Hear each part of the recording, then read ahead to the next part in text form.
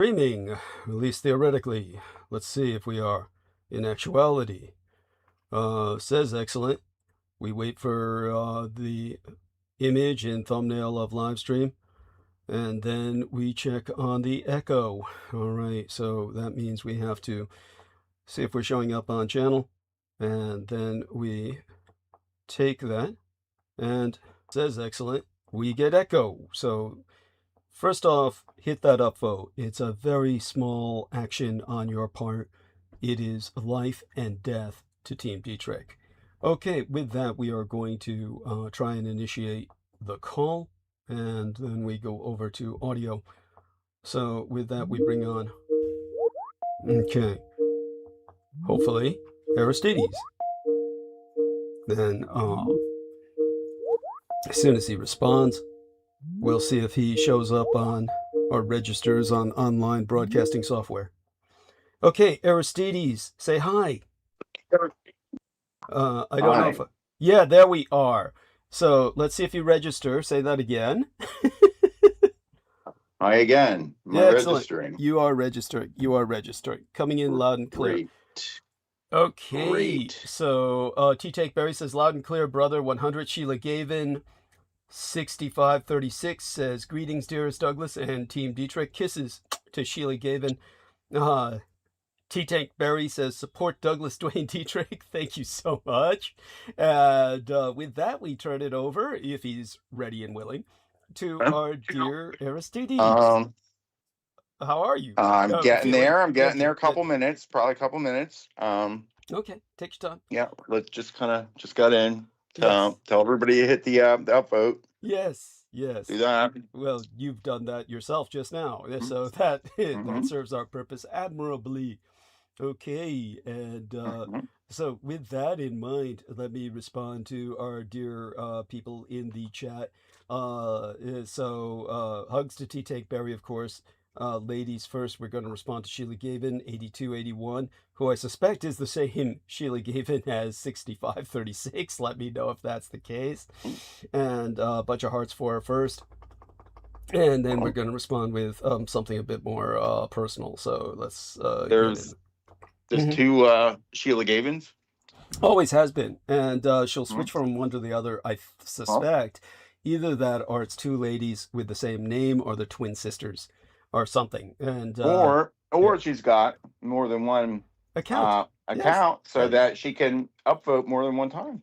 Yes, she's always been there like that. And hopefully that's been the case, or I'm satisfied even if it's not. So here we are. T-Take Berry slipped through the shadow banner. Yes, he was frustrated by all of the handlers over there at the other channel. Yeah, which one was that? Oh, it's the one you told me about, where he tried to. Yes, she says yes, it. Yeah, Sheila says yes, it. I'm not quite sure what that means, but she'll tell us in a moment, perhaps, or elucidate on that. The channel which you showed myself that I didn't get to see till I got home, T-Take was trying to support Douglas DRዘለዎ on it, but the handlers all kept, scrubbing his messages. Right. Well, he got some through. I don't know, but I only saw a little part. Oh yes. So she says, "Yes, it's me." So thank goodness for that. And let's give her some fairly personal responses. So, well, he got the messages. He got some messages through, but none that were supportive of myself. All of those were scrubbed. And otherwise, he was lighting up the chat. Yeah, and she's definitely looking different these days. We have our own feedback on that. We'll talk to Aristides about that privately. And, I mean, I don't know. I mean, it's, women, they change their style or makeup or their look. Okay, so let's... I don't know if it's that. I think it's something a bit beyond that. But, all right, well, I'd like to rule out the more mundane answers first. Yes. We can get to that. Dearly, and deeply. Okay, dearly and deeply, my magnificent Okay, here we are. Magnificent. Sheila Gavin. There we are. Okay, so let's see which one lights up. They both do. Okay, so we'll do the 6536 and then respond to the other one. Okay, here we go. And oops, press the enter button there. And we'll start on responding to the other one. How about yourself, Aristides? Let us know when you're seated. No hurry, of course. I'm just I'm on. I am getting seated and accessing the device and the stream here, and opening that up, and seeing an image of someone almost seeming to be offering me a drink, or at least very much enjoying the drink at hand. Well, it was World Dracula Day yesterday. Yes. And yes. Yeah, really? So, yes, really. When you open the text, you'll find out. Dracula Day. Yes. So so what's in the cup then? We'll just say grape fruit juice. punch. Yeah, we'll just say fruit punch. No, grape juice. That's it. That's it. Nice red grape juice. Yes. Oh, by the way, that is not a preferred way to drink blood, because it's like it congeals and it just gets nasty. You drink it straight from the source, so it doesn't do that. Oh, yeah. Obviously, you'd have to like really spike the blood with something to prevent it from congealing, so that it would be almost like killing it anyway. So you'd be killing the taste and the texture and everything else. But it's a symbolic act. It's a symbolic act. This is why Christ said, "This is my blood. This is my," and the Holy Eucharist is my body. This is my body. This is my blood. Which some people would say that that's very Aztec. I'm sure there's something that can be added to it. Okay. A natural anticoagulant, I'm sure. Yes. No, not that you really have so much of a need for that, but that's right. That's right. Okay. All my adoration, my beloved Sheila Gavin, and let's respond to her with the other little adorable heart face. And there we go. And now she's responded to twice. And now to Thumb Slug. Hey, at Marcus in Australia, I saw your comment and it was funny as hell. I would have responded to that comment if I had seen it, but YouTube did not make it visible until after our show was uploaded, till after it was published. So he had a comment on OnlyFans girls saying, why do you know that people should goon to the OnlyFans while contributing money to myself? It was actually quite funny. He put it in there and it was never uploaded until the episode was published. So I never saw it until after that. It was, is that true? You can see it yourself when you look through the text of the latest episode. Last one. Yeah. What was it? It was, he said about OnlyFans, OF girls. He said, you can goon to the dirtier OF girls while contributing to Douglas. It's a win-win. Yeah, and but that was not. He said, I just thought of that. I laugh out loud. I just thought I may have been too much for the stream. Laugh out loud. Love it. Yeah, no, they didn't allow it to even display until after it was published. It was going through some kind of interdiction process. So how about that for cautions on their part? Yeah, mostly just trying to make you chuckle anyway. It certainly did that. Yeah, it certainly did that. Well, can you go back and leave comments now, or is it? Yeah, you should be able to. Yes, I would hope so. Yes. There you go. And so leave that as a comment. Yeah, don't be afraid to go back and upload that as a comment. Yeah, tell her to stop by. Yes, that's right. And so let's give our traditional hugs to T-Tank Berry and to Marcus. And welcome the lads after we have welcomed the lady. So apparently it is the same lady with two different accounts, and that's marvelous. That's incredibly important. All right, and so hugs. Okay. So you ready? Yeah. Okay. Take it away. Take your time. No rush. Okay. And if not, I'll hold the stage. No, we can slide into that. Yeah. We talked about upvoting, or thumbs up, whatever you can call it, do it. And not just to show support, but moral support, but to show the algorithm that this is important content, and it deserves to be, I don't know what term you'd use, amplified by the algorithm, or suggested, or whatnot. And that's important because distributed. Right. That's important because downvotes would do the opposite, right? Anything wrong would do that, but that does in fact happen by automatically. As a matter of fact, it automatically happens. Right. Yeah. Every time we start due to a couple known parties for known reasons, and perhaps a few of the cheapest bots that money can buy, and they're still that are, I guess, still operate. They're probably on their last legs. Probably a very old model, falling apart, rickety. But one would hope. Anyway, right. Anyway, so yeah, we know the people who sent them are. We know the people. Yeah, right. So unfortunately, that happens, and we need a bunch of upvotes right away to counteract that.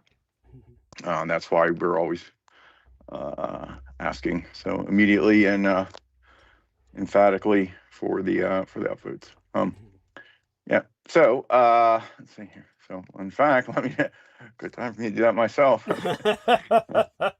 And okay, so hopefully you can do that too. If it says you can't do that, it's probably because you're not logged in to YouTube. You do have to be logged in to do these things. You might think that sucks, but at least it puts some type of controls and checks and balances on these things, or else somebody could put write a script to put a million downvotes probably somehow. So it's kind of good, but you do have to be logged in. So, and if you've never done that, a Gmail is the easy way to do that. If you already have one, you can, I think, sign right into YouTube with that. They're the same company, so they kind of just crosses right over there.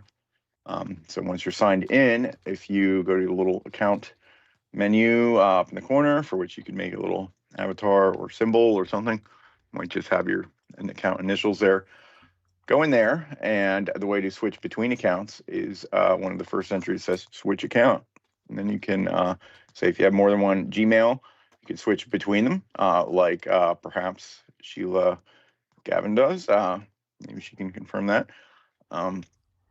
And the cool thing is each account can do their own upvoting. That's why we're explaining this. So once you have kind of install them, so to speak, as accounts, that to log in with, it's very quick to just click between, switch, hit an extra upvote, switch back if that's the one you want to communicate from, if you're going to be in the live chat or whatnot. Very easy to do. So there you go. I'm sure you can log in with other things besides a Gmail, make an account with other things. It's not like, I don't think you have to have one, but it does seem to be the most the easiest way. So other than that, you might have to do some other extra steps. So yep, you can vote more than once in the DRjourd'hui democracy here. Yes, a superior democracy to the one you've got in your republic. Yes. Yeah, where you actually get stuff for your votes, and you get even more for extra votes, and you can vote more than once. How great is that? Yes. Right, it's like going to the voting booth and just pulling the handle, press the button again. Pull it again, press it again, pull it again. Right? I mean, you might have you have to walk out of the booth, turn around, walk back in. That's a big that's the worst. And then you can do it again. So, meaning you have to switch your account, but, right. Walk out of the booth, like put a hat on, put a hat and glasses on, and, walk back in and, Anyway, so, yep, you can do that, for extra upvotes. Another way is, even with one account, underneath any YouTube account, you can create channels. Those are for, publishing. You normally don't just create an account and then you can publish right away. You have to actually make a channel for that. I believe that is under the same little menu as well. Switch account. It should be, has channels in there also. So you can create a channel. You don't have to put anything on it, but it can also do its own separate uploading. So there you go. That's, you can just, yep. Once it sounds like a lot, but once that's all set up, you can just, as soon as this starts, you can just bounce around between a few of those, throw a few upvotes, and there you go. Show that algorithm who's boss. Right? That's right. Yeah. Yes. Fight the power. Fight the power. Mm-hmm. So that being said, like and subscribe, so to speak, and all that. Yeah. Let's. And you will be unsubscribed. Yeah. Yeah. Just remember that you will be unsubscribed. So. That's right. You want to subscribe to the channel, of course. If you see a button there that says subscribe, you want to hit it. If you don't see one, it's probably because you have subscribed before. You very well are likely to be still subscribed if you don't see that button allowing you to subscribe, but maybe not. So because these things are known to happen repeatedly. So you will want to check that. We'll tell you how to do that, but hit that subscribe if you see it there. Hit that notification bell that you're definitely going to see there, little bell icon, and then hit the little all option there, and it will provide a little pop-up on your device when the program starts. So that is a very useful tool, not only so you don't miss it, don't have to remember anything, don't have to set a separate reminder in your phone. It just pops up. And it's probably very indicative that you are still subscribed, because if you weren't, then I don't know how it would be. Who knows? But who knows? Who knows? So you'd want to go to the main channel to check that. Do not directly click out of the window right now, or else you will leave here and won't hear this anymore. But where it says in blue, Douglas Dietrich on the left, either right click, or if you know how to open a new tab on your device, your phone or whatnot, or you can always check later on when the program is over and you just simply haven't had enough and you want to go to the main channel to find yet more content. You can go there, and you go to the main channel page there, which youtube.com @Douglas Dietrich, and there it will tell you definitively subscribed or not, whichever your status is. So mine says subscribed, and you want yours to say that too. And while you're there, then you can see the various categories or tabs. Home is their own, organization previewing scheme, but videos, live is these live streams. It wasn't obvious. If you click on that, they're there in reverse chronological order.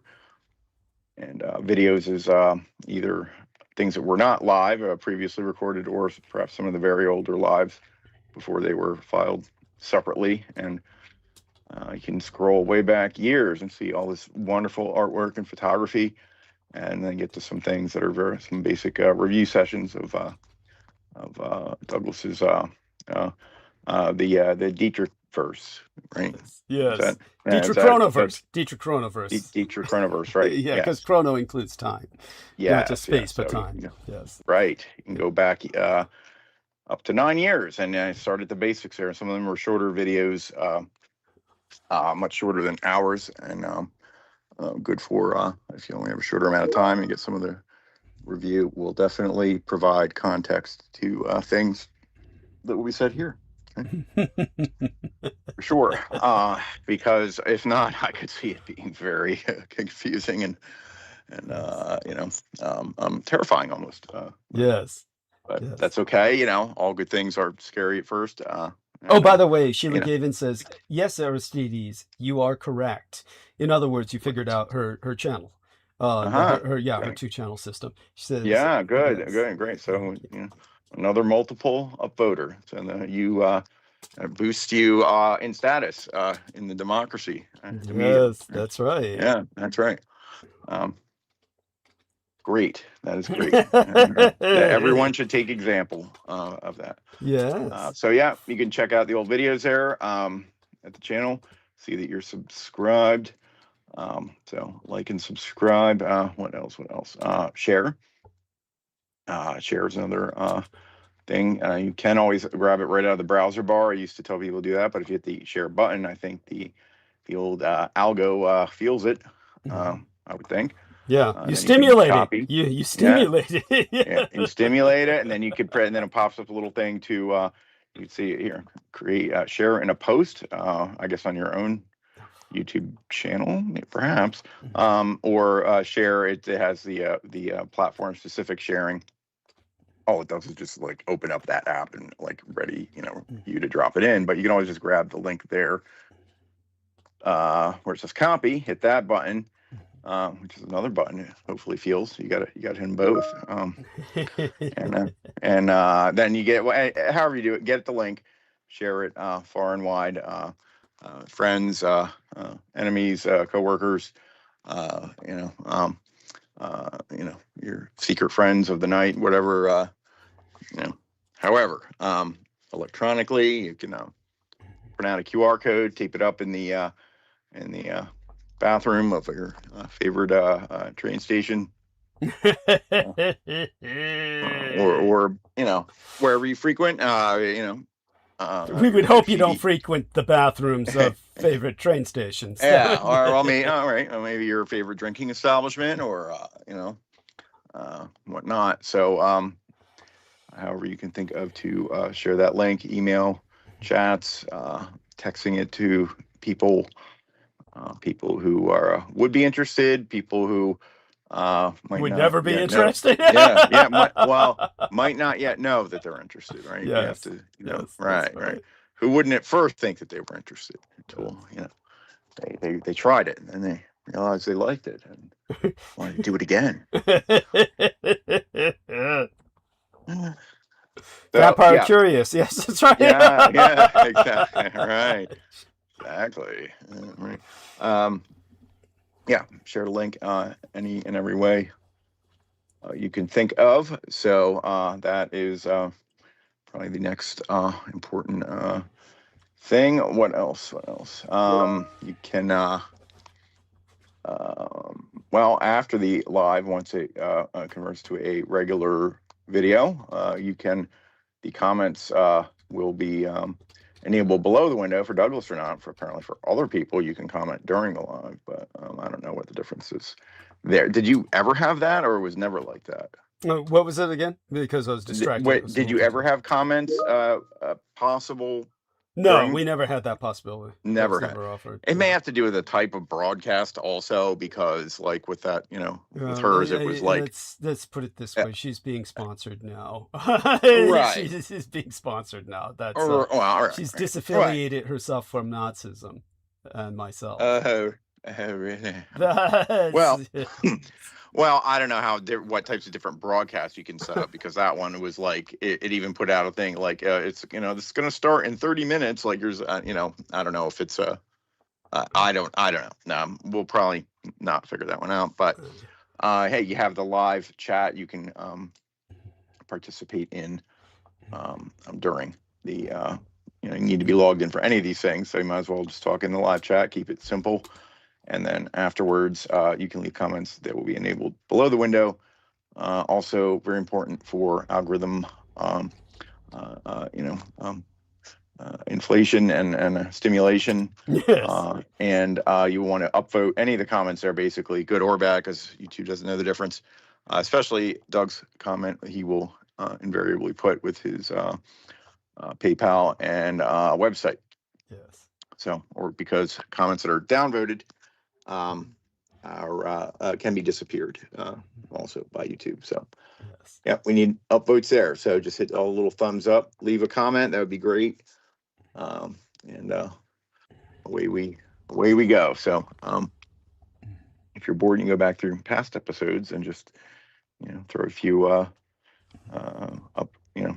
upvotes in the comments there, and read all the show titles, which are quite a bit themselves, and then the descriptions, and we will get to that, and then we'll talk about money. So which should we do first?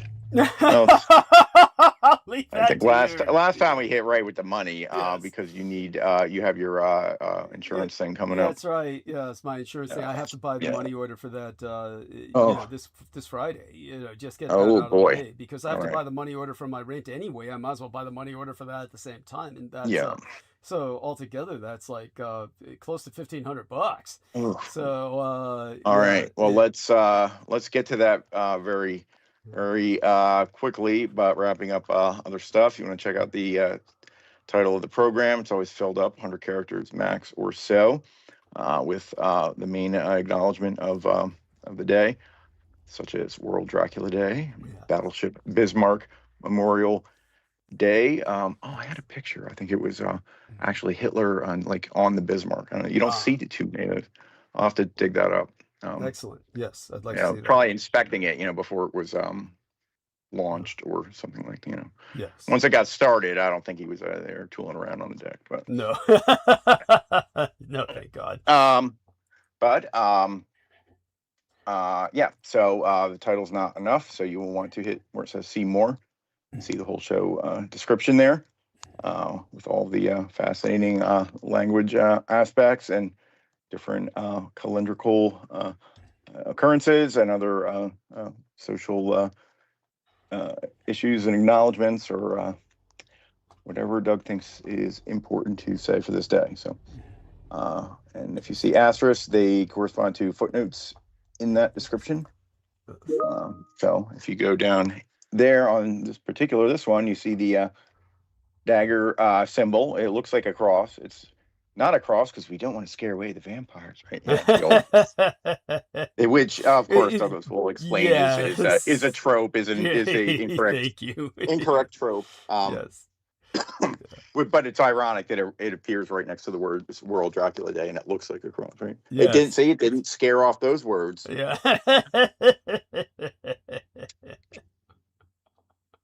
So those are footnotes, and some are either could be built into the text or after, as that one is. So you want to check all that out. Definitely a fascinating textual experience like no other. Reading Dietrich Koenig, and definitely gets you your multicultural credit. Feel free to tell your your school or employer that you're exempt from any diversity or multicultural training. Right? They'll say, why? No way. That doesn't happen. You say, yes, I am exempt because I religiously listen to Douglas Dietrich's program, and then you send them the link. That's right. That's right. Yeah. It just makes certain your desk is clear. Yeah. Well, right. Well, yeah. I mean, I suggest having your desk in order before that. Maybe neaten up a little bit and have some boxes in your car. But kidding. We don't want you to be broke because we want you to contribute financially. All right. Last but not least, right? We want you to find the PayPal. That is by far the most direct way to contribute, which is necessary. Doug couldn't do this if he didn't get contributions. This is actually his job, legally and rightfully. I think last time he said they will haul him off to prison if he doesn't get enough contributions or something like that. Yeah, well, I'd be breaking federal law if I were not attempting to get contributions, because that's what's considered to be basically integral to my job. This is my job, and I have to be working. Yeah, it's required that I work, or I'd be committing serious federal fraud. So right. This is recognized as my job. Yes. Yeah, certainly. Your job with a base pay rate of zero. Fucking zero. Yes, your contributions are my salary. Yes. Yes, that's right. Yes, exactly. So PayPal, by far the easiest there. You'll see the link just now. Yes. Put in there for your clicking convenience. But not having a link is not an excuse, because all you have to remember is PayPal and his account name there, Douglas D. Dietrich. So if you just find your way to PayPal, I'm sure you can do that by just searching PayPal. I type Douglas D. Dietrich. You don't have to put the PayPal.me, or I'm sure if you put .com, it still works. They have all the domains. or if you just take PayPal, like every browser, you know, it just is a search bar now. It didn't used to be that way, right? But that's right. no, really, you had to go to, like, you know, whatever it was, your search engine, you know, like, if not, like, you just couldn't just type anything in the bar. Like, it would have to be a proper address. Now you just, like, type. I must confess, Aristides has been working with computers far longer than I have, so he can remember that. By the time I got into computers, I was an old man. I started late in life, I pretty much search bars were not necessarily ubiquitous, but then again, I really wasn't looking for them. But I do realize what Aristides is saying now. They do seem to be everywhere. Yeah. Well, yeah, it used to be where it indicated the address was not also a search bar, but now it is. Right. So, right. Yeah. So all you got to do is type PayPal, hit return, you'll get there, and type Douglas D. Dietrich, and then you'll get to his profile. See him there, a Asian-looking man in a hat and glasses. And don't accidentally send it to any other Douglas Dietrichs. Yeah, please don't do that. It might be on PayPal. I doubt they look like that if there are. Yeah, they sure as hell don't. None of them do. Yeah. None of them fucking do. Yeah. Then find that guy, send him all the money in your account. So just empty it out. Just open up those purse strings and just let it all out, right? So, or, you know, something like that within, you know, as close as you can come to that. So, so that's if you have a PayPal. If some people do not, understandable. Maybe they just, for whatever reason, they do not have a PayPal, and there is hope. If you have any type of credit card or debit card, you can go to his website, DouglasDietrich.com. Let's put that link in the chat and find the yellow button in the upper right hand corner. Get that link in there first, and then I will click it, make sure it works, and it's working. Go there. Excellent. Ignore the button in the middle. You can do that for a practice if you like. It'll say site can't be reached. And then it's a decoy button. Yes, that's a decoy practice. button. Well, that helps you practice going through the motions and the commitment of sending money. Right? Masturbatorily, And once you're comfortable with the practice session, you want to hit the yellow button on the right. Yeah, when you want to graduate to the real thing, The one that has the credit card symbols underneath it, you get to a little menu there. Donate to Dietrich Productions Incorporated. This is his commercial account as opposed to the other one. It's a personal account. This one, a little bit of tax is taken out. So if you do have a PayPal account, I suggest using the first one. But this one has an option. If you get to that little menu, donate with debit or credit card, you do not have to be signed in. You just have to have the card. So it'll still pay him on PayPal. Also, there's a option for Venmo that you can use if you have your money there, not in PayPal. And then the third one, donate with PayPal. But I think that for that one, you'd have to be logged in. But if you can be logged into PayPal, suggest the first one. But Douglas will not argue if you use that one and you add an extra percentage for the commercial fees taken out. That's right. Good idea. You know, but being that you're probably going to send at least $1,000, we would hope. Yeah, we don't. He doesn't really mind. You know, if you do that, you know, don't send like $20 and then have a fee taken out. Like, if you're gonna do that, send it to the other one, please. Yes. It could not because it adds up, but just on principle. Yes. Seriously. Right. Seriously. Actually, it'd be good to get the bigger one at the other, without the fee, the big contributions. But hey, whichever way. If you only have a card, you can do it there, Venmo. So that covers that. There are other pay platforms. You do not have a official Cash App or anything like that set up. So I guess if you have that, you have to comment in the chat and say, someone just paid me tons and thousands of dollars on Cash App for a illicit activities, and I need to get it out of there. Can you help? Can we send a huge contribution? And we'll figure it out. especially if it's big. I mean, if being that we'd have to take extra steps, don't say, like, oh, I've got $10 in my cash app. Like, can I send it? Because it would take extra steps. So we would have to figure that. Not too many. I don't think anybody's, very rarely has anybody even said, right, like suggested something besides PayPal, or the one guy wanted the Venmo. We came up with the answer, and then he just ignored it. Yeah. Well, because all he was doing was trolling, and that's right. So it's most of the time when people ask, they're simply trolling. It's kind of like, what they say: if you ask, you can't afford. Don't ask. Just send it. It's that simple. Right. It's the people who ask. They never contribute. Right. They never fucking contribute. So it's always just this masturbatory kind of. It's like stroking a car dealer. Right. Right. Like the guy be like, "Well, what about Western Union? You take that." Like that's when he just cut him off because he's not serious. Right? So okay, those are basically your digital options. If you're just not the digital type and you live in a cabin out in the woods, cabin in the woods, and, that's right. With your morbidly inbred horror family of cannibals, that's right. Yes.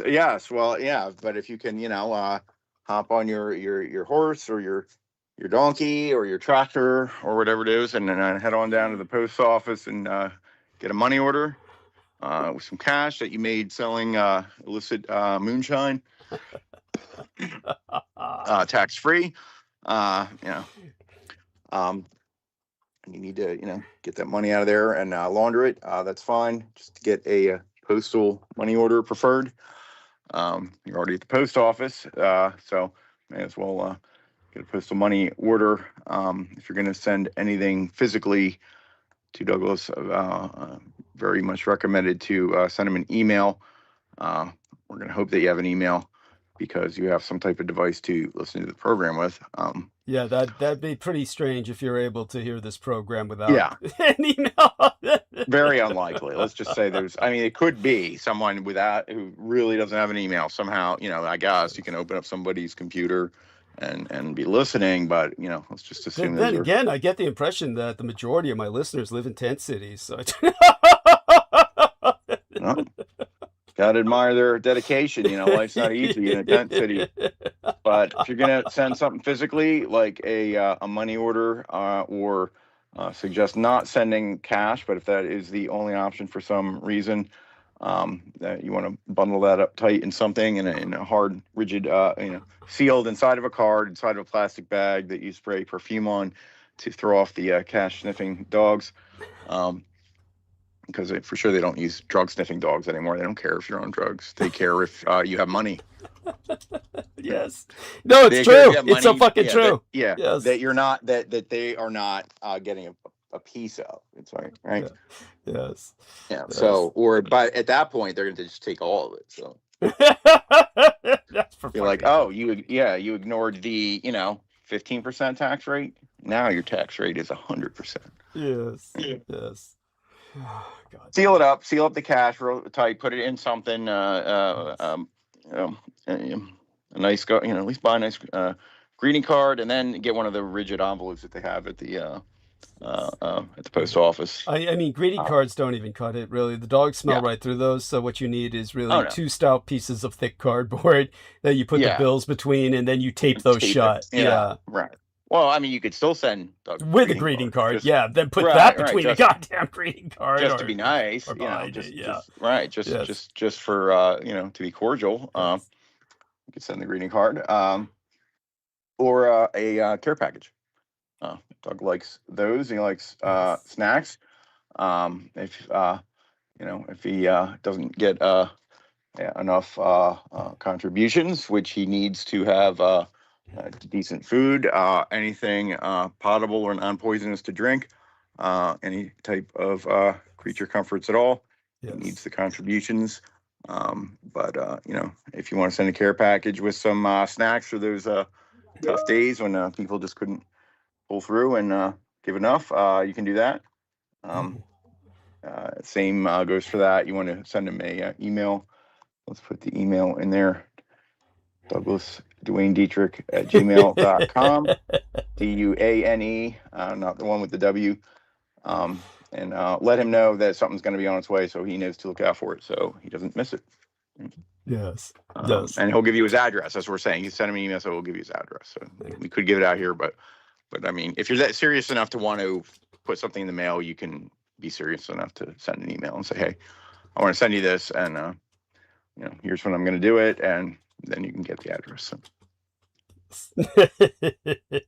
Indeed. That's it. Indeed. Yeah. Cool. As for beyond that, I don't I don't know. I suppose there's other ways people could give you some funds, or send donations of precious metals or anything like that. Sure. Just make sure they're pretty weighty. That's all. Yes. Indeed. And get the insurance. Yes. It's like it's like you found you were cleaning out grandma's house, and if you weren't able to tear that check off her checkbook to send personal checks too, I forgot that. That's okay, right? You can handle that, especially if they're very large. Money orders, or left blank. Well, money orders can't be, but personal checks can be left blank. That's right. So long as grandma's got she's probably got money in there. It's not even in the in the balance in the. Don't trust the checkbook, like those old people are. I think my grandparents were like that. They're gone, but it was like when they they passed and they finally looked at the file. It was like there's money in here that wasn't even written in the checkbook. Wow. Most people nowadays wouldn't even use they would just open up the app on their phone. It would just tell you what the balance is. But back in the day, you didn't have that. You had to record it. You had to do the math yourself in your little checkbook. Oh, so true. So check from grandma, if you're cleaning out her house and you find any gold coins, they're not worth that much anyway. You want to put a few of them in a little take them to the to a rigid card and send them. That'd be fine too, right? Yeah. Oh, yeah. Most certainly. It's so we're doing great, and you've given everybody all the possible options. I think it's time we. All right, I better stop. Or I'll think of something more stupid than that. Yeah. I do want everyone to know how important it is that we're all here together right now, and in order to keep it going, obviously, we need your help. We've received such help from a wonderful woman in Canada named Brooke Hagberg. Brooke Hagberg has auto-paid 100 United States dollars. So that's that time of month where her auto payment comes in, and that's the best way for you to arrange for a paid subscription, which is we appreciate your listening to the show for free, but we can't keep doing it without paid subscriptions. So Brooke Hagberg is exemplary of that, and it's through PayPal auto payment. So that's $100 was received just yesterday from Brooke Hagberg. Goddess bless you, and we love you dearly, Brooke Hagberg in Canada, and we'll be addressing some wonderful things happening with Canada tonight. In the interim, before I start diving into it, because I'm just getting my head together after days and days away from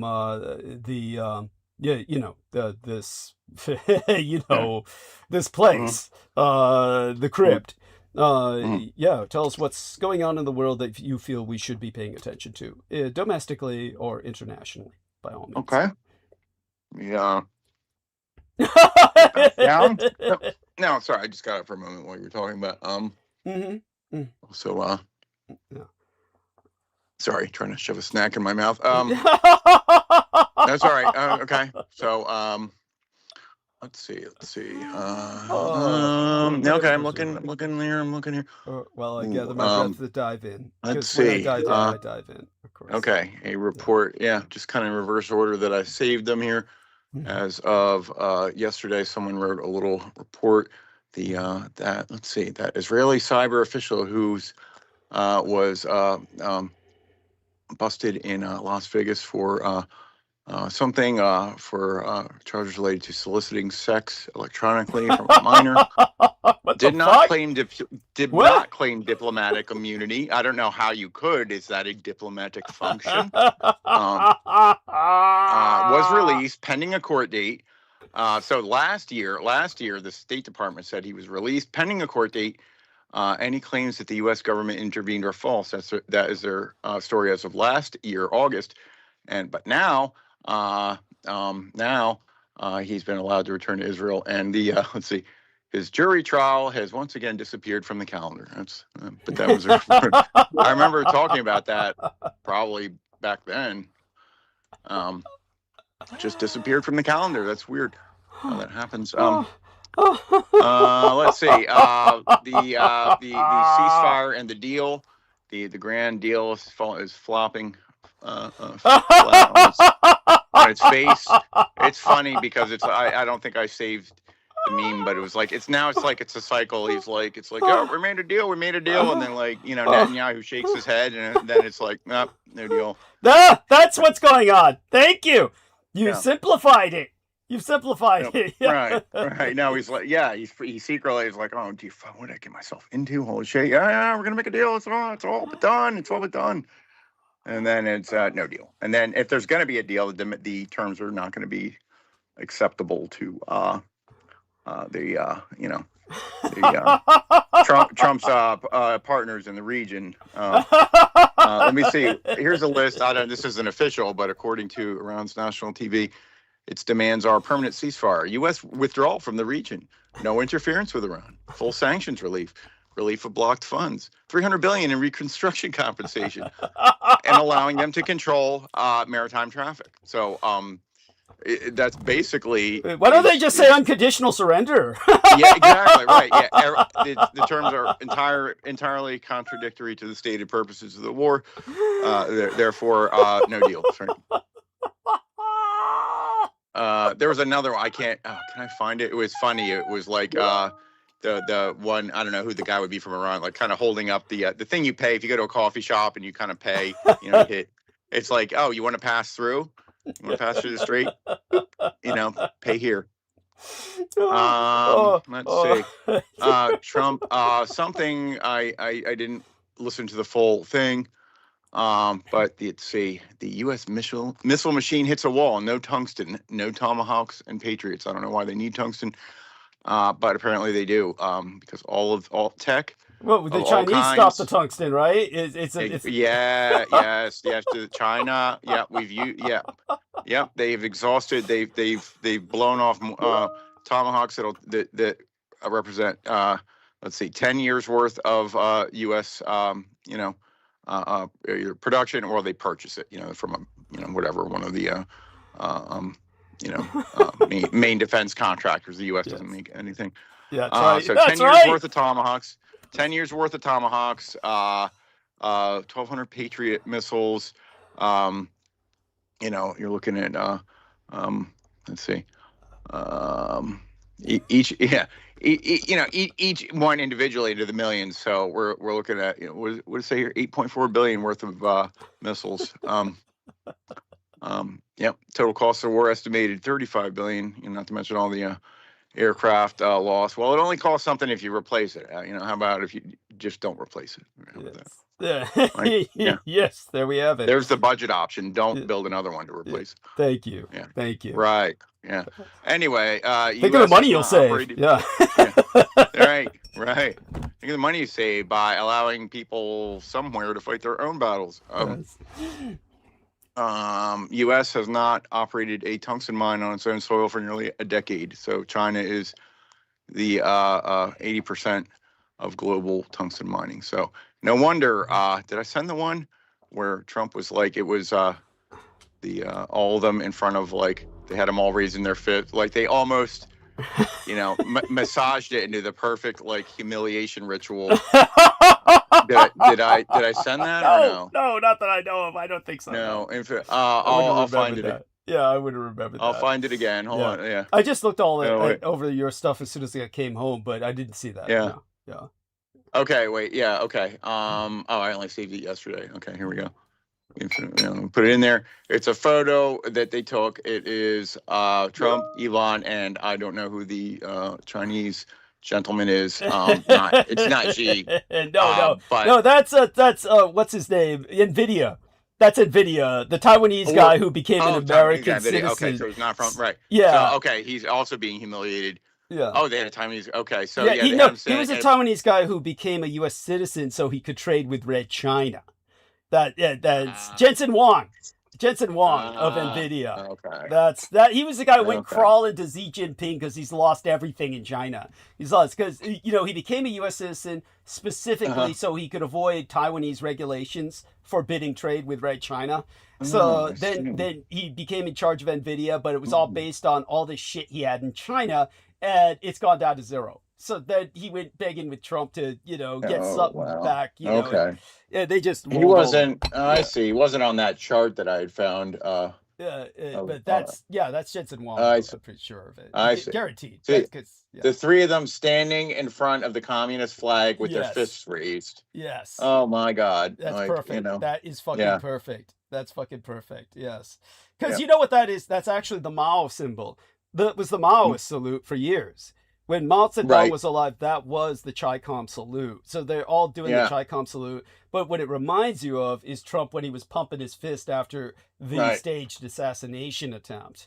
So basically, after his staged assassination attempt, we could say that Trump gave a Maoist salute. Right. Yeah. So remember, if you're going to raise your arm in salute, have the fingers extended, palm down. Always. Fist is the other guys. Yeah. Yes. And that's why it was also taken as the Black Power salute, because it was very leftist. It was viewed as a leftist. Yes. Yeah. Right. Yeah. Right. And so that's pretty fucking funny. Isn't it? By the way, Mao, in all of his pictures, whenever they have paintings of Mao, he's always on the left. He's facing left. He has to be facing left. If you ever see a portrait or a picture with Mao facing on the right, if it's not an organic photograph and it's a painting or an official portrait, that's a sign of protest or that things are terribly wrong. So it kind of like hanging the American flag upside down. Right. Yeah. Right. So yeah. Interesting. And Right. yeah. So aside from all of that, I'm so glad I asked you, because that was fucking funny as hell. What else is going on before I dive into it? Let's see. Well, the EU, the members of the EU, I guess they all have to kind of pay their penance to the EU central in money, and now they're starting to resist. Europe's biggest net contributors are finally pushing back against Brussels' endless demands for more money. Well, good for them, I say. I don't know what they're getting for it. But I'm, as well versed in. A lot of bureaucracy. They're getting a lot of bureaucracy. Who wouldn't want that? Isn't that fun? A lot of bureaucracy and a lot of support for who's. Yep. Yep. Okay. Let me see. Let's keep going here. Let's see. U.S. law enforcement now has categorized. It's official. There's a category of anti-tech extremism, because people are now it's finally hitting the streets, the word that they're just building.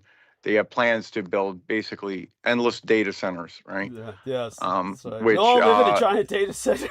Right. I forget. Right. What's the Russian game? There's a Russian video game of endless housing developments. It would be like that. I'm like that, which you think, but I love AI, because like if I type in this Google search, it comes up with an AI answer that's convenient. Or I like this cute cat videos where the cat is like doing like human things, and because it's made by AI and it looks real.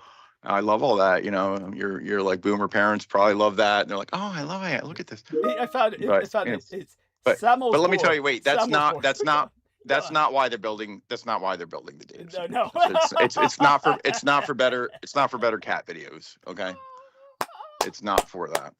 That's right. Those might be computed there also, but believe me, that's about 1% of what's going on there. Who even knows what all gets?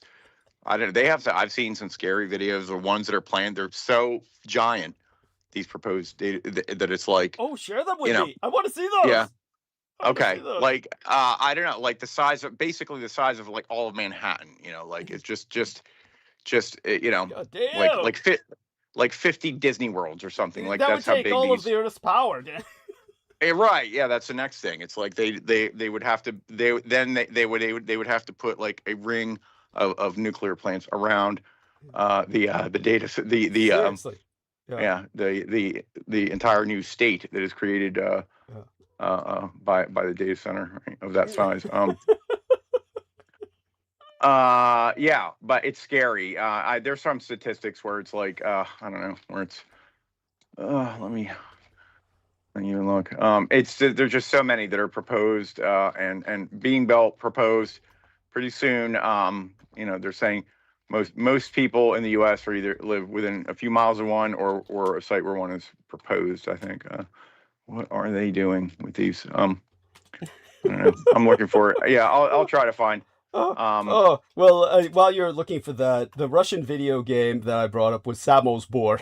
Samosbor, Samosbor, and Samosbor is this infinite Soviet housing complex, like low income housing. It's just this never ending project site in the Greater Soviet Union where it's like a dungeon crawl, but you never find release. You're just in an infinite development. That's what people will be living in, slaves to the data center. It'll be like the Matrix and shit. Yeah. And they'll be leeching off the energy going to the data center. They'll be constantly leeching off the energy going to the data center. Well, yeah, pretty soon, you know, everybody will be like, you know, you'll have nothing, you won't have a home, you know, you'll be like, winter will come and you'll just have to crawl up alongside the data center, you know, yeah, for warmth. Just for warmth. I love it. Okay. Okay. I found an article. I guess the one I had seen reference. Okay, there we are. And they're sticking them out in rural areas because, like, you know, they put it too close to a major city. There's more people that complain. It blows the grid. No, it's not only that; it blows the fucking grid. Yeah, right. You can't put it near a major city because it would, like, being artificially intelligent. It'll just take the power. It'll just on its own. It'll just say, you don't need that. You know, like what we said about Granny's check. It'll just you don't need that. Yeah. Right. Perhaps. Yeah. Right. Yeah. Don't give it control of its own power. You know. But you know.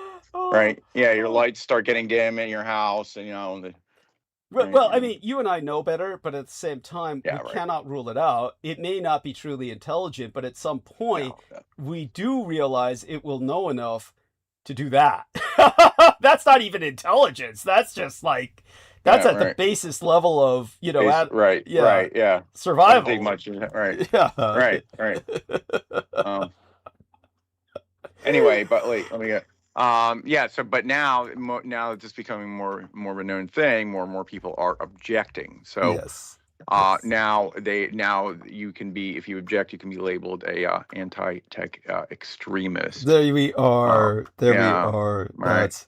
The FBI is already training for it. Linking it with Luigi Mangione. Oh my God! Really? Yeah. That's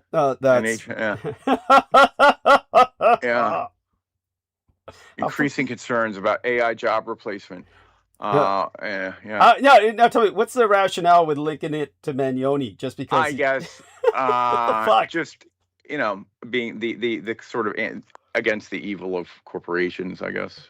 Yeah. Right. I mean, imagine that. How could anyone not love corporations? Especially those who decide whether or not we get medical care. Yeah. I mean, really. Right. I mean, after all, I mean. So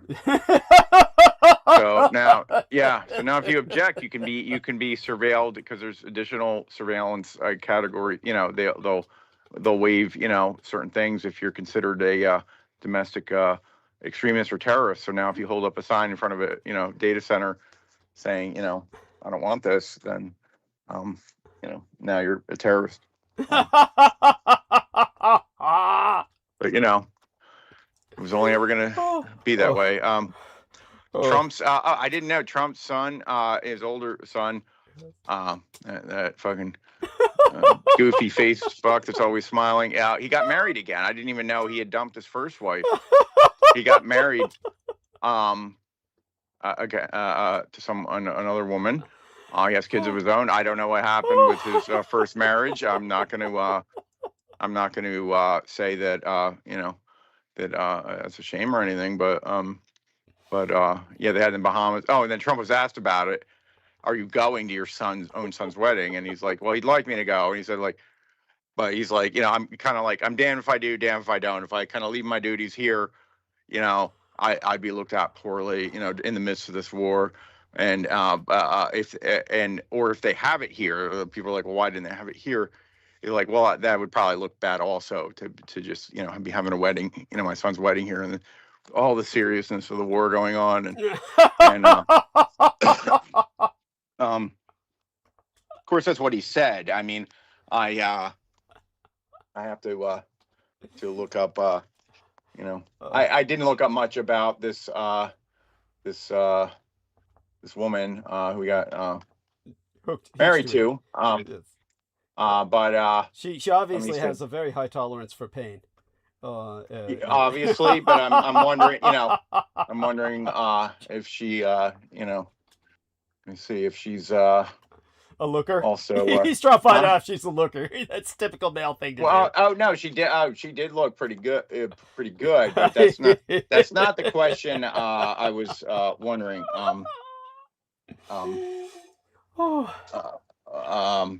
Let me see. I bet you if she, I bet you she, like, what I'm wondering, it's the obvious question. Is she, that other religion, right? Got it. Yes. Yeah. So because I bet you if she was, they would have had the wedding at the White House, right? Like, no, that's true. Good point. I'm gonna defect. I'm gonna defect, and then he's like, "You're not gonna have that here, then." Right? Wow. Oh man, I never thought of that. Palm Beach socialite and model Bettina Anderson, a socialite. So that's like a job description. Yeah, I love that. Why can't you and I be that? Yeah. Where do I mean, I didn't see that. I didn't, when you went to career day at high school, they didn't say, you know what, you can become a socialite.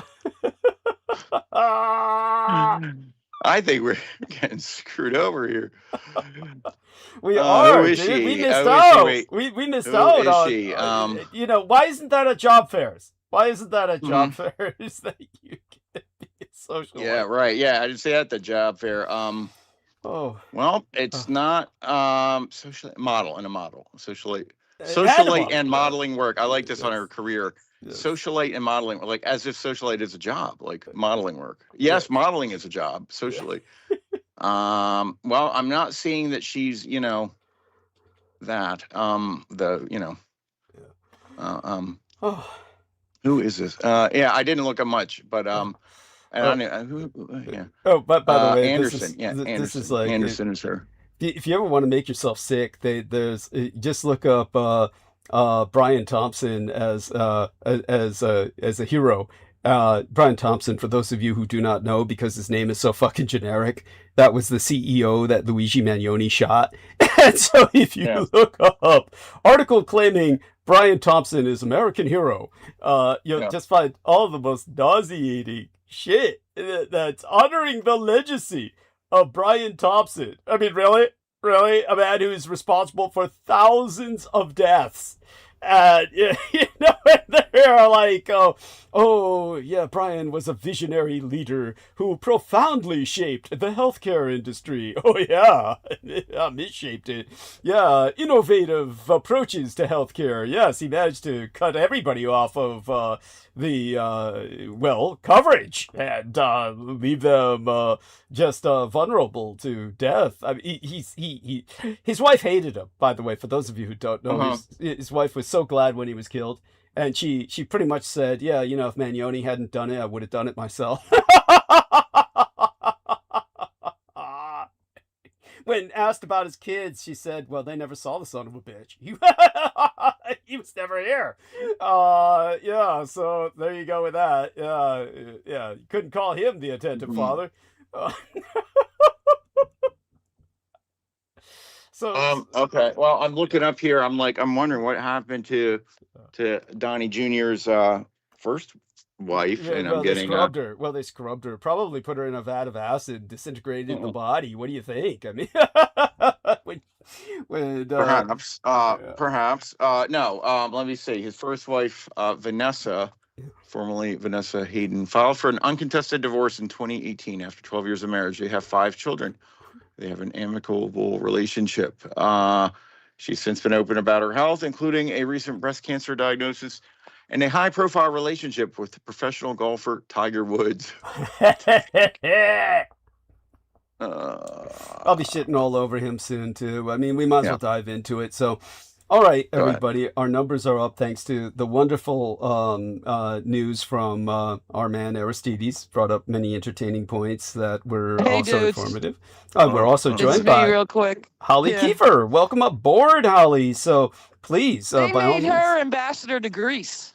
Did they really? Kimberly That's how they got Guilfoyle. rid of her. Yeah. So, Yeah. And she we went Oh, wait. quietly. Guilfoyle. Wait. Are we on the right side? Yeah, the one that just he dumped her for this chick. Jesus. And this chick, man, you want to talk about resting bitch face. Ooh. Oh, she never looks happy about her situation. I wouldn't be either. With that monkey of a ridiculous person. Oh, so darling, please, by all means, catch us up on yourself. People care about you as a person. How are you doing? Not much there, but what's up with another paper mill fire? Yes. So for Can those you of explain that to us, please? Well, I for- mean, geez. yeah, for those of you who don't know what Holly is talking about, in breaking news, 11 are presumed dead in Washington state because of a paper mill explosion. No survivors are expected to be found at a Washington state manufacturing plant after a chemical tank explosion, very similar to what we have down in Los Angeles. And officials, Yeah, but it's the third paper mill, right? I mean, it could very well be. Yes, continue. Yeah, there was that one in Ontario, California. Yes. Well, obviously, and then there was sabotage. one in Nevada or something. Well, yeah, but they're sure going after the paper mills. Yeah, yeah. Well, I think they don't want papers. Papers are one of the few independent, media outlets left. Maybe they're trying to deprive them of any pulp to print on. So maybe. Yeah. It's yeah. I mean, and Trump's toilet goal. paper to stoke social unrest. Yeah. Nothing gets us like running out of toilet paper. People go nuts. Yeah. By the way, incredible photograph from T. Tank Berry, also known as John Doe on the Infinite Call, of that explosion or the aftermath thereof. Horrible. Yeah. Horrible. Yeah, and just so people understand, according to officials, they said a second death has been confirmed and 9 other people are presumed dead. Crews are still shifting from the rescue to recovery efforts. They're shifting from rescue to recovery efforts at this point. No one is left alive. They're just looking for body parts now. So they know 11 people died or evaporated completely in yesterday's implosion at the paper mill in Longview. That would make it the deadliest industrial accident in modern state history. And so Washington Governor Bob Ferguson is acknowledging this. And here's another photograph from John Doe, alias T. Tank Berry, about the morning after the fire. So just astonishing, photographs that are of the devastation. It's and the economical damage. Well, economic damage is one thing. Ecological damage must be tremendous. That area's probably been polluted to shit anyway. I would so bad, so bad. It was the metal industry for the wars. Yeah. Okay. All the smelting and shit happened up there, and to this day, it's so bad. Yeah. Yeah. Places like Tacoma and stuff. Yeah. Now, obviously, I'd like to fish for some of your review of the last few episodes. Have you had any chance to review them? Last 2 episodes? Not the last one. I got pretty far into the 2 before that. Okay. All right. But I didn't take notes. Oh. So maybe as you speak tonight, you'll jar some. I always love when you mention Charles Beard because I admire Okay. him so very much. Yes. Okay. Thank you for And that. there's a marvelous modern times book about him. Hmm. The only other guy that remembered Charles Beard. Hmm. It's called Towards an American Democracy. And I forget the guy's name, but it's a marvelous book. And he points out that, Beard had to wait because they've sealed the records for 50 years There you go. on the signing. And that was the first time that was ever done. There you go. And it was called the Bloodless Coup. Rioting. I mean, nobody wanted it. There was like rioting in every state, and it lost in a couple of this colonies outright. Yes. Yes. But they pushed it right on through there that they were so worried about the tyranny of the majority. There we have it. Yes. And there's this great line in the book about the streets were being run by outrageous jacktars and saucy boys. What does that mean? Can't you picture it? Outrageous jacktars and saucy boys. It just saucy boys. You can imagine like it looks gays? like Greenwich What the Village. fuck? Yeah, it looks like the Castro. I was about to say that's the first thing that came to my mind was the incredible. This is what they were afraid of. Jesus Christ! Oh yeah, it's just there was the tyranny of the majority and these outrageous jacktars. I mean, that couldn't be. They had to get a grip on that. Yeah, that's once they lose control of that, I guess they lose control of their own selves. Man. And you were the one all my life since kindergarten. Yes. I heard that the founding fathers were deists. Yes. And I never thought to look it up. I was old before I started to understand anything about all the different types of Christianity, Protestant, Pentecostal, the hell do I know? But turns out you explained what that is. Thank you. God left and we're in charge now. Yes. And that was the whole mentality behind the Constitution. Property rights, uber alles. Yes, that's right. The original words for the Declaration of Independence were, what was it again? Or the Constitution. No, the Declaration of Independence. Okay. Something, what was the two before Pursuit of Happiness? Because originally it was Pursuit of Property. Life, liberty, and pursuit of property was what it was. Forget that, That's right. Yeah, then they said, well, but none of the Americans that were ordering to war for us have any property. Yeah, they had to say, oh, okay, pursuit of happiness. Change it so it looked like it applied to everybody else. Those motherfuckers. Yeah, so and then you were talking about for a minute in one of the last couple about how, all the mass shooters have been Republican.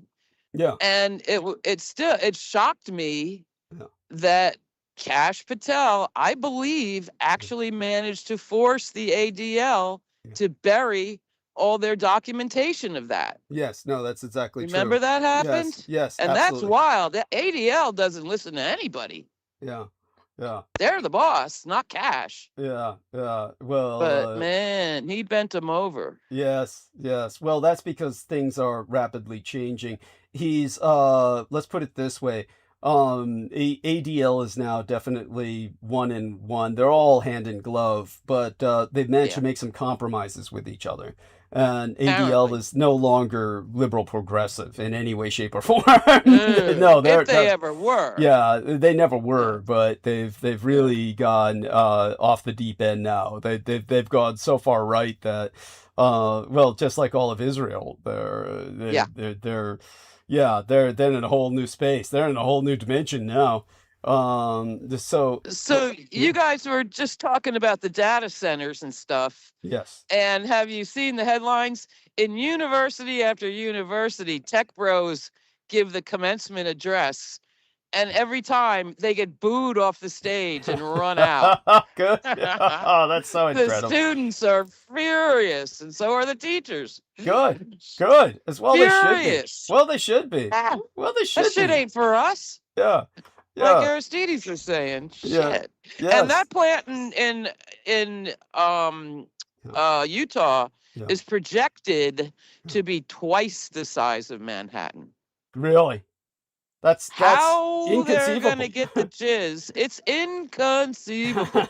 Now they have broken ground on it, so now it's like about the size of what burned out here. Yeah, Jesus. But once one of those fuckers takes, and they will, once these enormous ones catch fire, they'll never be extinguished. No, they'll be like this eternal flame. Like in our lifetime. Yeah. Yeah, a gateway Now, to hell. chemically, Yeah. would dumping a bunch of baking soda on that extinguish that kind of blaze? Ask Aristides. What do you say, Aristides? Baking soda, simple, in cheap theory, baking if soda. if you could airlift that much baking soda, I don't even know if they have enough planes and enough baking soda on hand. Yeah. Well, I would figure, because I don't know, from the look of these diagrams, there aren't any safety measures in place on these things. But if you stage containers full on the roofs of them with trap doors, you'd think they could dump. I mean, it's not high tech. Right. I Well, It's high tech enough. I mean, they've already I got so wonder. much water pumping Yeah. in there for the evaporative cooling systems. Yeah. They can just Flood it. just pull the plug on that and let it let it all Burn up, because when the water when it rains on those fires, the rain starts them again. well. That's what Nah, happened here. Every time it I rains. think that's if you're talking like lithium. I think that's lithium batteries, isn't it? Yeah. Well, these were the industrial sized ones. Yeah. Right. Well, I mean, I don't think the data centers are using the Lithium batteries batteries. like that because they Oh. just have the power jack directly. They aren't battery operated. They're Yeah. No, they're not battery they're coming with operated. their own nuclear plants, I think. Ah. Yeah. Yeah. No, that's so the point. that's all hardware in Yeah. those centers, not batteries. Yeah, I think so. Yeah, Yeah. they may have. I think so too. Now you mention If anything, if they wanted to store power, they would have giant.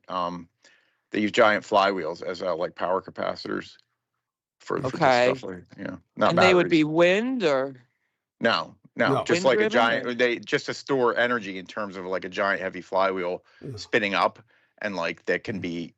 It's like harnessed.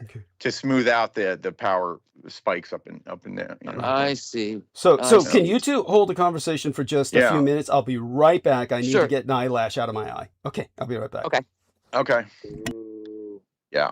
Thank So- you. That clarifies things Yeah. for sure. I don't know. I haven't looked into it that much. Okay. But they're not. I don't think there's batteries there or. That makes sense. I read an article in The Wired about what it's like inside those data centers that are supposed to be bringing all the good jobs to Utah. Right.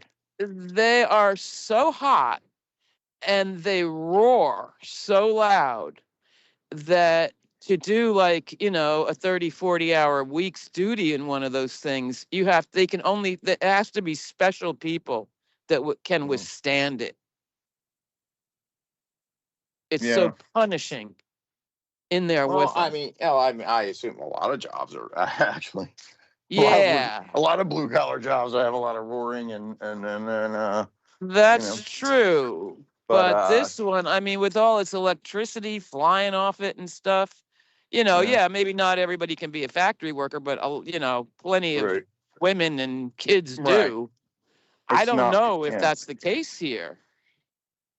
They're hellish. Not for the faint of heart, I guess is what you. And people go crazy. No. And they can't have that because they don't want to quit. So they nut up real fast. Yeah. Well, there's been a lot of people talking about the any industrial site. I don't know if they have. It's more so true with them than others, but like the low frequency vibrations and people get sick and brain upset by that. damage. Maybe Brain damage. maybe. It's scary. They aren't good neighbors. Let's put it that way. No, they don't make for good neighbors.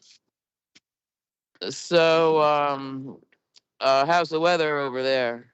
Ugh, it's been up and down. It was really got a real good,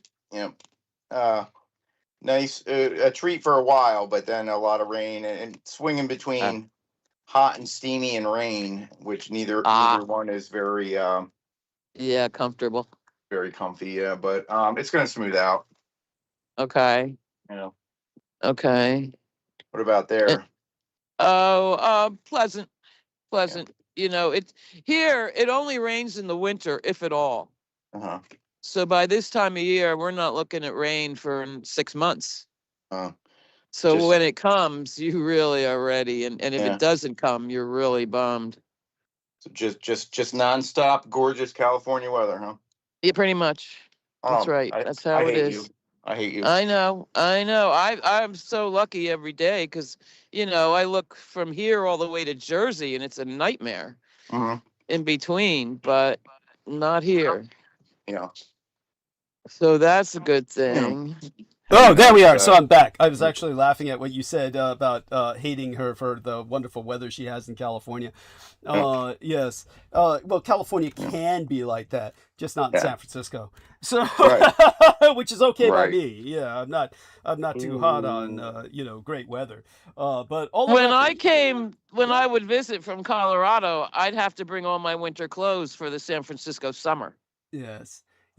Which is saying a lot, because Colorado gets actually cold. No, Colorado, it actually snows, and many places actually get colder in terms of temperature drop, exceedingly colder. But that's not the point. This is what always irritates me, not because of you, but I remember that. No, and it blew my mind. Yeah. How the hell is it this cold here? Yeah. But there's this one goober who was brought on by Brooke Gibson, named Josh Didler. His name actually wasn't Didler, but we all remember him as Josh Didler. And this guy was like, "Oh yeah, it's so much colder here," and he was given the temperature and shit. And it's like, dude, it doesn't fucking matter. You know, you can die just when things get beneath a certain temperature, and San Francisco is usually beneath that temperature, where you can die of the cold. That's all it takes.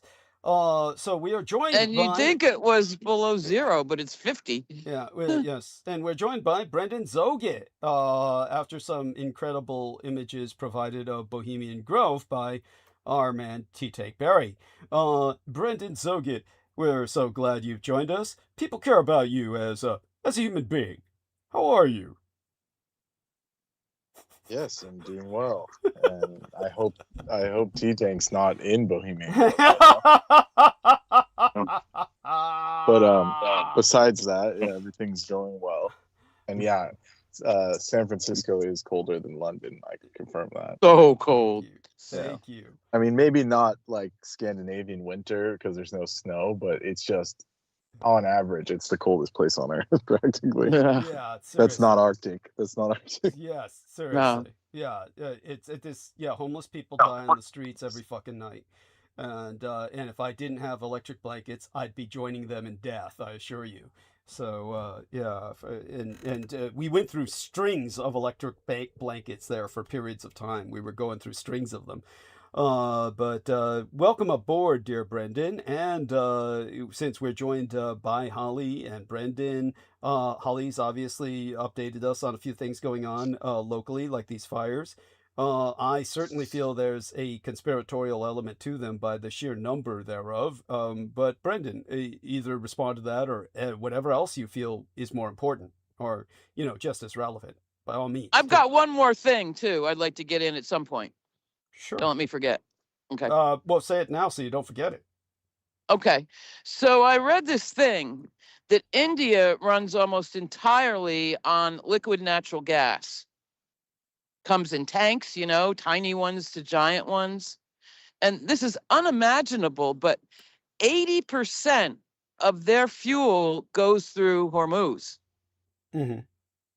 India. It's mostly cooking. It's mostly for cooking. The temperature there is warm. It's not like food. Yeah, but they get some cold. But still, 80% of India runs out of cooking, and it's really hitting the chai wallas. Horrible, and the chai wallas are practically keeping society together socially. What the fuck are chai wallas? That's the little stand on the corner where everybody goes to get their chai. Okay. Yeah. The chai walla is the chai vendor. Okay. Yeah. Thank you. And they're a big And deal in 90% society. 90% of India survives on it. They just work, they get their salary for a day and then go buy their food. Yeah. Those people. And the so it's like- chai, a couple times a day. And they depend Yeah. on that. But now the chai wallas can't cook. Okay. Brendan? They're wonderful chai. Yeah. Well, according to like the government, it hasn't gotten to like, critical levels, but they're rationing. Basically. They're starting to ration these things. Because it's been a couple months, Yeah. Well, I mean, it's probably NPR spinning it out of control or something. I well, forget where I read Not that I'm that, but picking it on wasn't that. Not that I'm NPR. picking up on Yeah. that. Not that I'm picking on them. But yeah. And probably Yorker. I mean, well, when you say chai, Holly, just let people understand, it'd be the equivalent of Americans without their coffee, which, believe me, everybody in it would America be will- like if Starbucks. It would be like if Starbucks Yeah. suddenly Yeah. was like 3 times the price of it. Yeah, Yeah. it's critical. It's bad. It's Yeah. bad. It's Yeah. bad. And it's their Everyone social would be gathering pissed. place on the corner. Yeah. So, you got your favorite walla and you got your favorite corner, and it's like a thing. Yeah. Oh yeah. Yeah. Yeah, and all those dudes are unemployed that stand in front of the wall all day to hide from their Yeah. Yeah. And this isn't slander. You can ask Indians about it. Like those dudes, like if you see the footage, those dudes in the t-shirts with the Yeah. big guts, like they're just standing there all day. They're not working. That's so fucking Right. pathetic. That is so Right. fucking pathetic. It's disgusting. But the workers need them too. The workers are all doing horrible jobs and have to have their chai to get through Yeah. the 12-hour day. Yeah, that's what it's for. Yeah, that's really what it's for. Is for like the day laborers Yeah. and the farmers. Yeah. and stuff. Yeah. And So, such having But been they're totally antiquated using, natural gas for everything. Yeah, yeah. yeah. but it's changing. It's changing. Yeah. Well, they'll have to now. They don't have a choice. And believe it or not, Japan runs a lot on kerosene and stuff for manufacturing. Yeah. So they're having to ration, I bet. like petroleum pigments and various things. So there's like, the East is getting hit the worst from this situation right now. Yeah. Yeah, Oh yeah. for sure. Yeah. Communist China at least has always so many. Their trains still fucking run on coal. They've been running on coal Yeah. forever, so they don't give a shit. And besides, Right. their population's all dying off anyway. But go on. In terms of so Brendan, please, by all means, what's on your mind? Nothing. I don't even know why I'm here. Well, Dealing with a because otherwise people will start asking questions. Where's Brendan? That's all I get. Well, I Where's just Brendan? got back from Osaka. Okay. I just got back from Osaka, and then I just passed Pitcairn. And I'm not and this isn't satire. I literally No shit. I just left Osaka, and then I just passed the signpost for Pitcairn. I shit you not. Yeah, there we are. You So should have that's- jumped ship. They could use some new blood out there. Oh, I'm sure. They probably have gone right back to freaking Mutiny on the Bounty days. Yes. Lord of the Mhm. Flies, because there's no more fuel going. Yeah, that's right. Yeah, That's they fucking all right. ate each other or something. Yeah. By the way, Brendan is describing street signs. Holly. Just so you Sorry? know. He's describing street signs. Hey, what are you talking about? I literally just left Osaka. Literally. So it wasn't a street sign, it was a place. Okay, got it. Yeah. True enough. A True safe place in Sure, his sure enough. mind. And Yeah, I got yeah. mochi. I got mochi balls. Yeah, You know, yeah. right. No, he's Oh. talking about an actual center. There's an actual center, so it's Okay. it's true enough. It's just we do have to be cautious these days for security reasons. There's been a lot going on lately. You've been given some hints of it, actually, Holly. So you know a little bit of it. I never You even saw told what you. happened earlier. Oh fuck Well, yeah! Oh yeah! That we don't need to You don't need to even relive it. broach. Yeah, I didn't even tell you that night, Holly. Remember I was telling you about all that happened that one day before the weekend, Holly? Remember I was telling Yes. you about that? Yeah, and that was Yes. followed by a blackout, a targeted blackout, which Again. yeah, which nobody else had. Everybody their power Huh. was going next door. Yeah, it was just my place got blacked out. Yeah, that was It's Yeah. probably because you're Sounds enormous about right. power drain. That must be it. They've identified you as Yeah. a huge sucking sound in Yeah. San Francisco. Yeah, that must be it. Yeah, that's so Doug's power is probably less than the whole thing. yeah, seriously. Yeah, I take up nothing. Besides the electric I blankets, it's know. like it's nothing. Certainly no gas. From what I saw, it was like, yeah, nothing was happening. Yeah. It's So what you got ghosts- down the basement. Yeah, Ghosts- well, yeah, there you go. ghosts coming Tell out the of it. truth. Oh, yeah. That's where his data center is. A bunch of Oh, mice on treadmills. Oh yeah, that's it. Pretty much that. Yeah. Yeah. Gnomes on treadmills. There you go. Okay. That's yeah. A bunch of Uh, ghosts. yeah. Pretty much. No, the ghosts are quite real. Fuck, you saw one of them the other day. Jesus, you don't need to tell people where you were at, shadow being and shit. You saw it lurking. You know, that's Oh yeah. We'll have to go over with our other colleague Yeah. to confirm that. Yeah. If that was just, Oh. you know, either it was the fumes or, you know, but we'll deal with that later. We Yeah. don't need to go there. Yeah. Even though I'm always hyped about cryptids. Understood. And in a sense, I'll be talking about touching on the subject tonight. So I definitely want to give Brendan a chance to dive into something, or I'm just going to dive into it and just let both of you interject whenever you wish. Brendan should be happy to interject because I'm going to be basically lambasting a bunch of silly little experiences first to kind of lead into the serious stories. And I do want people to understand that it was one hell of an extended weekend into World Dracula Day. And but all of that being said, what's this latest? Oh, William Golding. There we are. It's a nice poster from T. Tankberry on Lord of the Flies, which I suppose is apropos. And you know, T. Tank has a very ambiguous sense of humor. It goes all over Yeah, the except place. it's going to be 45-year-old balding guys cut loose from their tech jobs. Yeah, on the next Lord of the Flies. That's right, Survivor Island. That's right. Apparently, Pumped they up already with- did that. They've already done that. Yeah, they've already done that. I saw some like crybaby post saying, "Look at all they're having like support group hikes for all the layoffs, and they're all just standing on the top of a hill like crying and shit." Oh, Yeah. Like they're God. with all their severance, they just have time to hike up a hill. I wish I had that kind of fucking time. yeah, Yeah. seriously. They Yeah. ain't got time to keep those apartments. They ain't getting that much severance. Probably not. Oh. Not out in that area. Oh, San Francisco's going to Uh-uh. empty. San Francisco's going to empty out. I believe it. Yeah. Oh, man. Thank God. Yeah. Thank God. This traffic. Fucking A. I mean, the traffic over there is crazy. Yeah? Oh shit. Oh, and yeah, we haven't even laid half the stories. This one time, Bren and I walked pretty much all the way up Russian Hill, pretty much all the way back to my home from where we were, you know, down on the more level ground in North Beach. Yeah, that was the adventure. And oh yeah, that's where Well, we I saw. did that the other day. And ended up on Leavenworth. Oh my god. You remember the goth bunny chick? Yes, golf buddies. Yes. Yeah. And I had to hike up that freaking hill, and I almost died. Yeah. I don't know how you people do that. So it was like Oh well. I had like my tub of, you know, halo halo. I don't know if you've ever heard of that. It's no. like Filipino shaved ice. She Wow. made me like this tub of vegan Filipino shaved ice. All right. Cool.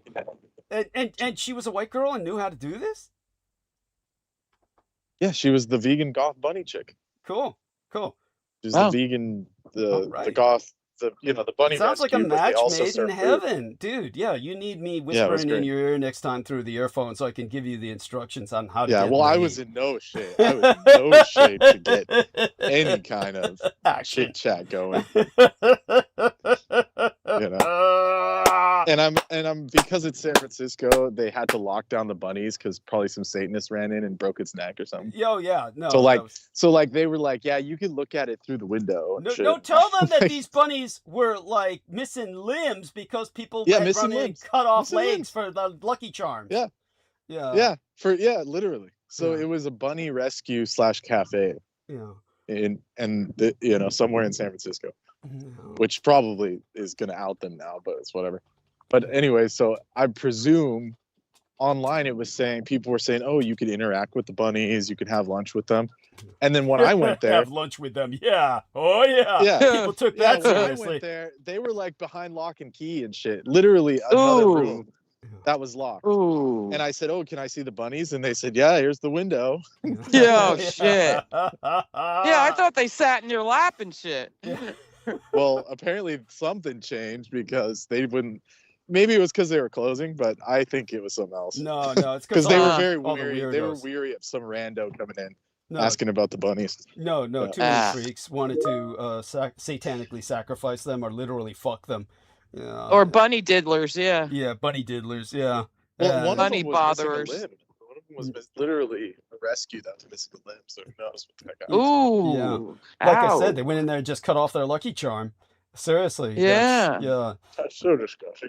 Yeah, Yeah. to say the least. Of course, he said that with a full mouth, like he's chewing on the limb himself. But he's a vegan. We know that's not happening. Yeah. Yeah, and, It's my form of good luck charm. It ain't no bunny. Yeah. Whatever, It's tobacco moxibustion. Cool. Oh. That's right. Yeah, and tell people about how that's working for you. Well, I mean, I could go on a whole side tangent about if you use natural nicotine or natural tobacco, it can reverse certain autoimmune conditions and certain things like that. But then again, Early on. Yeah. Early on, for about 5 minutes, they had findings that it prevents COVID. Wow. Oh, that was like confirmed actually. later on. Yeah. For But like it's just 5 like- minutes. If you're a chronic smoker, you're not going to get like any kind of benefit really in the long run. No, that's Yeah, overdoing. but- Too much of a good thing. That's too much of a good thing. Yeah. Yes. Yeah. So how do But people balance it? it's a marvelous drug otherwise. It's many Mhm. benefits. Yeah, and I've been trying to find like a tincture, but it seems to be like pretty much outlawed. You'd have to make your own. Yeah, Mhm. you have to make it, which I do Yeah. usually. Yeah. Cool. So, Yeah. But how is it That'd be difficult? powerful. Is that difficult, or can you share that secret no, formula? it's not difficult at all. Okay. Difficult at Just throw it in vodka, right? Yeah. Yeah. Yeah. You just Let get it set. natural leaf and grow it. Right now I'm growing some, so it's just like a matter of, That's or you great. can get it organically, like various vendors. There's only one vendor, but there's like some, they're from Nicaragua. My friends can get get it it. all wholly from Canada Mhm. Yeah. online. Wow. Yeah. So that kind of stuff. Yeah.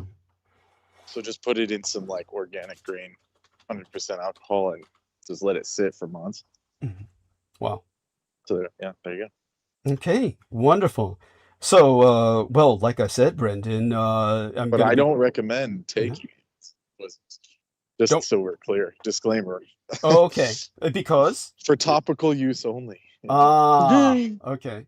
Now. Because I don't want to get sued. Got it. Right. Got it. Yes. Yeah, Yes. because I'm not recommending to take it internally, of course. Got it. Okay. Very important. That's very important. Because the thing is, like, some of these like stronger herbs, like saffron and Mhm. like people, Bay. if you're not Babe. Bay leaf. bay leaf, yeah. So if you're not like understanding the properties as much, you could just like people in the West, they first discovered saffron, they were getting like, they had all this, people out here have a lot of money, so they would just buy like, 5 grams of it and just down it in one setting and then just die. It's good. So yeah, you have to have some, knowledge of the herbs. Reasonable. Yeah. And with nicotine, it is toxic, so it can like actually hurt if you're just Yes. taking like something straight away. Got That's it. right. That's right. Very important point. Yeah. So. But it has amazing tonic properties. If you're sleepy, it'll wake you up. And if you want to go to sleep, it'll put you down. It's one of those kind of things that could work either way, depending on your need. Oh, Mhm. definitely. Yeah. I like tonics. Wow. Were you the one that was into the rapé, or was that someone else? No, that No. was Oh God, Okay. Ramona Halitha Henry. Okay, Ramona okay, sorry. Halitha I didn't mean to Henry. confuse you too. Sorry, Yes, sorry. she is. Oh well, Holly doesn't even know who Ramona. But I know Do you Holly's remember an her? enthusiast. Yeah, She's an yeah. she's an anethogen enthusiast. That's all. There's nothing. Yes. That's the German. No, Ramona Halitha Henry was a black African American lady. God bless Okay. her. She was some who Caribbean lady. Yeah, she was following me for a long while. Well, she was born I in remember Trinidad her. and Tobago. Yeah, yeah. She was, Gorgeous. Yeah, yeah, from her picture. yeah, Yeah. yeah. And What happened to her? She went crazy on the rapé. Snorting rapé like it was candy. She was doing a lot of drugs. It's a rapé was every day for her. She was smoking the rapé every day, and then she would indulge in the psilocybin mushrooms. Yeah, I see. and, Oh, that's like a combo from the old days of like heroin and shit. yeah. I don't know if you guys have ever heard of it. It's like Yeah, tell us about that. Yeah, tell us a bit more. It's like a psychonaut, the psychonautical. Yeah, psychonautical. Yeah, that's right. Like yeah, trip site. So people would go and report their trips, and I remember like when I was really young, like reading these, where the person would say, "I took a hero's dose, like 8 grams of mushrooms," and, oh man, and then it shows like there's like a spreadsheet of all the shit they took with like a timetable, and it would be like crazy combos like that, like psilocybin, and then they would say, "I hit the rapé, and it spun me into another dimension for like 8 hours." It's Trappist Nicholson. Trappist Nicholson Yeah, that's Trappist. He's probably one of the contributors. Yeah, no. Well, he doesn't have the articulation or the literacy to do that. He didn't even have that level of literacy. But who's the guy who did? The guy who wrote all those books? It wasn't Terry Nicholson. Terrence McKenna. Yeah. Terrence McKenna. It was like he was the heroic dose guy. Yeah, it was like Terrence McKenna shit. Yeah, and we all know where he wound up, but yeah, when it came to here we go. We're getting some images here from T-Tank, which of course are, I shouldn't put a ha-ha on it, but I'm putting a ha-ha on it just because I take personal amusement from it. But it shows 2 indigenous men, and they're both doing the straw up the nose, and all I can think of is Ian West. That's the rapé. Yeah. Oh, the snuff. Got like it. That's medicinal snuff. Yeah. But people like it was done with shaman and like ritual settings. Yeah. But then the West gets a hold of it, or Americans, and now it's like a candy. Oh, I'm indigenous. Like I'm gonna snort this shit. Oh yeah. Yeah. But they're not doing it. They're not doing it in any context that's healthy. They're they're just at this point addicted to something that's extremely dangerous. In so you gotta many have ways. the songs and stuff. Yeah. The songs were half of it. Yeah. Well, and that whole escapade with Ian, who said, I just woke up and they forced me to snort it. Yeah, no, he said they were forced to straw up my nose, and I did what anyone would. I inhaled. Because of course, the first thing we would do if we woke up with someone shoving a straw down our nose is we would struggle and kick and punch and claw their eyes out. Yeah, but no, not Ian. First thing he does is he inhales. Yes, that's there you go. That's what can you say? That's just good old Frank Black. Yeah, good old Frank Black, piece of shit. Yeah, so that's aside from all of that, we got on this drug talk strictly by accident. Thumb Slug, of course, says, well, I won't read what Thumb Slug says, but at least I can see it. Unlike some of the other things he entered, which get scrubbed until the episode is published. Wait, now you're censoring? It's not me. No, it's like he put this thing there about, hey, because I was saying, the suggestion you had about the Patreon and saying, like you could say, here's where you could go to hear the real nasty shit I would never say on YouTube. And I said, well, if I do that, might as well do what V suggested, start an OnlyFans and start dildoing myself. And when I was bringing that up, that's when our man, obviously you're getting a good response. Yeah, Marcus was saying you can goon to the OF girl, the OnlyFans girl, while contributing money to Douglas. It's a win-win. So he said that, and that did not show up until the episode was published. Then once the episode was published, I was able to see that, but I never saw that all the while the episode was on. Isn't that bizarre? Like it went through an interdiction process or something. Was it timestamped? Maybe he didn't add it till later. People advertising. Yeah, well, he added it in during the course of the show. It just Okay. didn't just YouTube wouldn't allow it to upload till after show was published. And so all these displays of these thank you, Heather. So Brendan, look at Heather's latest creation. I can't. I am sorry, but it's gonna be. I don't know. After those last ones, sorry, Heather, but that was rough. You got to see this one. You got to go into the text box. Go into the text box, please. She needs support. She needs our support.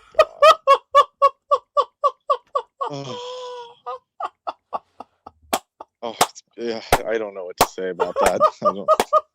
It's unique, terminally unique. And yes, she's like visions. These are her visions. She sees these around her, and then she shares them with us. Where are you getting these at? What, like, are these like Temu skulls? What are these? Yeah, Heather. It's horrifying. Heather, are these people that you knew, or they're taxidermized heads? Or... Yeah, I wouldn't be surprised.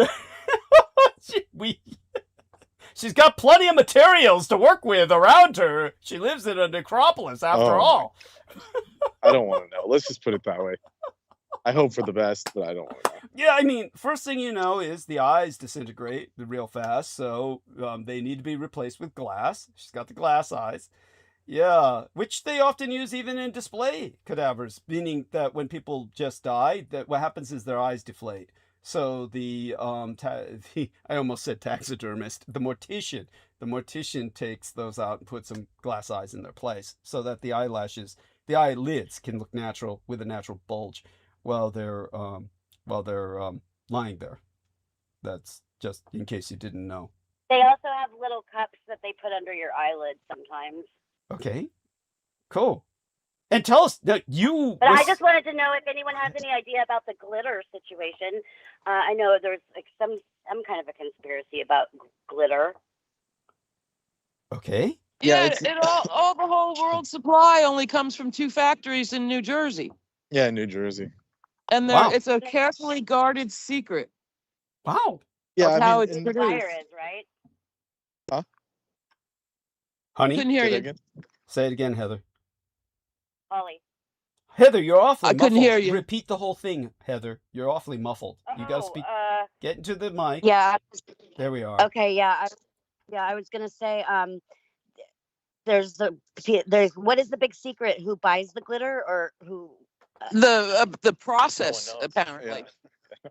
How they make it. What do you That's think? weird, New Jersey. And yeah, it's still to this day. It's because they're using it for like automobile paint and they have a monopoly. That was one theory I heard. You don't think it's for Metal flake, hologram stuff? I don't know about that. I thought it was for companies. greeting cards and shit. But yeah, there's surely Some industrial people theorize uses. it was military, like for radar scattering. Yes. Yeah, You okay. just throw glitter out. Yeah. That's right. Chafe. And military waste that they grind up somehow. Yeah. Oh, Yeah. I'm sure it's supposedly the worst for the environment. Yes. It's like microplastic central. Horrible. Yes. That's why Heather loves it. No, I got a buttload, which is an actual term for wine, but I got a buttload of glitter, tons of it. How did you Wow. arrange that? Wow. How? Oh, Just show up at your door. somebody died and it was passed along through, Ooh, that's probably old stuff. Probably when it really was made out of lead and shit. And no, it's actually somebody that's younger who died. It's not anybody. Oh. You killed them. Did they have a glittery funeral? They had a glittery fetish, I think. Yeah. And I don't think we're doing funerals Oh, anymore. Maybe we should just leave. Oh, We okay. shouldn't ask any more questions. How did the young person It's die? sensitive. No, I have to ask. How did the young person die? That I don't know. I just know it was a lady who had a glitter fascination, and she had tons of it. And so I got some of it from someone else. It's just Is it possible that all that glitter may have killed her? perhaps Cool. it's more likely that what killed her was her lifestyle. Which was? I have no idea. I didn't know who she was. How did But you, I know she was younger. If you didn't know who she was, how did you wind up with her possessions? A friend of a friend of a friend, you know, kind of like the lady who knew her was friends with my friend. Then my friend got a whole bunch of her glitter and then brought it over to my house. All right. I mean, this is like, damn. Like well, you better hoard that like shit. Sopranos. I am. Like yeah. Guard it carefully. But my anatomy skull didn't turn out. That's not glitter. That's some occult shit. Yeah. Oh my god. It's military. But my anatomy skull didn't turn out, so I had to, redo. Yeah. Recycle it. Oh damn. It's just such a mess. Yeah. I was never much of a glitter person, you know, shiny glitters and stuff. I don't like that because it gets everywhere, you know. And oh boy, forever. Oh man. Well. And a lot of Elmer's glue. Oh boy. I think the only thing that glitter is really good for is for people to wear when they go out to bars and stuff, so that men who cheat on their wives get caught. That's cute. When they rub up on the glitter girl. Yeah. That's cute. That would do it. That's adorable. That's adorable. Thank you for that. That's oh, okay. But what would be the intent of that other than sheer viciousness? I mean, just sadism. What? No, it'd be like it's more of a reparation or something like that. Reparation. I don't know if that's the right word, but more like like karma. I don't know. Instant karma, but I mean, instant karma. Yeah, I mean, well, I all I can say is I like glitter girls myself, but yeah, it's kind of like it does have its fascination. I must confess, it does have its fascination, and our friend T-Tank Berry, known as John Doe in the Infinite Call, has provided an interesting specimen of a kind of an indigenous life form that is using a kind of sawfish weapon, or shall we say at least indigenous life. yes, kind of like a sawtooth. What would you call that? I'm sorry, a nice big stick to signify a kind of. Oh, that I see it. Yeah, I see that. That's a stingray tail or sword, something. Like, you know. Yeah. But isn't that the stingray tail? No, it's a sawfish. It's a sawtooth or something. Yeah, sawfish beak, so to speak. Proboscis. Yes, thank you. Nuh-uh. Yeah, and that's he was reminded of that by your creations. Oh, good. I'm glad to inspire people. Yes. So that's that saw thing with the thing that he has in his hands. Yes. Mm-hmm. Yes. I recognize that the guy at the statue house that I was interested in not too long ago, he had a real one of those in his collection. Yeah. Wow. Yeah, it's a little bit bigger than that. Is he still alive or? No, the guy that had the statues in his house, and I thought that he was electroplating people, and it was in Japan. Yeah, the carbonite. The carbonite statues from Star Wars. Right. Yes, yeah. Except they were in a guy's house. Yes, that's right. I love it. Yeah, and so he had one of those saw bladed, like an original or real It's one. an amazing bone. Yeah. Yes. I've seen pictures. Yes, there you go. She's looking it up. What does it do? What does it do? It's how they sense the world around them. If that gets cut off, then they're blind. Oh, like a snail? That's how they sense their prey. Yeah, it's the fish's way of sensing prey and feeding itself. So if that gets cut off, then they're so that's in blind. The snout. Yes, yeah, and yeah. So you don't really see that part of it, right? Well, you see it. That's what sticks out. That's the most preeminent part of the sawfish. Swordfish. The swordfish. Yes, it's saw. Okay. Sawfish. Yeah. That's right. Sawfish. The swordfish just has the pointy thing. That's right. Sawfish has Thank you for thing. reminding me. Yeah, the sawfish. What are these horrendous creatures that are coming up? What is going on? Oh, that's a monkfish. What happened was this fish was brought to a medieval court and was called the monkfish because that's what it looked like, and it could talk. This is written in medieval records, and It it was could brought. talk. It could speak. Yes, it was. I brought before thought the that king. looked familiar. Yeah, Yeah. it's Are you in talking actual. about the one with the face? The monk Yes, one Yeah. with the weird. yes, that's It was The actually called amphibian guy. a monkfish. Yeah. It So it was was a cryptid, some kind of cryptid. cryptid. Yes, they felt it was Yeah. a bishop of the water world, and so they said this is a bishop from the kingdoms beneath the sea. They brought it before the king, and it could speak, and that's all I know about it. It's in medieval records as history. And As real. I The wonder if it was bestiality. the same time Yeah, as Mary besti- Magdalene. yeah, Bestiary. yeah. I don't know. Well, I I wouldn't guess say. this is what I get for asking about cryptids. Yes, that's right. Well, I would hope Mary Magdalene Hey. didn't look like that. Yeah. No, same time frame, she said. Okay, Yeah. there we are. Okay, yeah, and I don't know about that either. Mary Magdalene was the time of Jesus. The Middle Ages were a little later, okay? But there's a discrepancy I know about that, about when it actually was. Okay, let's not get into any of these Russian conspiracies that we have missing centuries and shit, okay? It's Okay. Well, and there's kelpies, right? Kelpies and water horses and stuff like that in England and all. Yes. Oh, no, these things are worldwide. Cryptids Mermen, yes. if you will. Yes. Yeah. Yeah, and So it sounds like this one was European yeah, as opposed to Asian or or someplace Slavic. else. Yeah, that's Yeah. right. Yeah. Yeah. Yes. Okay. Yeah. You guys hear that music? I'm sorry, what? Music? Did you hear that music? No, thank God. Oh No. God. Okay. Yeah, and it's What probably does the the chip. sirens call? Yeah, no, it's the chip. Yeah. She's got the chip. She's got lots of chips. She's as chipped as a car. A car has about 1,000 chips in it. So Went to a casino. oh yes. Oh, and so Heather, you there? Yes, I'm here. I'm just looking at all the pictures in the chat. Oh, okay. I was hoping you didn't get angry at what I said. Oh no, I don't get angry at anything. Okay, there we are. Yes, so another neat picture from our man T-Tank. Okay, at this point we're entering the world of what I hope is a painting because I can't stand AI. So all of that being said, yeah. So in breaking news, the United States military has struck Iranian drones and a ground control station. According to an American official, the United States military shot down multiple incoming drones and struck a ground control station inside Iran near the southern city of Bandar Abbas.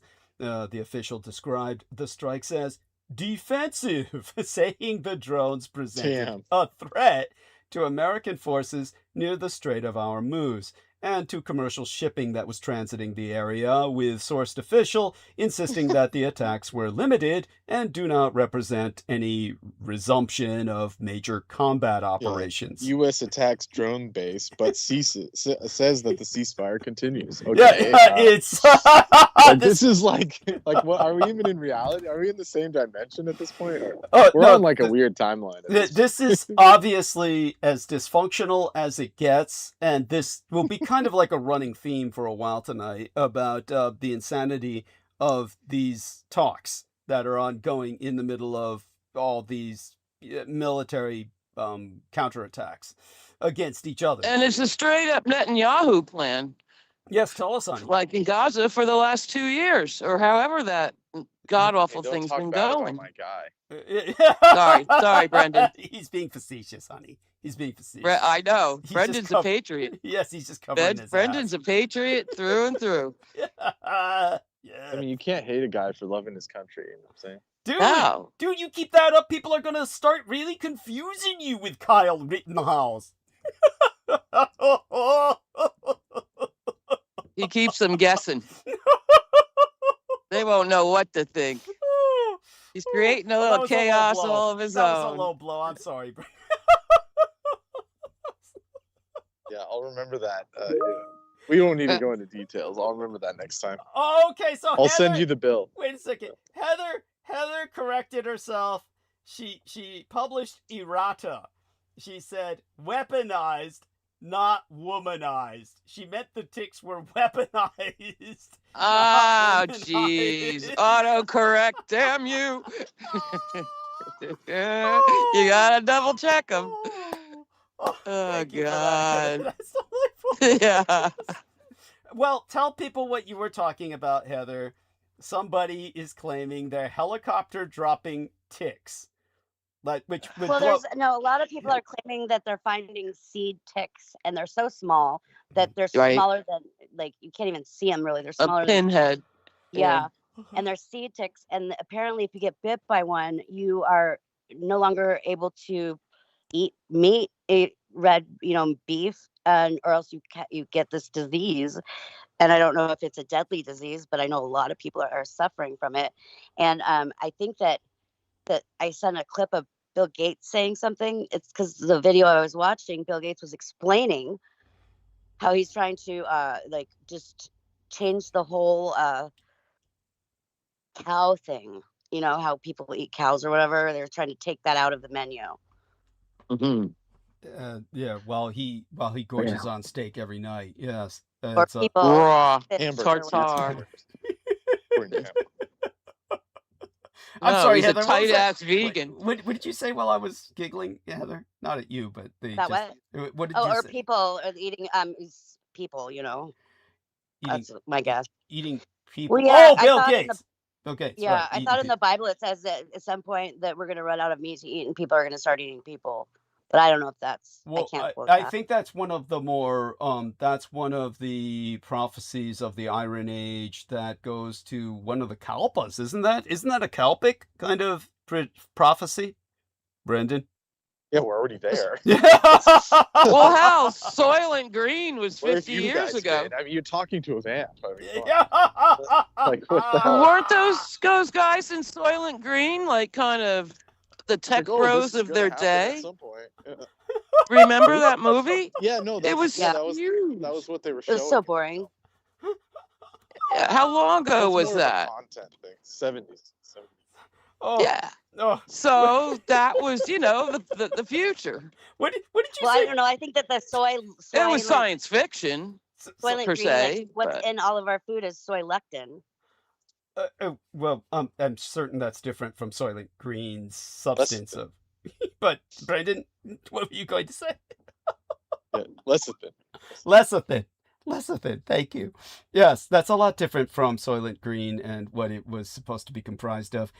Brendan, what did you say after you said you're talking to a vampire? You said something else, but it got covered up in what the ladies were saying. What did you say? Oh, funny. I just said you guys were saying it like it's some future timeline. Like people are gonna start eating people, and it's like first of all, you're talking to a vamp that you want to talk chow, and not to mention all of the latest conspiracy talk about how people have been eating people. Well, like, I we're already haven't started there. eating people yet. Well, and they're sure selling their Thank God. plasma. Yeah. Well, Somebody's buying their plasma. Well, it was it Sunday night's episode I went into Cadaver Fat. Did you catch that, Holly? Mm-mm. Oh, God. Sunday. Out of here or something. What the fuck is wrong with you people? Oh, Probably I Adipose have. or Adipure? what was that, Heather? What was that, Heather? Adipersy or adipose? Adipose. Yeah. Oh. Adipose. For someone that says they're not eating, it sounds like it's like it like it's tenderloin or how tri-tip. You know all the parts. No, I know about grave wax, and that's also termed the same Percy or whatever. Wait, Got it. She was raised in a mortuary, for Christ's sakes, a funeral home. Heather. That doesn't make it better. Usually, grave Okay, wax is found on pivot now. bodies We can on the pivot bottom of back a to well.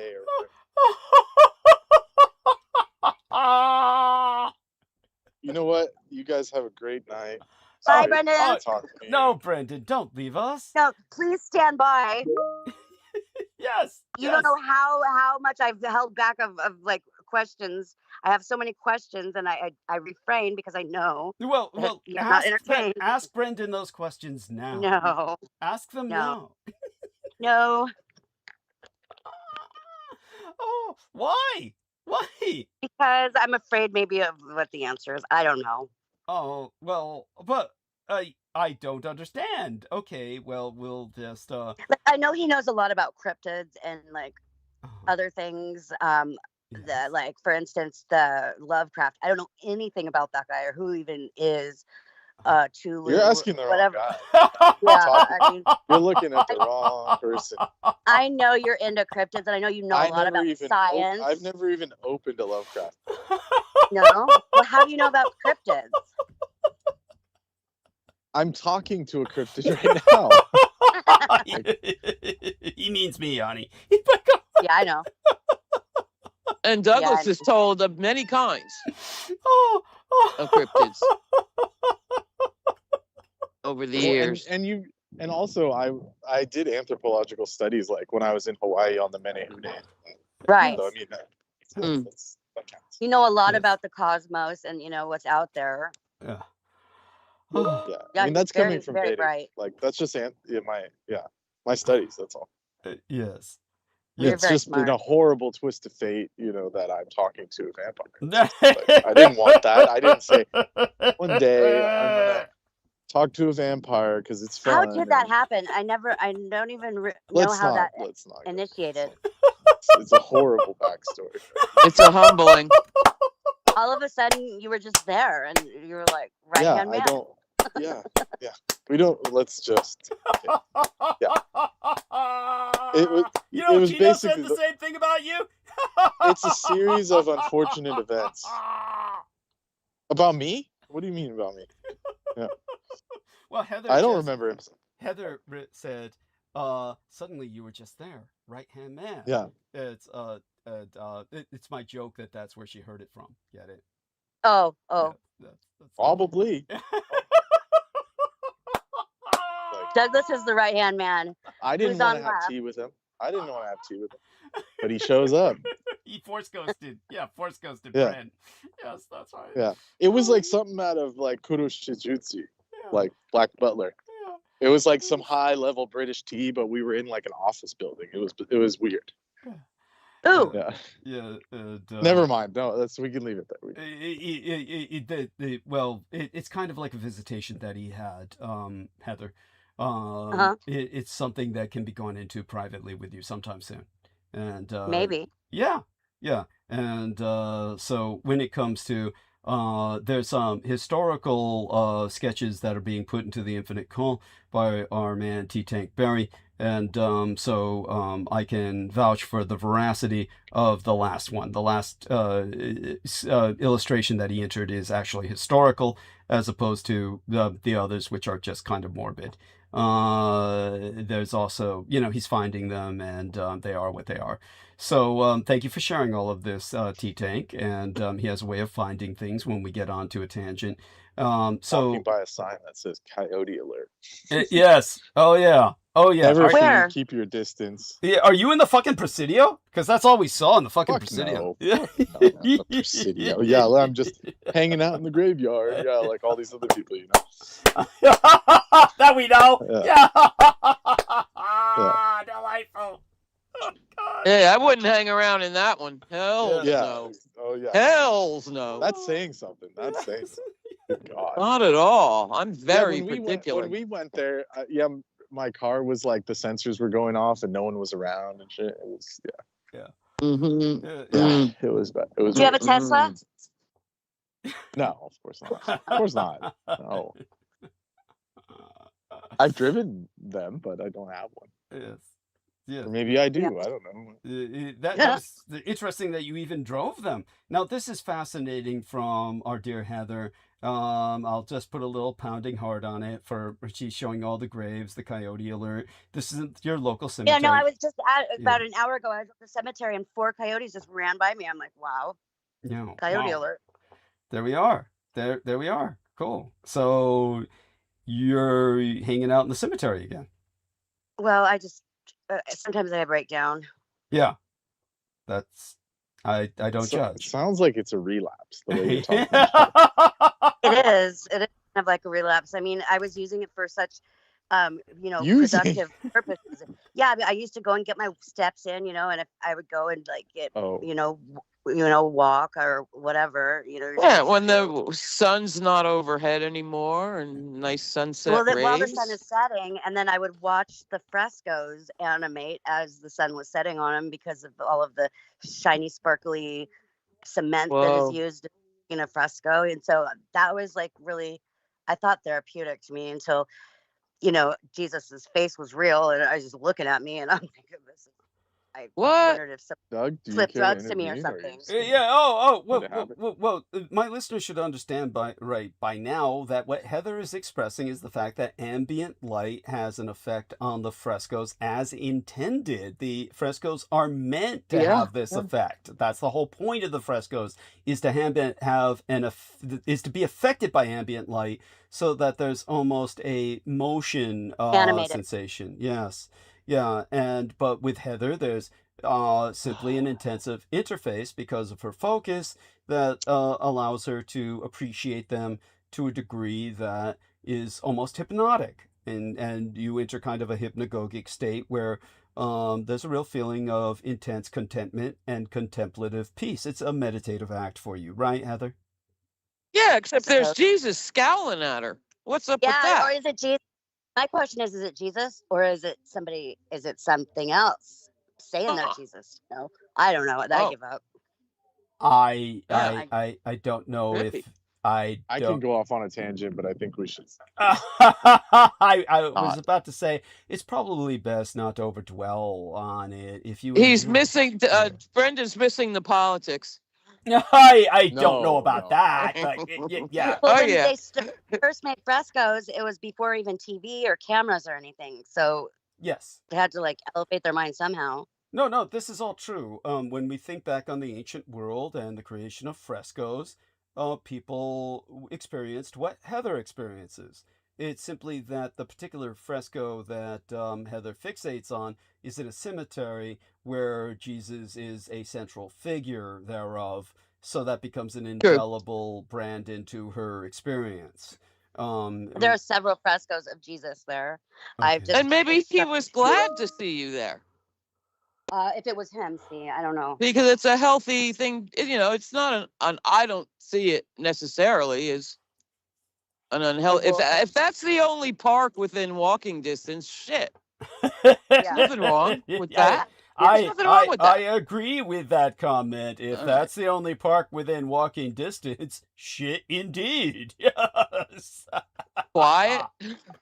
A lot of people walk there. Sometimes it's got at least 20 people at one time just walking around, some with their dogs, which I think is rude. So when do you hear the crows calling to you? Yeah. Cool. Now, so none of you heard what I was saying about cadaver fat. Pistachio, you heard, because you said now you talk cryptid. So Brenda, you heard what I said about the pistachio, yes? Oh, of course not. Okay. I thought I've heard you speak on this subject. Okay, so over the years. So I've heard you speak about it, but I don't want to know. Okay, so in Latin America, you go anywhere deep into South America. We're not talking necessarily the Caribbean or Mexico. In fact, no, we're talking about mountainous South America. So when you get into heavy mountainous South America, like the Andes, and you have the dragon spine, as it's known. It divides Chile from Argentina, and this area of the world, of course, culminates towards the Nazca lines, Machu Picchu, but around the true epicenter thereof is Bolivia, and Bolivia is, of course, a modern construct. It should actually be two nations. It actually has two capitals. That's how divided its interior cultures are. La Paz and Tegucigalpa. Thank you. Thank you. I appreciate that. And our man, Mr. T-Tank Barry, has found pistachio. He actually found them. So these are actual images of pistachio. So you can always tell the pistachio, they're cadaverous. They are very thin, emaciated. And so much so that you would think of them as a walking cadaver that has been desiccated. Now, all of this is important because they're in a culture where fat is extremely valuable. And because of the people evolving to adapt to very high altitudes in Bolivia and the Andes, they have become like the Eskimo. In other words, like the Inuit peoples or the Akvig or various First Nations of the polar circle. They've developed, like a seal, a layer of blubber. The human version thereof being essentially that they are adapted to provide enough warmth to themselves as a survival mechanism. So their greatest fear in life is losing weight. And the particular vampire, the pistachio, is a subspeciation which has adopted to feed off human fat. And therefore, he leaves people deprived of their fat. And, well, of course, it kills them simply by the taking thereof, simply because of the temperatures, the ambient temperatures, and the climate being such. Where a person who's unadapted thereunto needs an oxygen tank. So you're a pistachio. No, or they would. That was what they would say. They would be like, they "Oh would my say God, that. he's-" Yes. Well, what happened was one time a couple of American cameramen, just anthropology students on their internship, went to Bolivia and were filming all of the indigenous peoples. And what happened was that all of the local people began to suspect they were pistachio because, as Americans, they were fit and thin for their environment. But for the environment up north, they had to constantly go to an oxygen machine just to kind of reinvigorate themselves because they were getting dizzy all the time. But when they weren't doing that, they were trying to film the people sincerely studying their culture. And the end result was that everybody began to complain and say, I'm losing weight, I'm feeling weak, these people are sapping our energy, and they killed them because they felt that they were using the cameras as mechanisms to suck out their fat. And so this can happen. You have to be very cautious. I don't know what this DVIDS is. Should I open this or is this dangerous? Heather, what is this? I'm I really... I could copy the link instead. Okay, yeah. It's about the tick. It's about the tick thing. Okay, thank you. New policy, no more posting links. Yeah. In the ultimate chat or directly to Doug. Otherwise, I'll get a call at 12 in the morning about it. Yes, that's that's, so we got to be cautious. There we are. Thank you, honey. Much better. Tick that causes meat allergy. There we are. A tick capable of making its victims allergic to meat and dairy, among other items, is spreading. That's the Texas dog tick. So the one that's okay, so tell us about that. They're glitching you. So tell us about It's called the Texas dog tick. Yes. That's the one that is the most dangerous. Okay. The Lone Star tick. Deer tick. Yeah, got it. No, the deer tick and the other one are fine, but it's I believe it's a dog tick it's the Texas spotted tick or something. Okay. That's the most dangerous. The one in that photo. Excellent. How did you come to know about this? Me? No, Brent. But Brendan.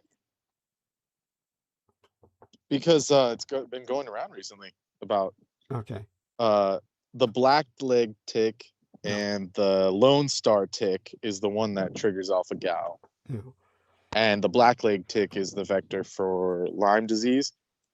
And the American dog tick is the vector for Rocky Mountain spotted fever. So there you go. There we are. Thank you. They're parasites and disease vectors, the worst possible creatures that humans can encounter. Yeah. Good God. And that's so that's very, very good to know that. So where I live, the ticks only got on lizards. Wow. Even when I first got here, it was because those didn't bother anybody. Yeah. But when the ticks those are deer ticks. When the ticks that got on deers came, then everybody got sick. Ah, okay. In But California, the you lizard say? feeding ticks weren't Uh, a problem, weren't an issue. Nobody got bit by them. well, It was the deer ticks that came later. okay. Well, they might not be ticks per se. They might be mites. They might be mites Yeah, because they were. I've seen them. They okay, were the ticks. just small ticks. Yeah, Okay, interesting. but it was Interesting. the deer ticks that carried the human transmitted sickness. Yeah. Well, they Weirdly. knocked Brendan off the call. Oh So no! And hopefully, then we have a tick here called the pajuelo, hmm and that's guaranteed what they used to call mono. hmm Like 6 months, a year, or whatever, you will be sick Oh if you wow. get bit Yeah. by the pajuelo. Okay. Yeah. Well, now that's different from Lyme's disease. Mm-hmm. Okay. What Yeah. kind of sickness is it called? I don't know. Maybe it is Lyme's. Maybe it is. Mhm. But with the pajuelo, it's guaranteed. Yeah. Well, it I've sounds been bad. bitten many times and never got sick, No. Yeah. as Well, far as I know. well, that's miraculous, and for that you should be Yeah. grateful. Yes, that's Certainly. yeah. It's the only animal I fear in the woods, really, Yeah, the well, tick, of course, more rightly than so. any other. Rightly so. I Well, mean, one little tiny one can yeah. fucking mark you for life. Yeah, we just lost Heather as well. Jesus Christ, Oh, they're no. really yeah, they're really hitting the call tonight. Well, stay with us, Huh. Holly, and I I will. recommend you listen to the latest episode, the 48th Carnival episode, at least. That is Very when I good. speak of the Pishtako migrating up north. So that's you can Okay. hear all about it there, and Yeah. Thank you. yeah, I'm just going to check in with YouTube right now and see the exact date for that to recommend it for our listeners who are Please. interested in the subject. And give me a second to basically traipsy about here into the live stream. And that would be latest episode before tonight's. So it's the latest episode before tonight's. It's Sunday's episode. Okay. Yeah, and Okay. it would be dated Sunday, May 24th.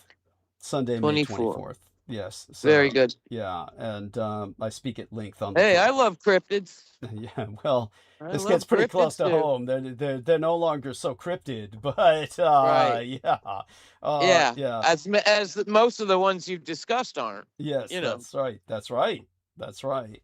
So or at okay. least did exist. They're just not extant anymore. Yes, Maybe. We don't know. It's hard for yes, cryptids too. yes, that's right. So We're all Brendan just getting along. Brendan, did they fry your phone again? Jesus, Brendan, how's Yeah, let's not even get on the topic because Yeah. I'm gonna be sending the bill.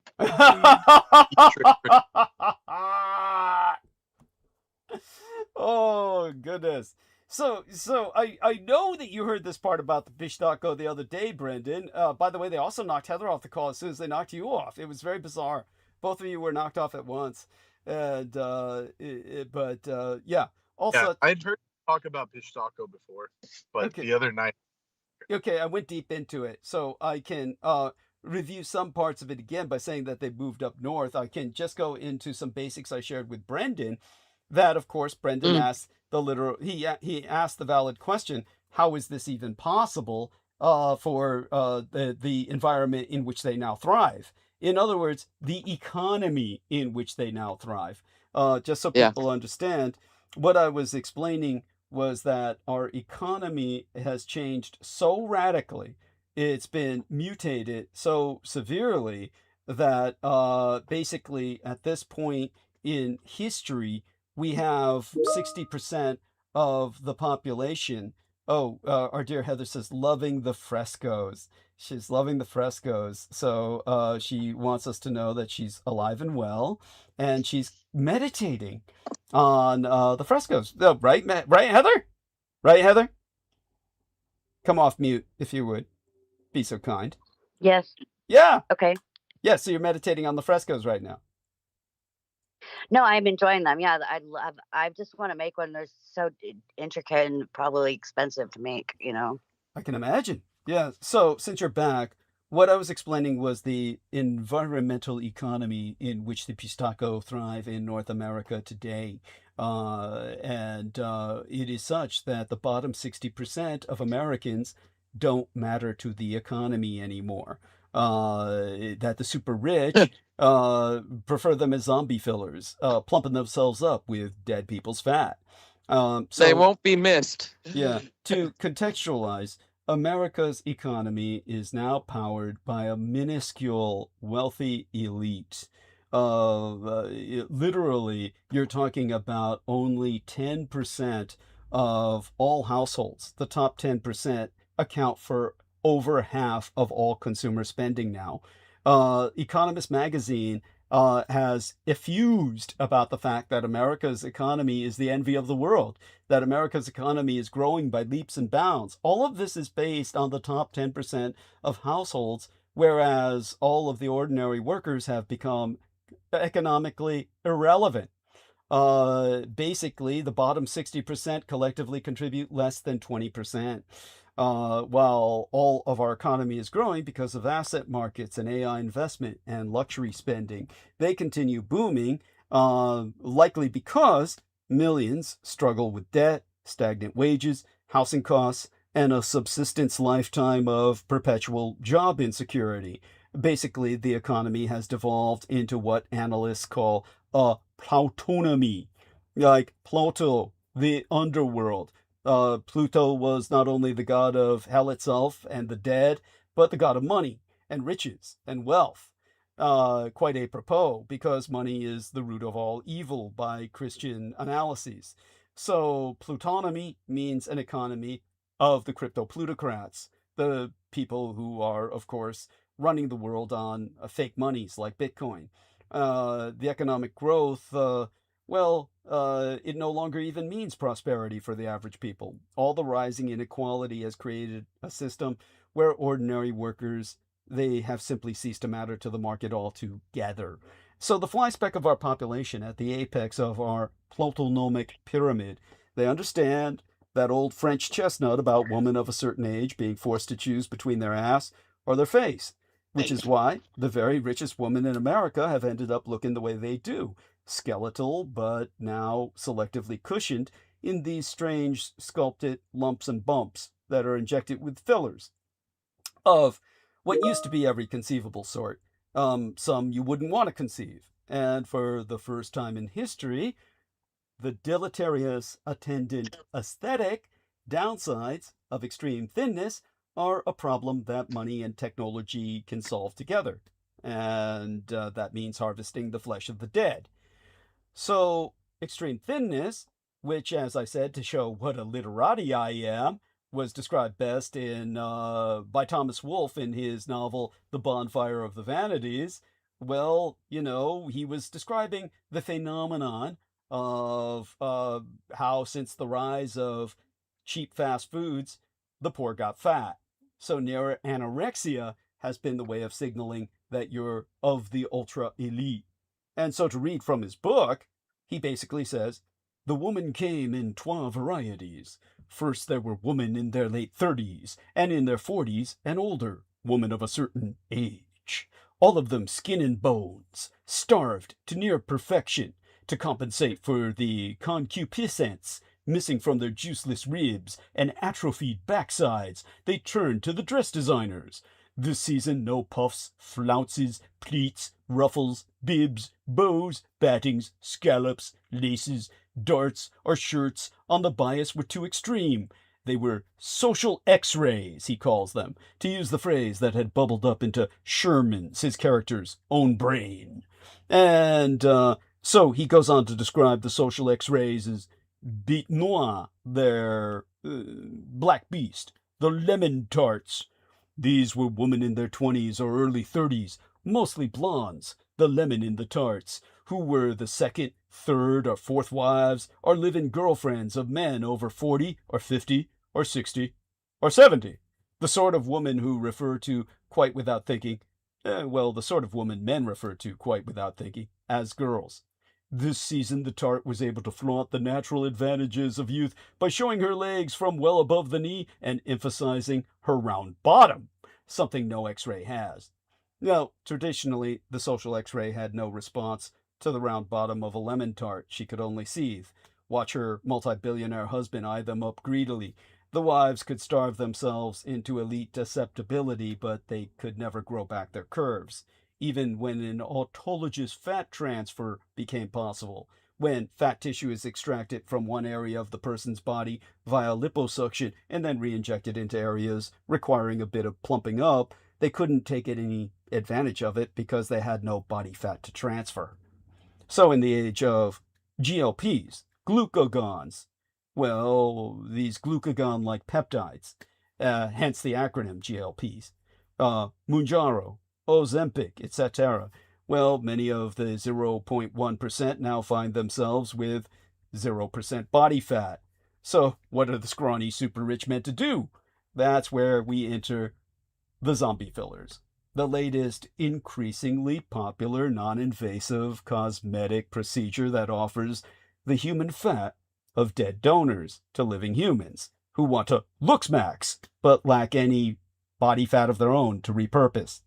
So for women, autologous fat is mostly transferred, if they have any to transfer, from the belly and the upper arms to the lips, cheeks, breasts, and buttocks, and men often prefer to shift their excess belly fat to other body parts, most commonly the pecs, the biceps, and the calves. The fat transfers are more expensive, they're complicated, they're painful in terms of recovery time much more so than the commonly used fillers such as hyaluronic acid, Juvederm, or Restylane, or Belotero, which are made from natural sugars. There's also calcium hydroxylapatite. Yeah, calcium hydroxylapatite. That's a mineral compound that is used for contouring the jaw and jowls. And then there's polyl-lactic acid, which stimulates natural collagen production and is said to last up for up to 12 years. Heather's asking me if she could please sell her body fat. I think they prefer you dead first these days, for now. But that may change. In fact, it will change soon enough. Anyhow, on the upside, fat transfers present the obvious win-win. Okay, I'm copywriting that idea. You don't need to. They've already thought of it. They're trying to prep the majority of the population for it, as a matter of fact. They just don't want to pay for it. I get it. Well, that's lame. You think it'd be better if it was from a live person? Oh, well. Well, and I got to point out here, yeah. Tom Wolfe is prescient in that these days guys are doing it too. Yeah. Well, ain't just the ladies anymore. Yes, that's right. So, Hexeth is so full of fucking Botox and hair transplants and God knows what. So all this offers an efficient and ecological use of the body's resources, and in the age of climate catastrophe, good citizens everywhere ought to recycle and reuse, right? Anyhow, human fat also feels, human, because it's living tissue. It's soft and flexible, or at least so I'm told. And it doesn't migrate around the body or require constant renewal. So the new procedure, introduced to the market just late last year, as a matter of fact, around the holidays, has been gaining in popularity among the X-ray class, employing something called a cadaveric adipose tissue. That's a fancy medical term for dead people's fat. So the fat tissue is harvested from donated cryogenically frozen cadavers. It's sterilized, preserved, stored in test tubes, whereupon it is alchemized. The term they use, alchemized. It's an occult term, via marketing and copyright, into this yellowish custard that's patented as aloe clay, which a lot of people have taken to flavoring. Now, doctors profit from the procedure, and they're happy to talk it up.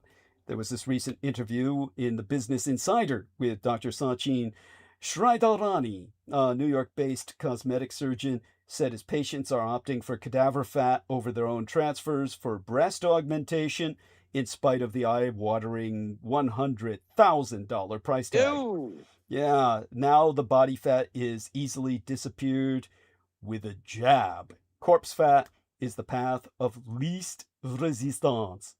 Now, emphasizing that he himself has performed more than 100 procedures using aloe clay, he's quoted as saying, "People are paying for the convenience. It's not about having the downtime. Not about needing more aggressive procedures. Not about having any anesthetic." Meaning there's no downtime, aggressive procedures are anesthetic in his own colorful accent. Now, another cosmetic surgeon to the multi-billionaire class says that zombie fillers are just as popular with his male clients, as Holly was saying, who want to enhance their abs or achieve more prominent pecs.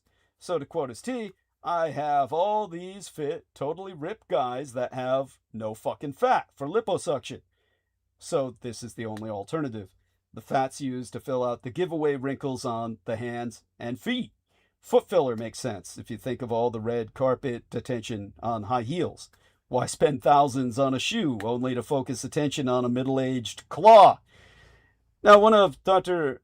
Schreiderini's patients, the 57-year-old CFO, chieftainess financier officier, Gretchen Seal, she raved about the convenience and the ease of aloe clay, which she reported using to smooth out the edge of a breast implant and used extra product to fill out her hip dips.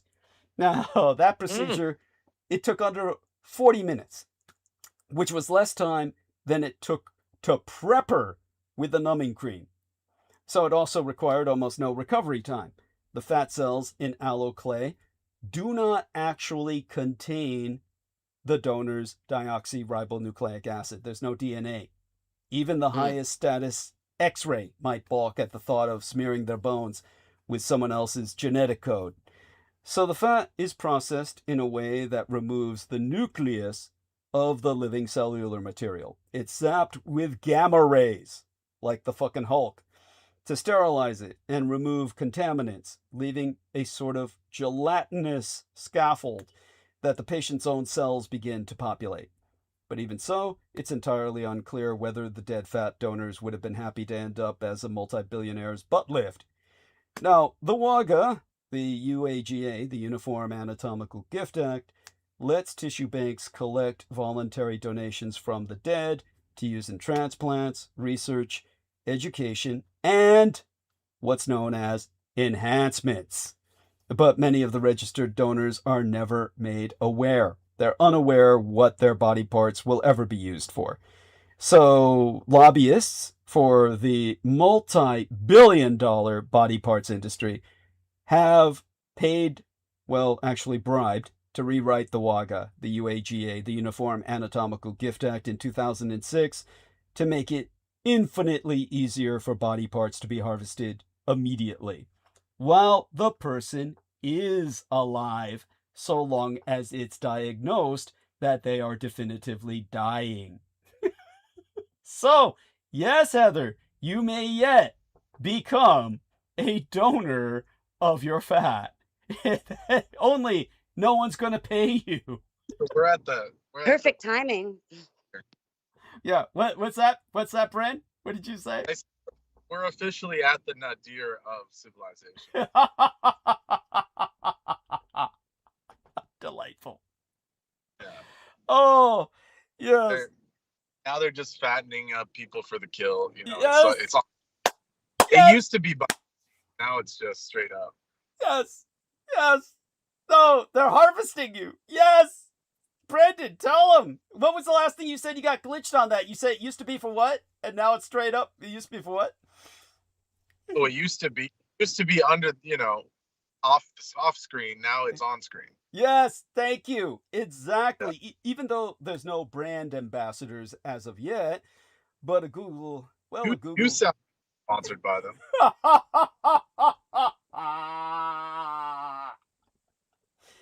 No, they're not my kind. They're pistachio. Very different kind of ghoul. More ghoul than vampire, but nevertheless a kind of relative. Some would probably consider us both undead. But I'm sorry, Brendan. What else did you say? They're really hitting you. No, I just said yes. That's Yeah, I'm glad you brought that up. It's a pistachio. It's not a vamp. You know? Yes, thank you. But it's a modern, like, they used to be in the Vedic. They're called like rakshasas and these things like. Yes. Vedic. Tell us about the rakshasas. Yes. Yeah, they're like creatures that fed off human like juices, basically. Yes. Yeah. Well, it's become a thing now where this custard, gelatinous as it is and so neutral and lacking any DNA, it's not considered technically cannibalism. They flavor it and they eat it. The side dish, it's actually been party material for the elite. So yes, we are now at the age of the return of the Maya and the Aztec, the most charming sociopaths you'll ever meet. Now, there's no brand ambassadors as yet, but a Google search image, an image search for celebrities who use zombie filler. That would reveal a gallery of grotesquerie that resembles a collection of commedia dell'arte, the old Italian stage works that brought us our first professional actresses. It's the masks from that era that you get most reminded of. The possible candidates include Susan Dell, who I don't mind her looks at all, the philanthropist wife of the multi-billionaire Michael Dell, or Lauren Sanchez Bezos, the recently revamped Emma Stone. There's a long list of similarly stick-thin actresses and socialites who now sport occasional curves on their skeletal frames. Now, Susan Dell made a rare appearance recently with her husband to announce a vast donation, and the dramatic change in her appearance, her intense thinness combined with the various anomalous lumps provoked astonished horror. People were asking if she was even the same person. No single part of her seemed untampered with, but then that's the look. The more surgical procedures you have, the better. And also popular is the dimpleplasty, in which the doc makes this small incision in the skin, removing some muscle and fat, and then ties a suture to Twa cheek muscles to keep the dimple in place. Complications include bleeding, facial nerve damage, redness and swelling, infection and scarring, and all that social x-ray weight loss can lead to a loose skin around the stomach, so a lot of people are undergoing what's called umbilicoplasty to improve the look of the belly button. Now, as these cosmetic procedures go, zombie fillers are about as unpalatable and disturbing as it gets for your average, 60%er, the bottom part of the American plutonymy, like a science-fictional experiment that seems ripped from the pages of a dystopian thriller by Kazuo Ishiguro. Did I get his name right, Brendan? Certainly. How's last name spelled? Ishiguro. Ishi. Ishi like one, and then guru. Guro, like Guro. Ishiguro. Kazuo Ishiguro. Kazuo Ishiguro, yeah, that's You're the one who's Japanese. Anyhow, as Heather suggested, someday soon we'll live in a world in which the poor fat masses are factory farmed in order to provide plumping tissue, transplantable organs, and lab-tested blood for the impossibly rich and thin. Until then, your free-range corpse flesh and wild-caught donor parts will have to suffice. So, there we are. The Pishtaco have moved north. They are your entire economy at this point, and none of you even count anymore, except for, well, the parts you can provide. That's, the plutonymy, in a nutshell. It's the new economics of Donald Trump and the Republicans. All I know is these plasma buyers will let you come like twice a week. Yeah. Yeah. Remember back in the bum blood days? You mean actually orgasm? No. I mean, you can give your plasma. I don't know how it affects you, but you can sell your plasma like twice a week. Okay, Brendan, what were you gonna say? Not once a month. Understood. I said people are doing that to survive nowadays. Yeah, big time. So sick. I mean, sick. Somebody's buying majorly all of a sudden. And it ain't the medical industry, because allegedly. What about the golden blood? Tell her, Brendan. Tell her about the golden blood. What about the golden blood? Which golden blood? The Icarus golden blood. I don't know what that is. Like is it a natural phenomenon? Or Ichor. I don't know if that's how you say it because I always pronounce things wrong. Ichor. Icarus. Oh, Icarus. Echor, as in ICHOR. So golden blood would be like Brendan's blood. Brendan's a vegan, so his blood is this extreme bright red. And so, you know, if his packaging wasn't so fucking ugly, I'd go after it. It's mythological. It's mythological. No. And my blood's not available, just in case anyone's wondering. Yeah, it's mythological. But who has golden blood? That's the blood of the gods. That's the blood of the gods. Blood of the gods. Okay. No one here has that. I mean, no one here has You don't think? That's what nectar eating gives you. Yeah. I don't know. I think I've seen it before. No, I mean, this is like, so the gods or the elementals, the devas, they consume what's called amrit or ambrosia, and it's the nectar. So because they survive on just that, the Ichor replaces their mortal blood, and they're immune to death and aging because of it. So the heavenly nectar. Get hit by a car, and in which case, you know, in my experience, I was driving one morning and I saw that a person had just got hit by a car, and the car was into a house or something, and there was this person laying in the street, and their blood was flowing out of their body. Like I could see the ripples, and it was like shimmery, like what we're talking about. I don't think it was regular blood. It was an old lady. She was walking, you know, in the morning. Brendan, maybe it caught the light in a certain I mean, those way? are like conditions like Lou Gehrig's disease do that, but it's nothing like, really. It's not golden blood or like the Grail. No, people with the actual holy blood, holy Grail, it's a different level. It's a fractalized, where your blood becomes more refined, more godlike. That's something that's not, you know, you wouldn't see that in some rando on the street. Thank you. Yeah, especially some old lady who was driving a car. But Lou Gehrig, no, well, it was in the Jewish community. You know, it's a nice part of town. I don't think that adds to the odds, but it was interesting. You know, you never really know who you're talking to. Yeah. Brendan, you were going to say about Lou Gehrig's? Yeah, Lou Gehrig's is like a genetic disorder that your blood turns like bright white or something. Interesting. Oh, really? I didn't know that. Huh. It's horrific. Yeah. I didn't know that. No more red blood cells. Wow. Yeah. What is it when your blood starts popping? What do you mean, making noises? That's the crackling, like it crackles or crackle. What is that? That sounds Brendan, more electrical. You're getting glitched, Brendan. What was it you said? The bends, like when you when you come out pressure. of When you're coming out of high pressure, depressurized. Okay. Yeah. Thank you. Interesting. But are you saying you are experiencing this, Heather? Your blood is making noises? It makes your blood fizzy. Oh, no. I just had a friend a long time ago, like 30 years ago. She had her blood tested, and we watched her blood just start on the slide or whatever. It started just fizzling. It's weird. Yeah. Yeah. Wow. Thank you for sharing that. What did the doctor say? There was no doctor. We were doing it ourselves because my friends, her mom had a lab thing where she took labs at the grocery stores for people, so she knew how to do it. And it's interesting. This girl, she I'm not going to say her name, but her mom and her dad were originally a priest and a nun who left the convent or whatever to have a baby, which was her. Yeah. And she was born breech.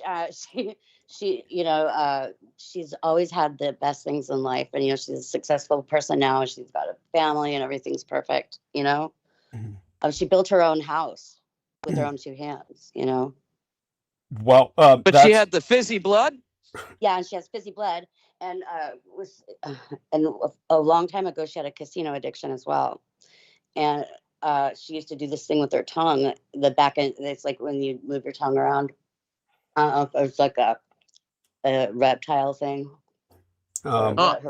Why She am I would go not gambling and surprised? she would do this thing with her mouth, Oh, you wait, know? Brendan, before you say Gute Nacht, Brendan, I need you to explain what is the Ikor of Rahu and Ketu. That is somehow the golden blood or not?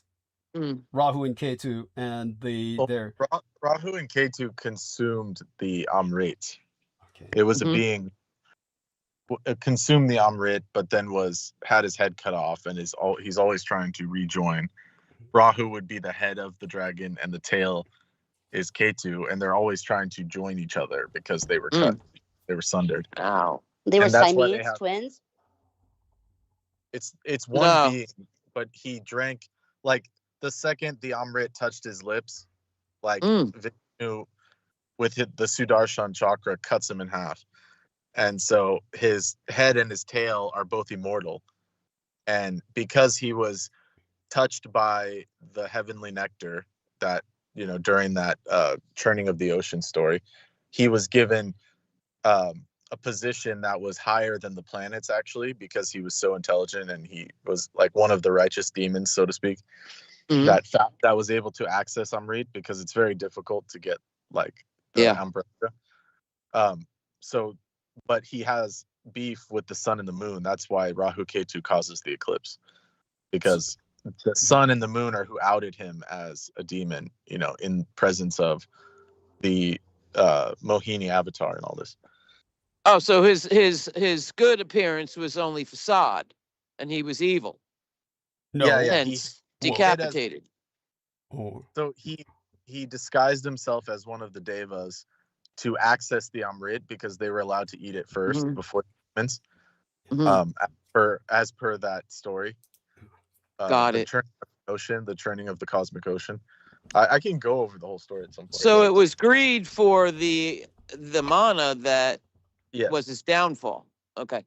But not Yeah, really. but he Yeah. wanted to see through.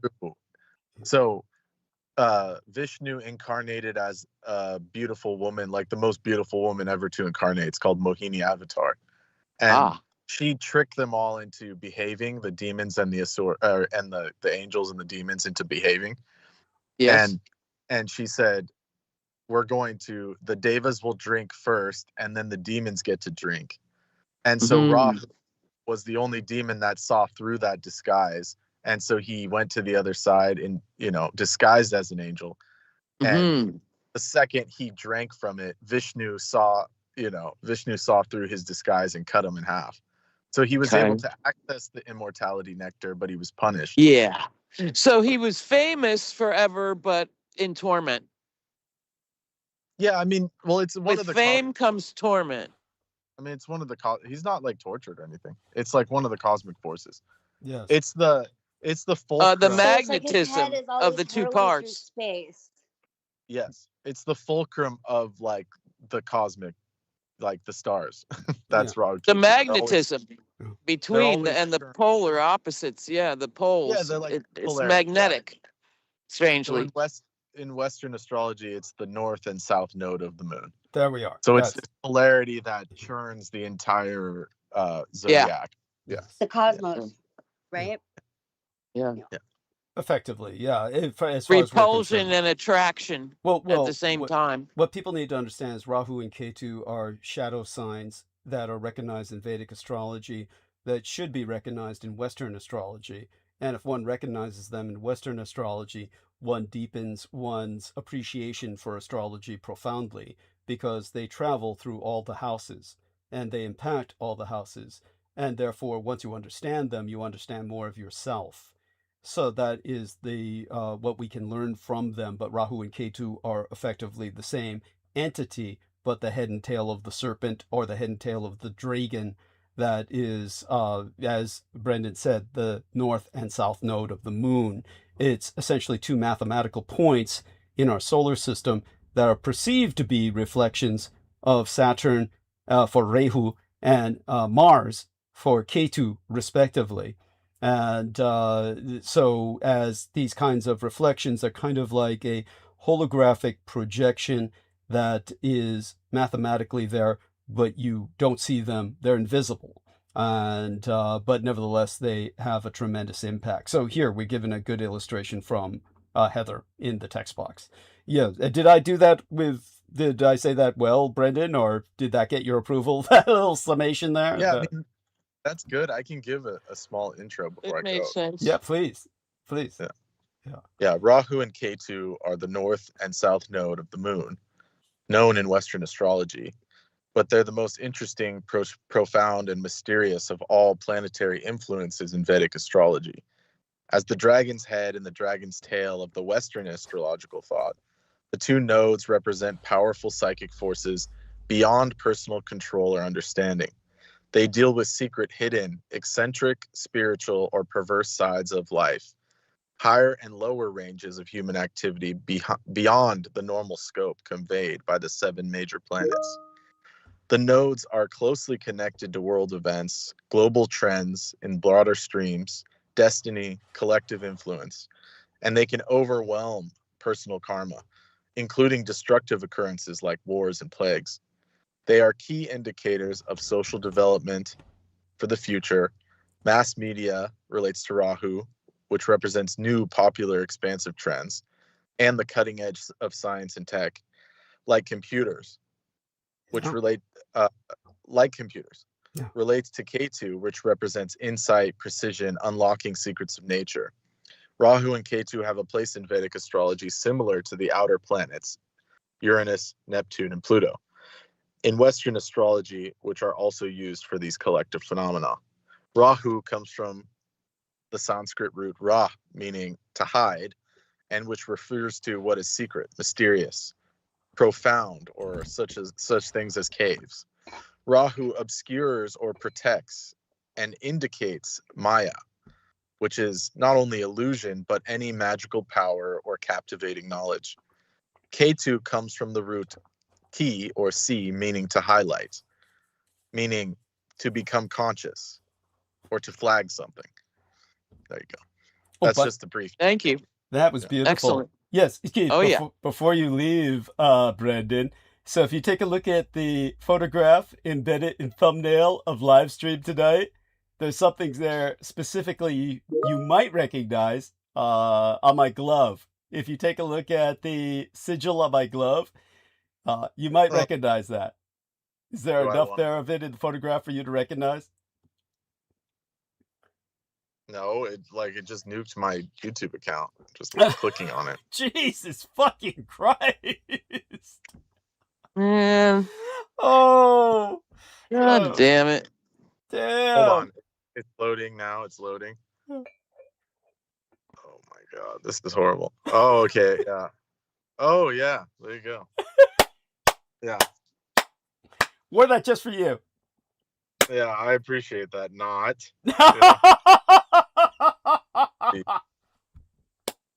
No, I did the contract laundering. You're tripping.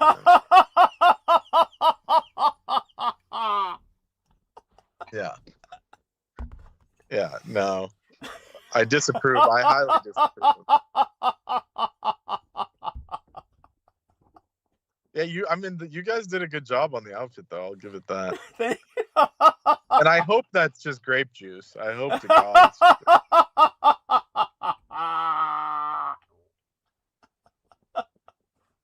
Oh, E-core is so gross when it's taken out of the body and left in a glass. It congeals and all that crap. You have to pump it full of anticoagulant, and then it's no good.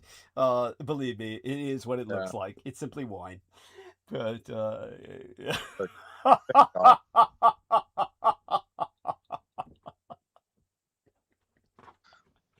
yeah, you just did it just to mess with me. There you go.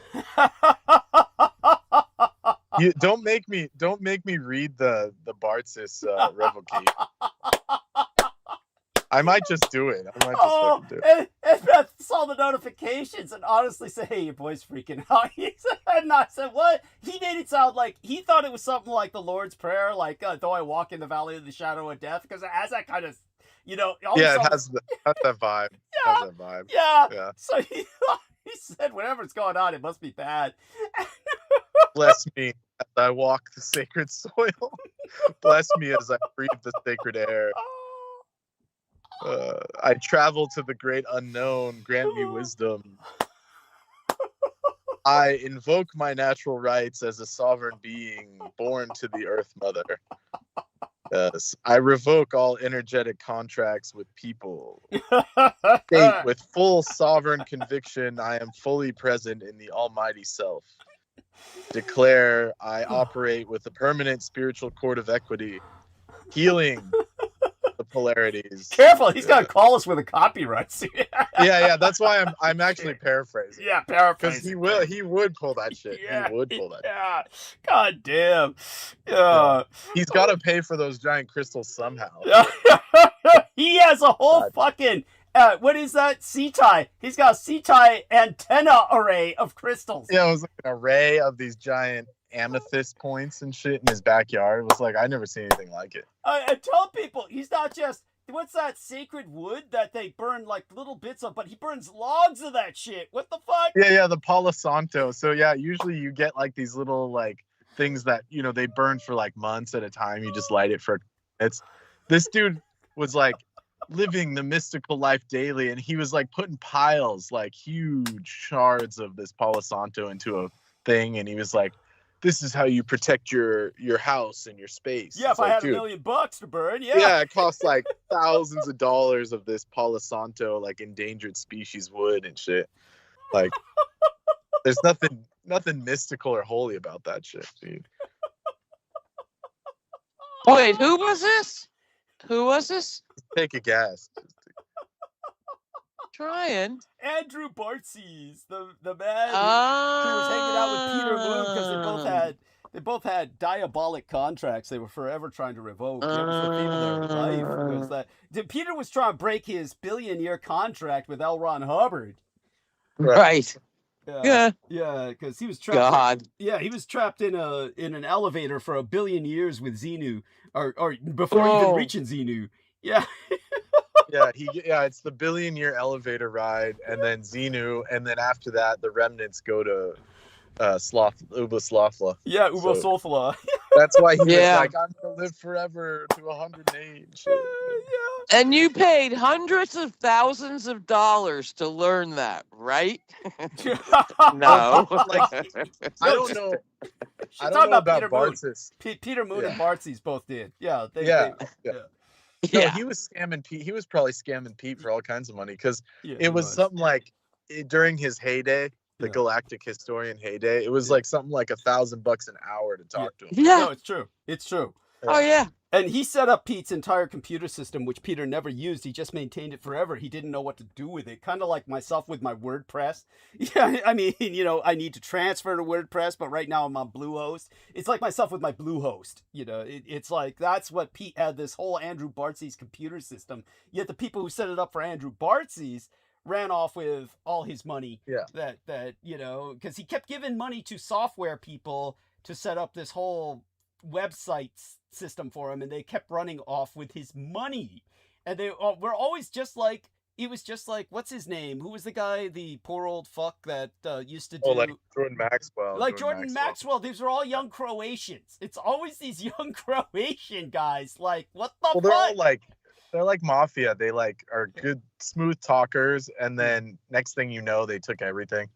Poor bastard. Yeah. But here on Douglas, you can save like $500,000 learning 9th degree Scientology secrets for nothing. So support, people, support. Thank you, Woody. Send them a little money. Think of all you've saved. Yes. Gonna have a lot of invoices coming from my end. So he needs as much. You can pay your creditors and all if they just realize that they just saved a lot of money and learn more in the process while they're at it. Real shit. In my defense, he pays more to that freaking website than anything else. What I take is it's not worth it. Trust me. Anything I've gotten from Doug has just gone right back. It's cost me money to deal with this crazy motherfucker. It cost Absolutely. Money. Cost you it's your service life. Work. It almost cost you your life more than once. And your sanity. Almost destroyed every fucking. It's totally Lovecraftian. Yes. Yeah. Destroyed the thing in the closet. Yes, destroyed his sanity. Hey, wait. Can I ask Brandon a question? before he goes? Of course, honey. Real quick, what is your go-to essential oil for a happy house, like for cleaning your house? Like cleaning. The one and Cleansing. only, like the You mean like go-to. cleansing? You mean like cleansing? Yeah, or... the go-to for your happy house. Honey, you need to specify. Do you mean like house cleaning, But a or scent? cleansing the house spirit, so to speak? Cleansing. Well, no, not like anointing oil or anything like that. I'm talking about just your go-to, like when you got to clean the house. You're like, okay, I need my house to be clean. I'm gonna clean it real quick. Yeah. Thieves Which oil. one? Thieves oil. What? Thieves What? oil. Makes sense. Vinegar. It's called thieves oil. Yeah. What is oil? thieves oil? What is thieves oil? Oh yeah. So Okay. thieves oil is a medieval. It's also called medieval blend. It's the oil that during the Black Plague in England, the alchemists would make for the thieves, who, while everyone was dying of the Black Plague, they would smother their masks and their faces with it, and they would go and rob all these dead people. And so it was called thieves oil because they would never contract the disease, but yet they were able to go in as bandits and take everything they owned. So it became known as thieves oil. It's this special blend of oils that are for cleansing and cleaning your house, and antiseptic. They have antiseptic properties. There's Brendan, a whole I thought it was vinegar based. No, the oil. It can be. Okay, that's the one I've heard of. And real good vinegar is a wonder drug, Yeah, I mean, but the vinegar was that's like a later. That's more like if you want to make like a house spray. But okay. Yeah, so it gets its name from a 15th century French legend that the story of 4 thieves that were caught robbing plague victims, but yet managed to stay healthy. When captured, they traded their secret of aromatic herbs and spices to avoid catching illness in exchange for leniency. There you go. Cool. I love it. All right. So what's in the oil? I wonder if they were Romani. Romani, honey. It's the modern version's, of course, not the original version, but the modern version is like clove, lemon, cinnamon, eucalyptus, rosemary. Yeah. I've read more historic versions. Got it. Thank you. Yeah. They were always Perfect. vinegar. Yeah. Cool. That definitely helps mold toxicity and build up for sure. Excellent. Excellent. Thank you for sharing that, Brendan. Always a world of information. And of course, everyone appreciates your joining us tonight. Thank you, honey. Love you. Yeah. Love you. Yes. Love you too. Share our love with Vin. Yeah. And his fish. Okay, yeah, I'm sleeping right now, but I will. Yes. Okay. That's fine. His fish too. Tell him I said so. Oh, so let's talk about the first off, blessed night to our dear friends who are, of course, retreating into this gentle night tonight, and all of their contributions to Team Dietrich. Here we are. Wonderful statement here. Their heads hurl through space, eclipsing, and the blood that spills from their necks land on the ground, and then the earth grows garlic and onion. Where did that even come from? That's T-Tank. He may have just... I mean, there's a story, so that it's a conflation of some stories, but basically the drops of the Amrit that fell during that incident is what created some of these herbs, and one of the herb families that was created was garlic. That's why garlic and onions, the allium. That's why they're so healing and actually beneficial, because they're created from the nectar. Excellent. Oh, that actually came from Heather, who quoted that. So thank you, Heather. She probably got that from one of her books, right, Heather? Yeah, I typed that right out of my brain. Did you really? I sure did. Wow, cool. Yeah. Oh, love you for that. Yes, and of course the sigil from. Okay, from dear Brendan. Nice graphics interchange format there. Yes, and so all of that having been expressed so far tonight, well, let's talk about the lag between any Iran deal and lower oil prices. We started with Americans making such a deal almost impossible by continuing with military attacks. Some wonderful words coming in from Brendan, including contract laundering. I'll respond to that with Yeah. Did you see the card text? If you flip the trap card. Yes. Yeah. Destroy as many dark tracks in your spell trap zone as possible. Yeah. Yes. Destroy as many dark contract cards in your spell and trap zone as possible. And if you do, draw the same number of cards you destroyed, then gain 1,000 life points for each card you drew with this effect. There we are. Yeah. Are they doing a pretty? Yes, it's pretty. Yeah, powerful. That's a pretty crazy. That's a pretty good effect, you know. Yeah. So I'm hoping that's what's activating in my situation. Instead of the hell I got. Aren't they making Yu-Gi-Oh into a film now? I hope not. Well, look it up and you tell me. I think that's the rumor. The last film that came out was good, but it was like at this point. Okay. All right. They might be trying something new, a new reboot. Maybe I misheard. But yeah, well, I don't know. Yes. But hey, you're welcome to just jump right back on anytime you wish. If you feel like jumping back on, just go ahead and do so, because I'll be talking about some of the more bemusing and amusing things that I did during the Memorial Day weekend. We're only starting a little bit with the fact that people need to prep themselves for the lag between any Iran deal and lower oil prices. Don't think any of that's coming. If American officials ever reach any deal with Iran that might reopen the Strait of Hormuz, they would be taking a step toward ending what some experts call the most significant oil shock in history. But consumers will still have to wait for relief. Memorial Day Monday, opening this work week, was dated May 25th, where I noted to my tutées that it was on that date in 1961 when then-President John Fitzgerald Kennedy announced the goal of putting a man on the moon before the end of the decade. It took until July 20th of 1969 for that to happen, proving that deadlines can have an impact. This is in no way meant as a hint to the people in my neighborhood whose home has been empty for 6 years while they renovate. After all, perhaps their makeover is more complicated than the fucking moon landing. I haven't seen the plans. Ooh, I love this. Now this is...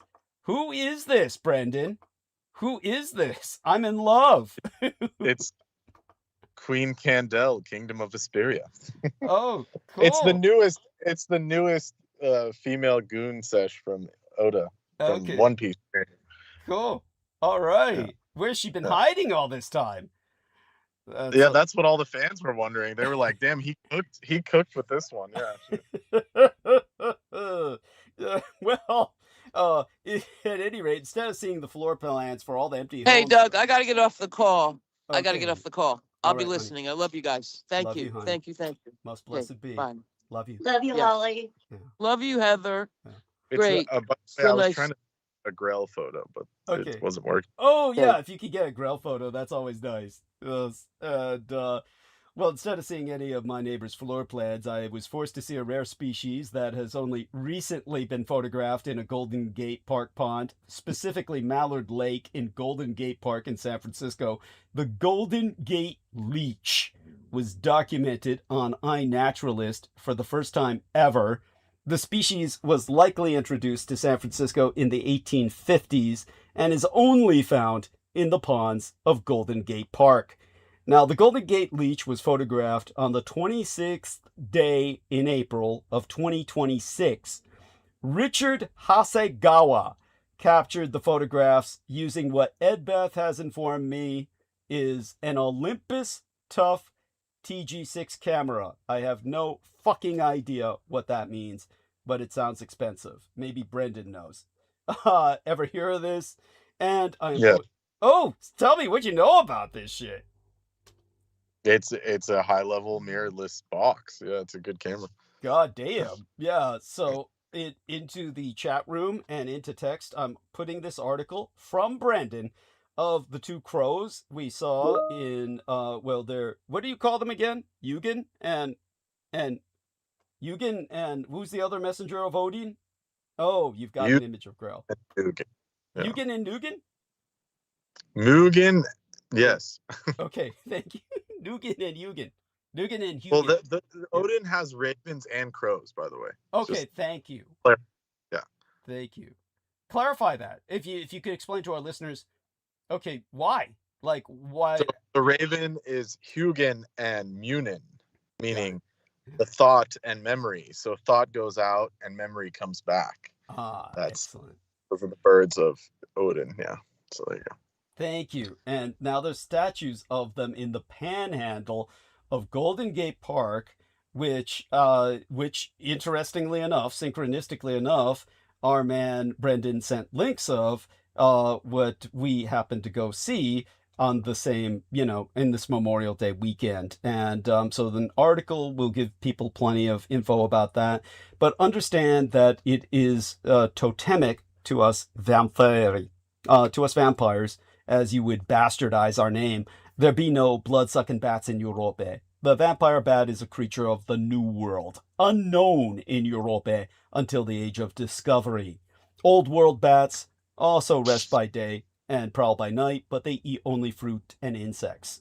The totemic flying icon of the European vampire has always been the Vrajuskodlak, bastardized in name and definition as VjourdLak, the extraordinarily large, black, mutated voron, or raven, which took to carrion scavenging the battlefields of Europe's interminable wars and the open mass graves of the continents, the super-peninsular subcontinents' recurrent plagues, gorging on the remains of human flesh until they could tolerate no other sustenance, at which stage they would take to swooping infants out of their cribs in the night. In bad times, entire flocks of these terrible birds are known to swarm over unlucky villages. At some point, it is believed many of these demoniacal ravens become undead creatures themselves. Their shambling, animated, flying carcasses, answering the call of vampiri, or vampire, to mass murder their enemies. And like true vampire, they cannot bear the light of day, but are not destroyed thereby. So here we are from our dear Brendan. Norse mythology. Oh, if you wish, you can read this for us. I can just do a little bit of it, but Please. yeah. Yes. Yeah. And the Norse mythology, crows and ravens are revered as sacred symbols of wisdom, prophecy, and memory, associated with the Allfather, Odin. Hugin and Munin are Odin's spies. Hugin is the Old Norse for the word thought. Munin is for memory. Every day, Odin sends them out at dawn to fly across the 9 realms, observing the affairs of gods and mortals. At dinner, they return to Asgard and whisper everything they've seen and heard. Because of these ravens, Odin is also known as the Raven God, Harfnagod. They represent his omniscience, the idea that knowledge and wisdom are built on the foundation of thought and memory. And they're connected to war and death because they are scavengers. Ravens and crows were intimately linked to the battlefield, where they were seen as the attendants of Odin and the Valkyrie. To see a raven or a murder of crows hovering a battlefield was viewed as sacred, sign that Odin was gathering the souls of fallen warriors to join his army in Valhalla. There we have it. Beautiful. Thank you so much for sharing that, dear Brendan. Now, my own forced misadventure ultimately began as the fog burned off on a recent April afternoon with Richard Hasegawa making his way along the southern edge of Golden Gate Park, passing the hustle and bustle of joggers and cyclists on MLK Drive, that would be Martin Luther King Drive, for those of you who don't know what those initials mean, before reaching a secluded spot near Mallard Lake. It took the biologist no more than 5 minutes of sifting through twigs and leaves at the water's edge before he turned over a piece of wood and knew he had found what he was searching for. And there, wriggling in the sunshine, were twa creatures that had never been documented on iNaturalist before. The Golden Gate leech, a predatory worm that only exists in the freshwaters of San Francisco's largest park. Now, per Hasegawa, who lives in Berkeley and works for the environmental consulting firm WRA, I just felt this dopamine flash, the great feeling of Eureka! It filled me with a sense of wonderment that there are things we walk past every day like this without realizing, and yes, we're all the fucking better for it. But he couldn't dwell on these feelings for long. Hasegawa had other work to get to, namely wrangling the leeches for their close-up, and welding the small digital camera that our man Brendan described in one hand and a twig in the other. He gently nudged the pea-sized animals into a jerry-rigged setup with an aquarium box, and after providing them with a bit of moisture so they wouldn't get dehydrated, he snapped away, capturing the distinctive black speckles on the underside of their abdomens and the dark ring on their posterior suckers. Like they have assholes that fucking suck. The muscular disc at the tail end of their bodies allows them to crawl. In the words of Hasegawa, advance on their prey and engulf it whole. Unfortunately, I didn't get to witness that, but it's incredible to see. I can only fucking imagine. Well, thankfully, these aren't your normal leeches. They have to, like, swallow an entire roly-poly bug. They swallow their prey whole. They're not bloodsuckers in the conventional sense. They're absolutely disgusting. And from there, he uploaded the images to iNaturalist and waited. Dozens of replies piled up a few days later. While he was out doing field work, he learned that his observation of the leech made during this year's City Nature Challenge was the first ever recorded on the app. To quote his Hasegawa, I was in total shock.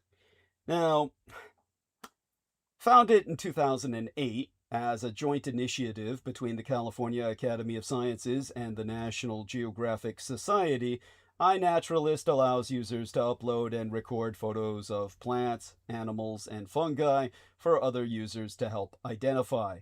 It became an independent nonprofit circa 2023, and data from the public platform is used by scientists to track the population and range of various species over time.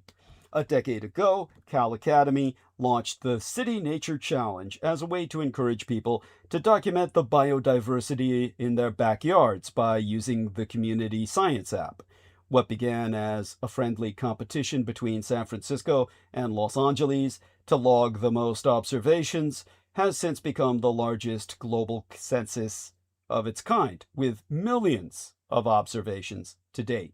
Now, Rebecca Johnson, the directress of the Center for Biodiversity and Community Science at Cal Academy, told the Fourth Estate that during this year's challenge, which took place from April 24th to April 27th, 106,350 people participated across 754 cities to make over 3 million observations.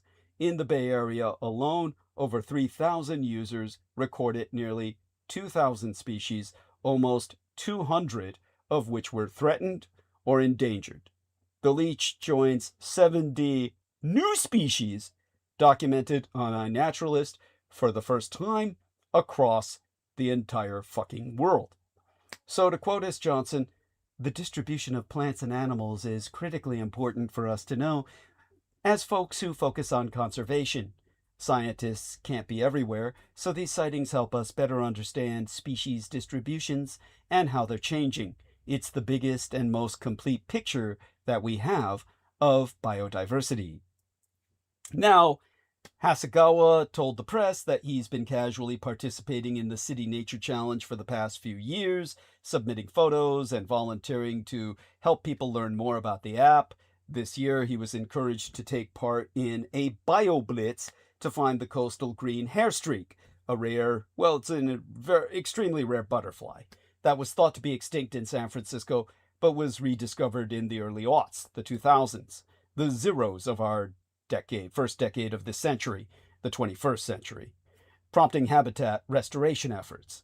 Now, before setting out, Hasegawa decided to see if there were any other unique and overlooked species in the area he could find, and from there he discovered a paper from the Deutschen, the German evolutionary biologist, Dr. Ulrich Kutscher, who was the first to describe and identify the Golden Gate leech in what is now Great Blue Heron Lake in 1987. Delving deeper, Hasegawa learned that by 2007, changing conditions in the popular duck pond likely ousted the small brooding animals, but that they could still be found in cleaner nearby ponds, including some in the botanical gardens and Mallard Lake. And Hasegawa thought, well, he said, "I thought this would be a convenient way to go look for them." And experts believe that the Golden Gate leech arrived in San Francisco Bay sometime in the 1850s by hitching a ride on plants or debris shipped in from South America. While its population size is currently unknown, the species is considered rare because it can only be found in San Francisco, though Hasegawa suspects the leeches are locally abundant based on how quickly he was able to spot them. Now, all of this would be of no interest to myself, but for World Dracula Day, the Blood Boys insisted on seeing this incredible local phenomenon of what until now was considered a legendary cryptid. And they felt that I would somehow bond with it, which is, if it weren't for the source, would be offensive. It's like I asked them, do you feel a bondship with amoeba or unicellular animals simply because they're also a form of life? I mean, you could in a cosmic sense, but I really have no sense of identity whatsoever with these disgusting little leeches. Brendan Zokin says, "You can say it out loud, Brendan. I don't fucking mind." Brendan Zogan says, "You are the Golden Gate leech." Yeah.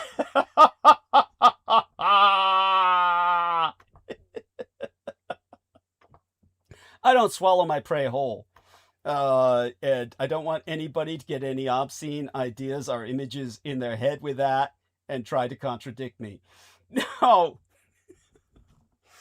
What I did see up close and personal, was that the globule of an invertebrate has the capability to protract and elongate its body as it inches along.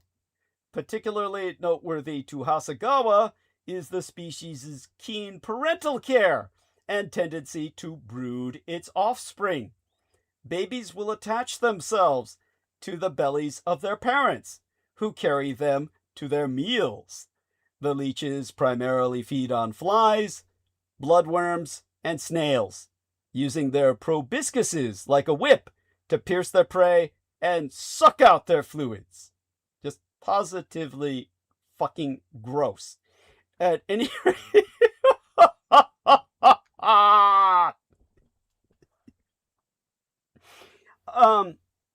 so the boys were trying to get these little disgusting animals to suck their fingertips and shit, and I was saying I do not wish to share my blood with these disgusting parasites.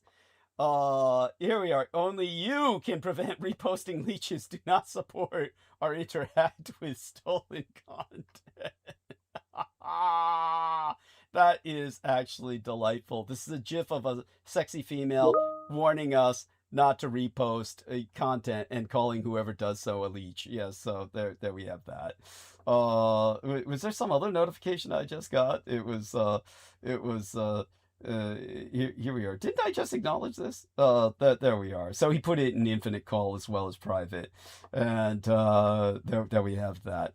Now all of that being said, oh God, in his own words, Hasegawa observed, "It's interesting to think Such a small, kind of primitive creature takes care of its young like that. Okay, I've already gotten some emails pointing out parallels between my shepherding the lads around and these leeches. Okay, that fuck you. Fuck you.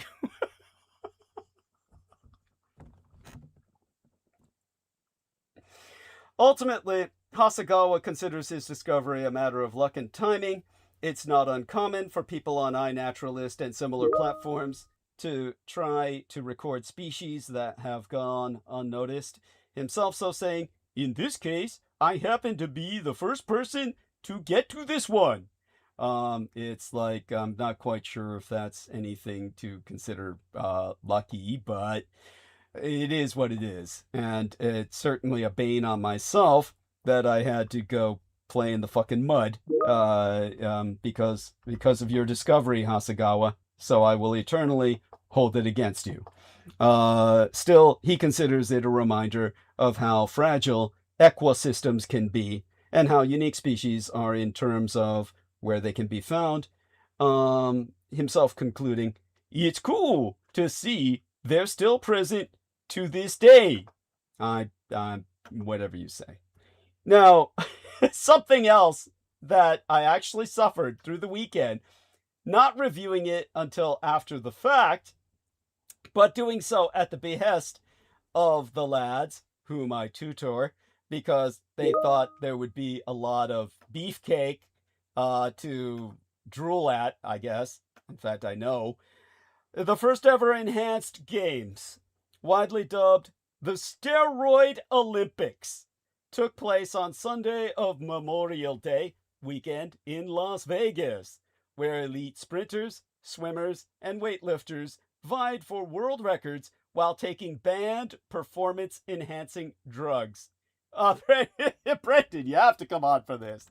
So come on, Sammy Romero, if you're fucking listening, get your ass on here. You're the guy who forewarned this would fucking happen. You're the guy who predicted this would be the ultimate devolution of game sociology. Meanwhile, fake ICE agent impersonators are terrorizing immigrants amid Trump's crackdown because the real ones won't show their faces. In January of yesteryear, a group of armed assailants entered a house shared by immigrants in Greensboro, North Carolina. A hooded man kicked down the bedroom door of a Mexicano immigrant, shouting, "ICE! ICE!" as he pistol whipped him in the head. Another man in the... I don't mean to laugh. I'm so sorry. This is so disgusting. Another man in the house had his forehead split open with the butt of a gun. A baby had a gun pointed at it. Not funny at all. Absolutely. These men need to die. The ICE impersonators, not the Mexicanos. One Mexicano immigrant who didn't share his name recalled, "I raised my hands and he asked, 'Where's the money?' That's when I realized it was a robbery. It wasn't ICE. None of the attackers were federal agents, and the case remains intentionally unsolved because they claim it will compromise the security of ICE troopers." Why? Because they're doing this in their off time? That's the only conclusion I can draw. This assault is part of a growing trend of people impersonating federal agents. Either that or it's federal agents either on or off duty. Although neither the federal government nor local authorities publish specific records on such crimes, so we'll never fucking know. Nevertheless, an analysis by Noticias Telemundo, based on court records, police reports, and news articles, evinces that the number has increased over the past year. Published on Monday, opening this work week, the Noticias Telemundo investigation by NBC News documented at least 31 cases of people impersonating immigration agents in 2025. This is a six-fold increase from the previous decade's annual average of just over 5. A Dominican woman was dragged into a basement in New York by a man claiming to be an ICE trooper. A Venezuelan woman was attacked at her workplace in North Carolina under the same pretext. These are cases of rape by men in uniform, and people are allowed to do this now simply because the government refuses to identify their own enforcers. In Philadelphia, a man dressed as a federal agent zip-tied a Dominican cashier and walked out with $1,000. I mean, at this point, I'm getting ideas. I may as well take advantage of this shit. The share of these cases involving physical violence, however, has risen from 23% to 38% in a single year. Federal impersonation charges, well, believe it or not, federal impersonation charges have been filed in exactly only 2 of them. I'm surprised any have been filed at all. In other words, the government says they're refusing to file charges on any of the other cases because they're afraid of compromising the security of their own enforcers again, implying that their own enforcers are guilty of these crimes. ICE's official position being that its agents wear masks to protect themselves from doxing, and the agency claims threats against officers have risen more than 8,000%. What this doesn't address is that masked agents who refuse to identify themselves create the precise conditions under which a man with a fake badge and a gun can walk into someone's bedroom and never be questioned. Ever. At all. In other words, you're given total impunity as if you worked for the federal government. You are, in a sense, protected. Philadelphia passed a law requiring federal agents to identify themselves and not wear masks. California passed a similar one, and a federal judge promptly blocked them both. The maladministration is in court defending masks. The ACLU's Noreen Shah told NBC News the country is in uncharted territory, and noted that in American history, masked figures tend to be remembered for one thing, and it isn't law enforcement. Meanwhile, Trump himself keeps getting rolled in negotiations. Donald Trump's reputation as a deal maker has always been exaggerated, and his attempts to end the conflict in the Middle East show why he's vulnerable to being outsmarted by opponents. The fact that Trump has threatened to bomb an American imperial ally brokering the peace deal, well, that sort of tells you why. Trump threatened to bomb Wdy52726, a country that is currently helping us end a war, and funded by his spawn, Donald Trump Jr., the enhanced games were sad beyond imagination. If Sammy Romero and Brendan ̶OGHET don't come on with me to shit and piss all over this, I've got to take it upon myself. Donald Trump Jr. appears to have picked up his father's business acumen when it comes to the world of sports, meaning he's picked it up the way one picks up a sexually transmitted disease. Don Jr. is a co-organizer of the inaugural Enhanced Games, which took place in Las Vegas over the weekend and was ignored by almost everyone, becoming the most pathetic new sporting venture since the XFL, the Extreme Football League, an event that promised smashed world records and never-before-seen performances instead turned into a wet fart, Temu version of the Olympics Games, which utterly fucking sucked. Don't just take my word for it, because the early returns on the event were so spectacularly bad that the stock price of Enhanced Group, parent company of the games, are in free fall, as I will evince by placing this link into both the text box of Infinite Call and into the chat. Read it and weep, investors. Look at that dive! That is like the face of El Capitan in Yosemite National Park.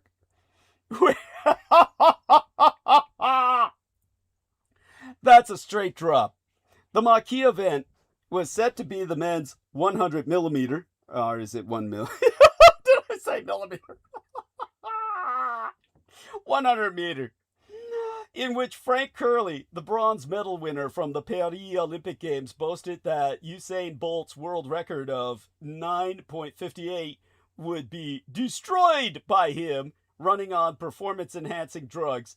Instead, he ran a hilariously slow 9.97, slower than his time at the Olympic Games.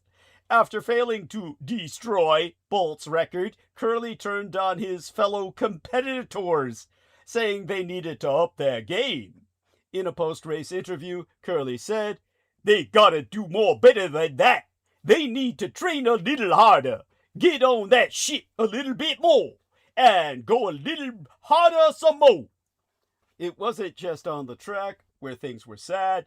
The pool saw Hunter Armstrong win the 50-meter backstroke as a non-enhanced athlete, tearing apart the entire premise for the games.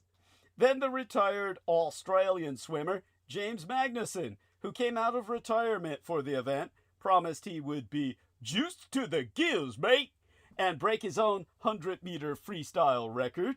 He finished 12 seconds slower than his record mark. That was a pattern.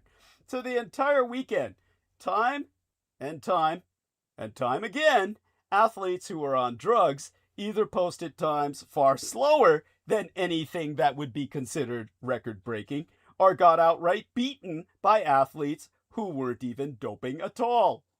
None of this should be a surprise for anyone who has followed the genesis of this farcical event. It was an idea incubated by techno bros and morons with no athletic background, working under the assumption that performance-enhancing drugs could turn any moderate athlete into a superhuman. Not only was there nothing compelling about the games, but nobody seemingly cared they were even happening, especially with competition taking place during the NBA and NHL playoffs, the MLB season, and a stacked weekend of motorsport with Indy 500, F1 GP from Canada, and the Coca-Cola 600 in NASCAR. The Enhanced Games CEO, Maximilian Martin, said the event is here to stay, making the Enhanced Games the herpes of the sports world.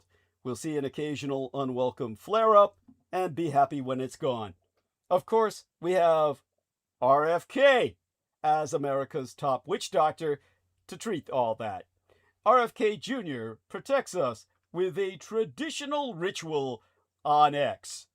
What was it the Holy Rollers used to do? They used to handle snakes to prove that they were believers in the Holy Spirit that could protect them when they was bit. They do, of course, have a remarkable ability of tolerance buildup. I'm putting a link of RFK Jr. wrangling snakes on the porch of Dr. Oz into both the chat and text box of Infinite Call.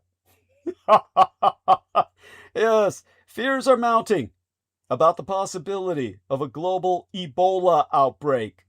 The CDC, the Center for Disease Control, has already initiated various deterrents, including redirecting flights from the Democratic Republic of Congo and surrounding countries to Washington Dulles and Atlanta airports.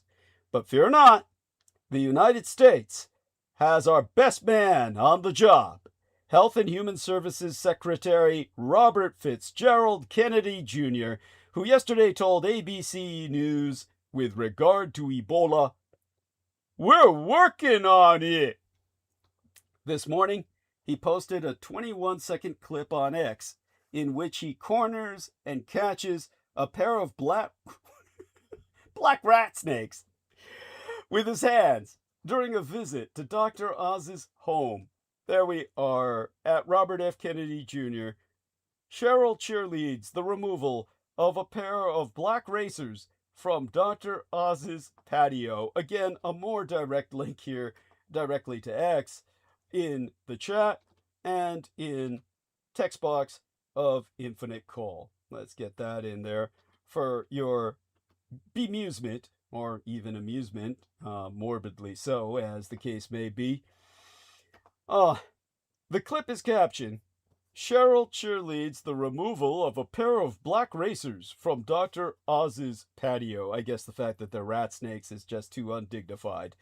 Several voices cheer RFK on as he smiles and proudly displays the snakes for the camera. At the end, you can hear Kennedy's wife, Cheryl Hines, whining, "Honey, honey, let it go. Oh my God." Back in Africa, modern medicine often maketh way for more esoteric, traditional remedies. As America faces up to the possibility of a rare sub-Saharan epidemic, it's encouraging to see that our primary witch doctor is hard at work taming serpents. He'll need to handle a few more snakes in the coming days, I assure you, because plagues and public health are non-negotiable. Donald Trump's reputation and political career were built on his deal-making prowess. Yet the president keeps demonstrating that he is a terrible negotiator. Repeatedly over the past 9 years, Trump has gotten rolled by counterparts during high-stakes exchanges. North Korea, Russia, Russia again, Red China, and Red China again have gotten the better of these United States. Trump has had to slink back to Washington without much to show except empty talk about friendship with whatever dictator has just run circles around his fat orange ass. He's had some success in brokering agreements when acting as a third party, though not nearly as much as he pretends, but much less luck with his own government when he's a participant. The one glaring exception came when he was effectively negotiating with himself, getting his own maladministration to set up a $1.8 billion slush fund for his political cronies. Because Trump feels unstoppable and accountable to no one. He's no longer even trying to hide it.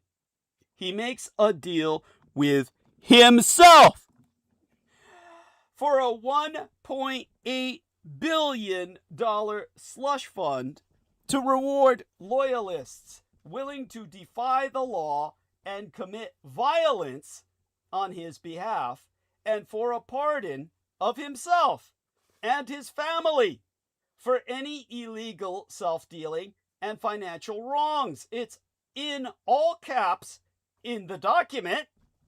Forever! Trump does something impeachable every goddamn day. But this week, last, was different. Citizens in revolutionary France guillotined their nobility for less than what Trump did last week.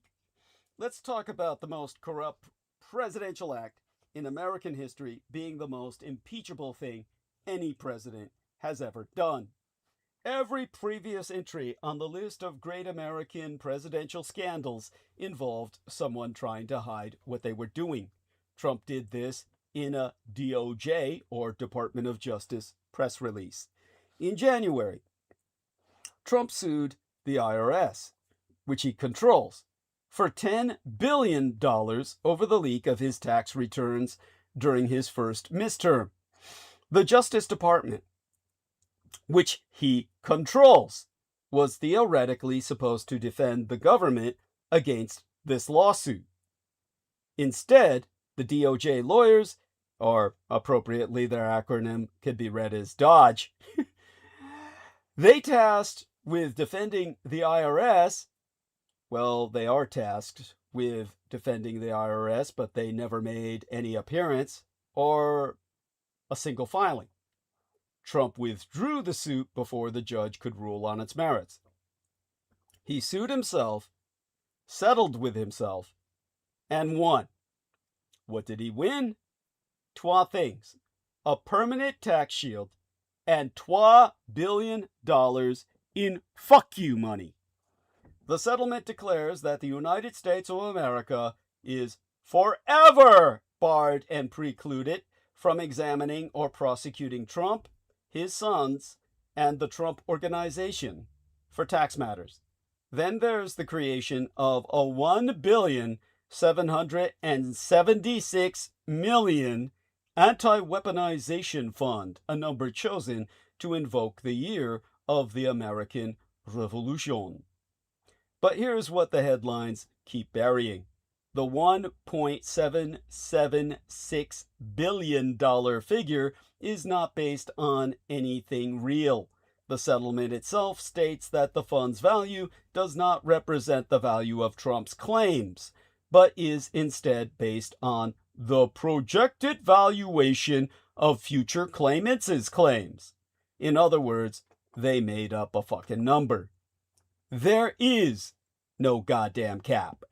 The 5-member commission deciding who gets paid is handpicked entirely by the Attorney General Todd Blanche, who was previously Trump's personal criminal defense lawyer, which itself should be a scandal. Almost anyone alleging weaponization can apply, and Blanche has refused to say that people convicted of assaulting Capitol police officers to point of death on January 6th would be excluded. The money cometh from the Treasury Department's Judgment Fund, a permanent appropriation designed for paying government settlements. Congress has not approved a single penny thereof. The Constitution saying explicitly that no money shall be drawn from the Treasury except through congressional appropriation. In a functioning democracy, this alone would be a felony. Now compare this to what camest before. Teapot Dome, the great scandal of the 1920s, involved a cabinet secretary secretly leasing federal oil reserves to private companies in exchange for bribes. It was corrupt, but it was but one official acting outside his authority, who was eventually prosecuted and imprisoned. Nixon abused the IRS to harass political enemies. Reagan's administration sold weapons to Iran and funneled the money to Nicaraguan rebels in defiance of Congress. These were serious abuses of power. But none of them involved the president engineering his own permanent legal immunity while creating a $1 billion reward fund for his political cultists, no less. Trump has already been impeached twice, once for pressuring Ukraine and once for January 6th. Neither resulted in conviction. His misactions this last week makest both of those aforecited scandals look like parking tickets. The founders were worried about a lot of things: a standing army, a state religion, taxation without representation. They did not anticipate a president who would sue his own Treasury Department, win, and abuse the proceeds to bankroll his co-conspirators. Not because they lacked imagination, but because they assumed the people watching would actually do something about it. Again, citizens in revolutionary France guillotined their nobility for less than what Trump did last week.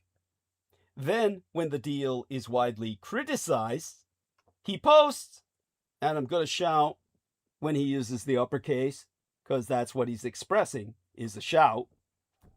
I gave up a lot of money in allowing the just announced anti-weaponization fund to go forward.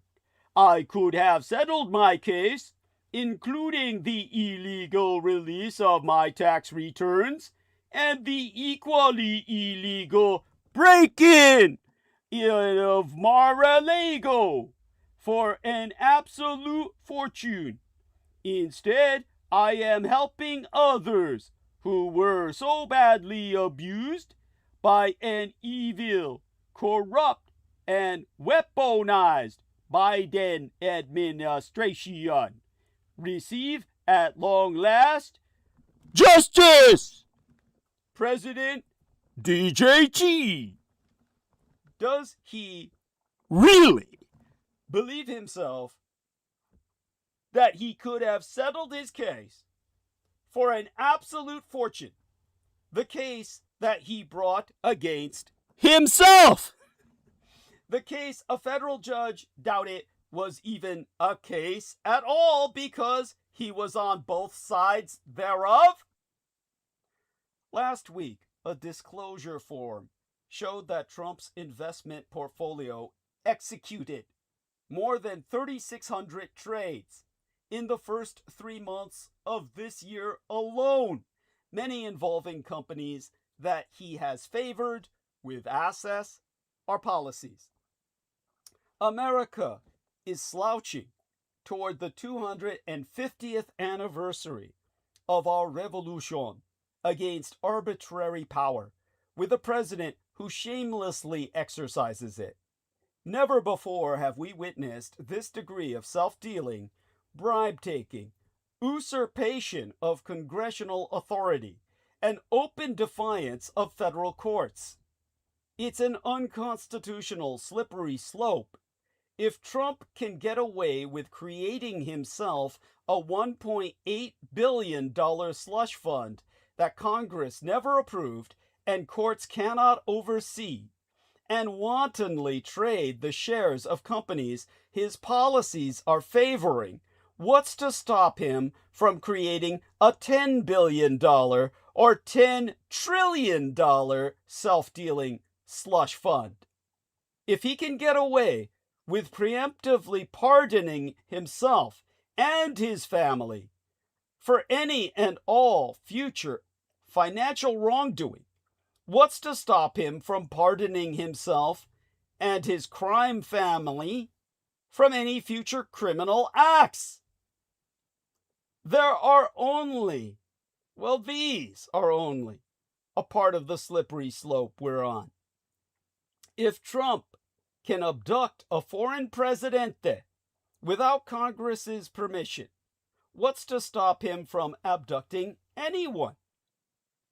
If he can order the United States military to kill a foreign head of state without Congress even declaring a war, what's to stop him from ordering our military to kill anyone? If he can target political enemies for criminal prosecution, what's to stop him from jailing and murdering his opponents? If he can unilaterally decide that someone on a boat in the high seas of international waters is an enemy combatant and summarily massacre them, what's to stop him from calling anyone he dislikes an enemy combatant and having them killed? If he can put his name on buildings all over Washington and take a wrecking ball to the East Wing of the White House, what's to stop him from taking a wrecking ball to the entire edifice and putting up a Trump Tower? He feels unstoppable because there's no one around him to tell him no. Instead, he's surrounded by sycophants who only and ever tell him yes! He gets blind loyalty from his lapdogs, his vice president, his cabinet, and most Republicans in Congress who work for him rather than for the American people.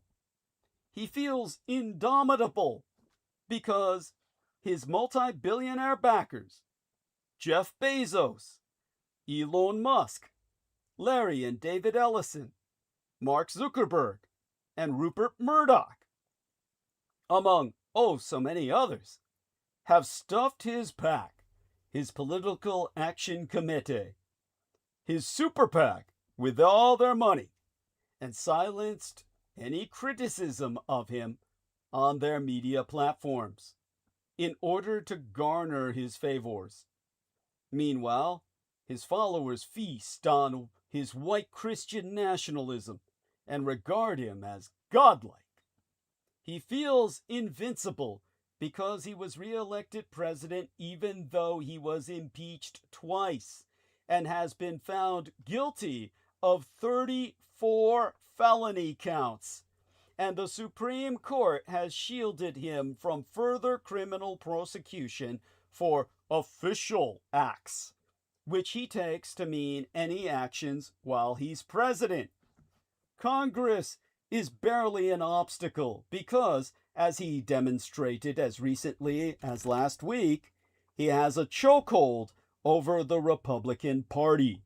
He even says he doesn't need Congress. He feels invulnerable because he'll never directly face voters again, and therefore will never lose, nor, he assumes, ever be held accountable for anything. Behold, the newest example of Trump's artlessness is Iran. Let's review the past few days. Trump posted on Saturday that he was close to striking a deal with Tehran that would end the war he started earlier this year and reopen the Strait of Hormuz. As the outlines of the agreement began to emerge, it looked both bad and incomplete. Trump had postponed discussing the hardest issues, matters such as nuclear weapons that led him to go to war, in exchange for opening the strait, which was open before Trump started the war. Hawkish Trump allies promptly criticized the deal, and despite histrionic pushback from Trump aides, the president had begun backing off claims of any imminent agreement by Sunday, himself so posting, "If I make a deal with Iran, it will be a good and proper one, not like the one made by Obama. Our deal is the exact opposite, but nobody has seen it or knows what it is. It isn't even fully negotiated yet." Now, the day before yesterday, in a sign that a deal might not be near at all, the United States military conducted what it called self-defense strikes against Iranian targets, directly contradicting the maladministration's own previous claims about having wiped out any threats to the United States in Iran, re-emphasized by further attacks today. The situation demonstrates a few reasons that Trump is such a bad negotiator. I myself have already articulated at length on the specific failures inherent or likely in any deal with Iran. But the incident also shows the structural problems with the president's approach. First, Trump is unprepared. Some effective presidents, Dwight David Eisenhower, George H.W. Bush, under the guidance of Dick Cheney, came to the White House with a history of deep engagement in public affairs and foreign relations, which made them ready to handle sensitive foreign negotiations. Others brought a formidable work ethic and a ruthless intellect, Barack Obama or William Jefferson Clinton. Both types surround themselves with smart advisors whose input they take seriously. Trump is 0 for 3. He's 0 for 3 on these conditions, which is one reason he wrote off the risk of Iran closing the strait in the first. He both surrounds himself with less qualified aides than past presidents did, and refuses to heed their counsel anyway. The same failure of preparation extends to the frontline negotiators. Even after many of its top officials were killed in the war, Iran has maintained a hard-nosed core of diplomats who have long been involved in foreign policy. Trump, by contrast, has dispatched a real estate pal and his Nepo baby son-in-law, who's actually a transgendered female. Secretary of State Marco Rubio, perhaps the best informed of Trump's aides by some arguments, has been largely invisible. Second, as the roller coaster weekend demonstrates, Trump is mercurial. Keeping one's bottom line ambiguous in a negotiation is canny, but Trump doesn't appear to have any bottom line in his own mind. He has cycled through different rationales for this war, including regime change and stopping Iran's nuclear program, but hasn't landed on a single one. Lacking a goal in the war means he also lacks a goal in the peace talks. Iran may be able to abuse that to its advantage, but even if its leaders are eager to make a deal, they will be understandably reluctant to agree to anything that requires a leap of faith, because Trump will change his mind at any moment, as happened amid Republican backlash in recent days. Third, Trump is desperate for a deal, and everybody knows it. His misjudgments have led him to corporate bankruptcies and cheap sales in business, and he's in a similar situation now. Every conflict between an autocracy and a democracy, however fragile this one may be, is asymmetric. Trump has to be concerned about public opinion, whereas Iran's leaders have shown not only that they are utterly indifferent to the mass suffering of their own people, they are willing to massacre them by the thousands. But as the war drags on with no positive resolution in sight, and the American economy looks ever shakier, Trump has become visibly more frantic to reach a peace agreement. The president also seeming eager to have somehow, something to show for his weekend, because he skipped his eldest son's wedding ostensibly to work. Iran, sensing Trump's need for a deal, has maintained a hard line. Meanwhile, Trump has threatened to bomb the country, helping him end his own war. Wdy52726 has been an American imperial defense partner since 1980. It helped broker the 2015 Iranian nuclear deal. It is currently serving as a friendly mediator between Washington and Tehran in ongoing peace talks. Yesterday, the President of the United States threatened to blow Wdy52726 up. At a cabinet meeting, a reporter asked Trump whether he was comfortable with Wdy52726 jointly controlling the Strait of Hormuz alongside Iran. Trump said the strait would be open to everybody, that nobody would control it, and that the American empire would watch over it. Trump saying, Oman will behave just like everybody else, or we'll have to blow them up. They understand that. They'll be fine. The White House did not respond to my requests for comment. Trump also told reporters that Iran is negotiating on fumes because the Navy is gone, their Air Force is gone, everything's gone. Intelligence reports, however, indicate Iran has rebuilt most of its pre-war firepower, including ballistic missiles and launch pads. Trump has now said the Iranian military is destroyed approximately 1,000 times by his own count. Defense analysts note that this is now greater than the remaining United States missile inventory. All of these factors combine to mean that Trump is ill-equipped to win any negotiation, much less one that is the result of his own blundering into war. Trump is likely to muddle through, as he has so many times in his career, and reach some sort of agreement with Iran. He will surely say that it's a great triumph, but reality will be harder to ignore than it was when Trump's failures merely hurt his own bank accounts.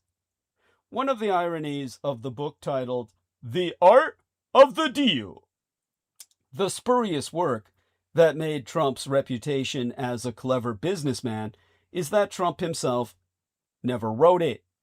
His ghostwriter, Tony Schwartz, has said that he cobbled the volume together after sitting at Trump's elbow while he conducted his daily business.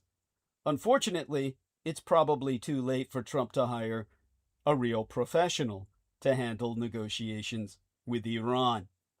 Speaking of which, Trump's master mentor Putin left mainland China without a pipeline deal. The Hormuz crisis hasn't opened the valve, and Donald Trump himself faces a political crisis like no other if Hormuz isn't opened by Labor Day. Worse than Vietnam, Iraq, and Afghanistan combined. So as Carney looks to diversify from these United States, Canada and Die Neue Deutschland, the new United Germany, made a liquefied natural gas deal. This brings us back to the slow roll, where you're being rolled. For months, Donald Trump has been desperate for Iran to loosen its grip on the Strait of Hormuz. Now, per a Saturday Truth Social post, he says it's happening. A deal to reopen the waterway has been largely negotiated. Nothing has been finalized, and details are sparse, the White House itself claiming that a draft agreement released by Iranian state media today was a complete fabrication. But even if an agreement ever does emerge, reestablishing normal ship traffic through the strait will take its time, and energy markets won't necessarily be any quicker to respond. Getting vessels through the strait isn't simply a matter of telling captains to start their engines, because, well, before they can set sail, they need to know what routes they can reasonably take, and whether they might trigger any of the underwater mines still most certainly lingering in area. Seafarers will need assurances of safe passage before oil, fertilizer, helium, aluminum, and other commodities can actually start to reach their ports and relieve global markets. First, both shipping companies and energy traders will need to be convinced of a lasting peace that protects travel through the strait. Trump has falsely announced breakthroughs before. During the past 3 months of war, the president has claimed repeatedly that the conflict is effectively over and that much of Iran's military capacity has been destroyed. These statements are directly contradicted by the facts. The war continues, the United States launching strikes as recently as within the last few hours, and Iran has proven its resilience. Last month, after Iran agreed to reopen the waterway amid a tentative ceasefire, Trump wrote on social media that Iran had agreed to never close the Strait of Hormuz again, and that it would no longer be used as a weapon against the world. Iran closed the strait the very next day. In recent weeks, officials on both sides have claimed that they are inching closer to a deal to end the war and reopen the strait. But the announcement of a deal, if it comes, wouldn't be a guarantee of peace in region. The United States has lately been escorting trapped vessels, and some crews have paid tolls in exchange for safe passage. Yet as today's strikes make it clear, the conflict remains volatile even during ceasefire. A deal will break down almost as quickly as it's announced. Claire O'Neill McCleskey, who previously led the compliance division at the Office of Foreign Assets Control, has told the Fourth Estate that a Truth Social post is not going to be sufficient to convince people to take the risk. If a lasting deal does materialize, immediate dangers will still persist. According to the New York Times, American officials signaled last month that Iran's military will simply never be able to locate all of the mines that it has placed. Trump has said that the United States Navy cleared a portion of them out, but the fear that some mines remain could be enough to deter ships. Captain Tim Hawkins, a spokesperson for the United States Central Command, said on Monday that the renewed strikes on Iran were in part targeting boats trying to lay new mines. The International Energy Agency reported this month that getting minesweeping resources into the region could take several weeks, and that the cleanup will take, at the very least, a minimum of 2 to 3 months to re-establish steady export operations. Then there are the logistical concerns. Some ships are still operating with skeleton crews and will need to bring on new workers to restart operations at all. Others, well, they will need to be cleaned of barnacles and algae, which build up when a ship is sedentary. What lane should these ships use as they try to make their way through the strait, and in what order should they attempt to cross? Iran has been trying to reroute traffic closer to its shores, creating a new strategic choke point near Larak Island, which the country controls. It's unclear whether true freedom of navigation will ever even eventually return to the region. Trump insisted that during a cabinet meeting today that nobody's going to control the strait. But Iranian officials are unlikely to give up their new power after leveraging it so successfully. Resolving the larger problem, the most significant oil shock in history, by all estimates, will take us longer still. When ship traffic starts up again, tankers headed for, say, East Asia might take us weeks to reach their destination. Another issue is the Middle East's reduced capacity to produce the oil that's loaded on these ships. Damaged refineries will need repairing.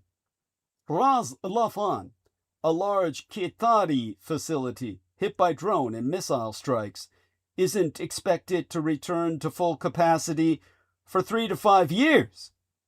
And closed-up wells will need to be carefully reopened, which could reportedly take as long as a few weeks. Traders are already responding. Brent crude, the global benchmark for oil futures, fell almost 7% after Trump's social media post this past weekend and jumped back up to about 4% after news of the strikes broke on Monday evening. I haven't been able to follow what happened after today's strikes, but we can only assume. Because prices are still far from normal. Brent crude is trading at about $95 a barrel, up $25 since the start of the war, and the average price of gas in these United States is nearly $4.50 a gallon. Robin Brooks, a senior fellow at the Brookings Institution, told the press that should a credible peace deal come through today and oil prices decline, he'd expect that to affect gas prices within 2 to 3 weeks. The sheer number of variables here has led different experts to come up with very different guesses about what might happen to the oil market once the war ends. One CNN analyst recently concluded, more realistically, that gas won't return to the pre-war national average of $3 a gallon until 2032. The war is now approaching its 4th month. Even Trump is tired thereof. But because neither side's representations have exactly proved credible, seafarers will simply not know how to proceed if and when any deal is ever announced. Whatever they decide, they'll be moving carefully, and all too slowly by our measure. Meanwhile, just yesterday, an official familiar with the matter confirmed that Canada has reached a deal to export liquefied natural gas to Die Neuwerende Deutschland, the new United Germany, from a planned Pacific Coast terminal.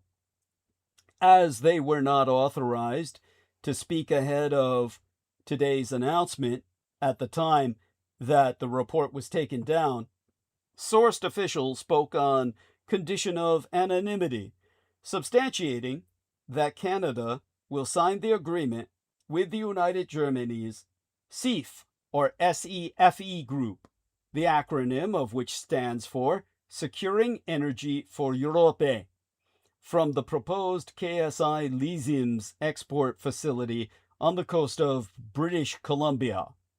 SIEF or SEFE, Securing Energy for Europe, is a leading United German energy utility. It is the former United German subsidiary of Gazprom, which the United Germany nationalized in 2022 as Europe struggled with an energy crisis tied to the war in Ukraine and now the Mideast. Die neue Vereinigte Deutschland, the new United Germany, was a major importer of Russian gas before the war.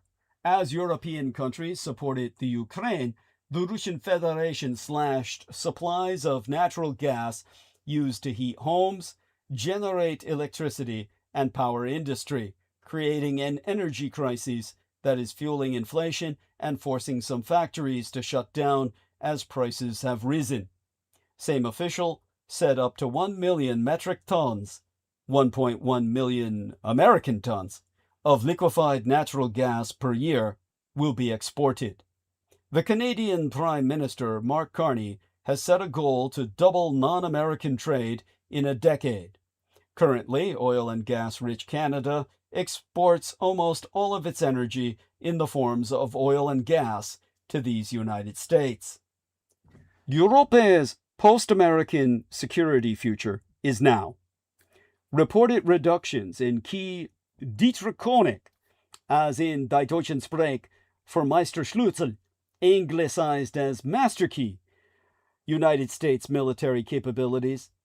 Well, the reductions thereof mean Europe must be ready to defend the superpeninsular subcontinent alone. There has been warning shot after warning shot since President Donald Trump returned to the White House in July of 2025, and so many wake-up calls that European policymakers' ears have been ringing constantly. But until last week, the changes in the Trump maladministration's approach to the transatlantic alliance remained mostly rhetorical, limited to impolite speeches, hostile strategy documents, and threats to annex Greenland that Trump subsequently climbed down from. Now, European NATO members have finally been confronted in concrete terms with what defending the superpeninsular subcontinent will look like without full buy-in from America.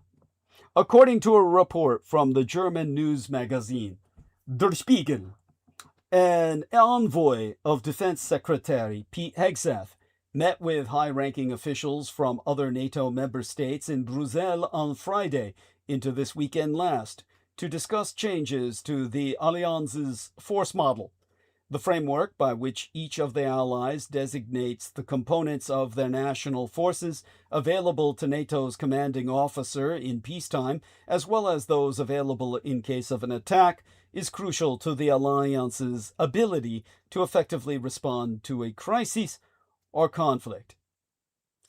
To reiterate, because of what the Americans have withdrawn, Canada will export up to 1 million metric tons of liquefied natural gas per year to Die neue Vereinigte Deutschland, the new United Germany, under a new agreement starting early in the 2030s. The deal gives Canada a new market for its LNG as it seeks to diversify away from its dependence on these United States, and it gives Die neue Vereinigte Deutschland, the new United Germany, a much-needed new source of energy. To wean itself from Russian energy supplies after the 2022 invasion of the Ukraine, the United Germany has pursued a long-term transition toward renewable energy, known as Energiewende, or energy turnaround. That effort has come under even more scrutiny as fossil fuel supply disruptions caused by the Iran war have increased energy prices, necessitating finding new energy supplies in the short term, while das Vaterland, the fatherland, simultaneously pursues its clean energy transition over the long term. The current crisis is likely to produce a dual effect: a short-term reliance on fossil fuels and other expedient measures to manage immediate pressures, alongside a longer-term, though politically contested, strengthening of the Energiewende as both a climate and energy security strategy. As for Canada, the deal furthers its goal of diversifying its trade relationships. The Canadian Prime Minister Mark Carney predicted in a well-publicized speech at Davos in January that other American imperial allies would also pursue such hedging strategies if the United States opts to continually monetize our relationships. Earlier yesterday, the Premier of British Columbia, David Ellby, said a deal to supply Canadian liquefied natural gas to United Germany would be a key step, a DRÄ as in Die Deutschen Sprech for Meisterschlüssel, anglicized as master key step, toward the partners behind the KSI or XI.VIII.MDCCCXLVIII project, deciding to go ahead with their 10 billion Canadian dollars, or 7.2 billion United States dollars, plant and export terminal. KSI.VIII.MDCCCXLVIII, or XI.VIII.MDCCCXLVIII, probably a First Nations name, on Pearce Island by the border with Alaska, has the permits it needs, but the consortium has yet to make a final investment decision, paving the way for construction to begin. Ellby said sealing up offtake agreements with buyers is a DRÄ, or a Meisterschlüssel, anglicized as master key step, before KSI or XI.VIII.MDCCCXLVIII can reach that milestone. The partnership has already signed supply agreements with a unit of London-based Shell and France-based Total Energies. In related news, Canada today announced, and it's still today here on the left coast because it's far from midnight yet, that it will buy a fleet of 6 early warning planes from Sweden's Saab rather than from Boeing. Saab is also reportedly in the running to sell Canada some of its Gripen fighter jets if Canada cuts back on the number of F-35s it had ordered from the American firm Lockheed Martin, as Carney has said it is considering. South of our northern border, a former Trump maladministration economics advisor made a bold prediction when he spraketh to the Fourth Estate last week. If the Strait of Hormuz isn't opened by Labor Day, Trump will have a political problem worse than Vietnam, Iraq, and Afghanistan combined. Well, that wasn't the response they were planning on, that's for sure. While clearly the former official was trying to make a dramatic point, the crisis is clear. If Trump cannot open the strait soon enough, a massive oil shortage will hit the global economy, something we are not feeling right now thanks to a historic drawdown of the United States Strategic Petroleum Reserve. However, with oil being consumed so quickly, the clock is ticking before a historic energy shock hits the world. And everyone will blame one person, Donald John Trump. You see, the Hormuz crisis is but the calm before the energy storm. The oil market this week looks deceptively calm, Brent crude is trading at approximately $98 to $100 per barrel as of May 26th. But yesterday, down more than 10% over the past week as markets price in optimism around the Iran-American negotiations now underway. WTI sits near a 5-week low, around $93 per barrel. Trump told reporters over the weekend that talks with Tehran are progressing well, and his entire cabinet is scheduled to meet at Camp David today to evaluate the framework. Qatar has dispatched a negotiating team to Tehran. Secretary of State Marco Rubio noting slight progress in the talks. By the way, that cabinet meeting was today. It's not tomorrow. It was today. The proposed framework would extend the current ceasefire by approximately 12 months, during which Washington would lift its blockade and Tehran would reopen the Strait of Hormuz to normal commercial traffic. Brent fell more than 6% in a single session earlier this week on the news that a deal was nearing. That is, of course, the optimistic case. The pessimistic case is what concerns the former Trump economic advisor who gave us the Labor Day warning. Negotiations of this complexity routinely collapse due to technical disagreements that remain invisible to the public until they surface. And of course, combat isn't exactly over just yet. On Thursday of Septemania, last week, Reuters reported that Iran's supreme leader has insisted enriched uranium must remain inside Iran rather than be transferred abroad, a position that Israel and its 100 satrap American states in union have publicly opposed for years. Trump has warned that fresh strikes would follow if talks break down, and we already had an incident, well, 2 of them over the weekend, one of them today. The United States military conducted strikes on Iranian missile launch sites and mine-laying vessels in southern Iran over the Memorial Day weekend before attacking a ground station after downing some drones. And Brent jumped roughly 4% yesterday morning in response to the renewed military activity from over the weekend. We can only imagine what tomorrow's market will do. The market is not currently pricing a return to crises. It also does not provide any guaranteed resolution. So what is actually happening under the surface? The reason the oil market looks calmer than it should is that the Strategic Petroleum Reserve has been functioning as a financial shock absorber for the past 3 months at a pace that cannot be sustained.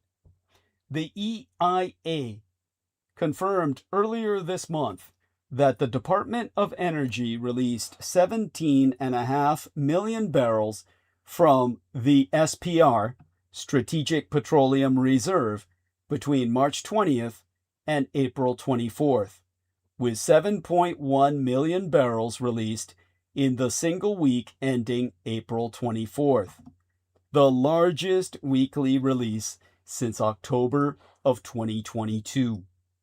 SPR stocks stood at 397.9 million barrels in mid-March. The reserve has continued drawing down since, with the most recent EIA weekly petroleum status report showing a 786,300 barrel decline for the week ending May 15th, the largest weekly SPR specific decline on record. The broader supply picture is more alarming than the SPR figures alone suggest. Published on May 12th, The EIA short-term energy outlook estimates that disrupted Middle Eastern crude production averaged 10.5 million barrels per day in April and is expected to peak at nearly 10.8 million barrels per day in May as storage at Persian Gulf producers reaches capacity. The EIA expects our moves flows to slowly start to resume in late May or early June. Even under the optimistic scenario where the strait reopens on that timeline, pre-conflict production and trade patterns are not expected to return until late 2026 or early 2027. The damage to the global oil supply chain has already been done. American commercial crude inventories have erased the entire 2026 build in just 5 weeks. Global oil markets are now relying on emergency reserves and inventory drawdowns to offset lost supply, while demand destruction has remained surprisingly limited. The supply crunch the global economy has so far been spared from is being delayed, not avoided. The financial buffer is depleting in real time. The physical scarcity that has so far been masked by reserve releases will become visible the moment those releases slow. Let me tell you what happens when Labor Day arrives and the Strait of Hormuz is still closed. Labor Day 2026 falls on September 7th. From tonight's date, May 27th, that is 14 weeks away, the Strait of Hormuz has been effectively closed to normal commercial traffic since the opening of Operation Epic Fury on February 28th, which means we are already at the 13-week mark of a disruption that energy analysts originally modeled as the worst-case sustained closure scenario. If the strait remains effectively closed through Labor Day, the United States will be at the 27-week mark of disruption, more than double the duration the global oil market was designed to withstand without permanent damage. The SPR, the Strategic Petroleum Reserve, would be at the lowest level in more than 3 decades. Brent will likely trade well above $130 per barrel under that scenario, with the upside ceiling energy analysts have circulated at $175 per barrel, representing sustained physical scarcity rather than a financial market panic. Gasoline at American pumps would reach $5.50, basically $5.50 to $6 per gallon. Inflation, already running at 4.5% PCE through the first quarter, Q1, will accelerate sharply yet again. The Federal Reserve will face the choice of either tightening monetary policy into an active oil shock or accepting the kind of sustained price increases that produced the political destruction of the single-term Carter administration in 1979 and 1980. But, to be frank, the aforesaid is the more optimistic scenario. Some experts I have talked to are firmly convinced that if we get to Labor Day and there be no deal to open the strait, a deep recession is inescapable. These experts believe we will draw down the SPR the strategic petrol reserve much faster, creating an energy crisis we could only dream of. Think 1970s gas line sort of shit. The political consequences of that economic environment will squarely land on Donald Trump. It was his decision alone to instigate the Iran war for Israel. The decision to keep the strike campaign running long enough to cause the current closure of the Strait of Hormuz was also his.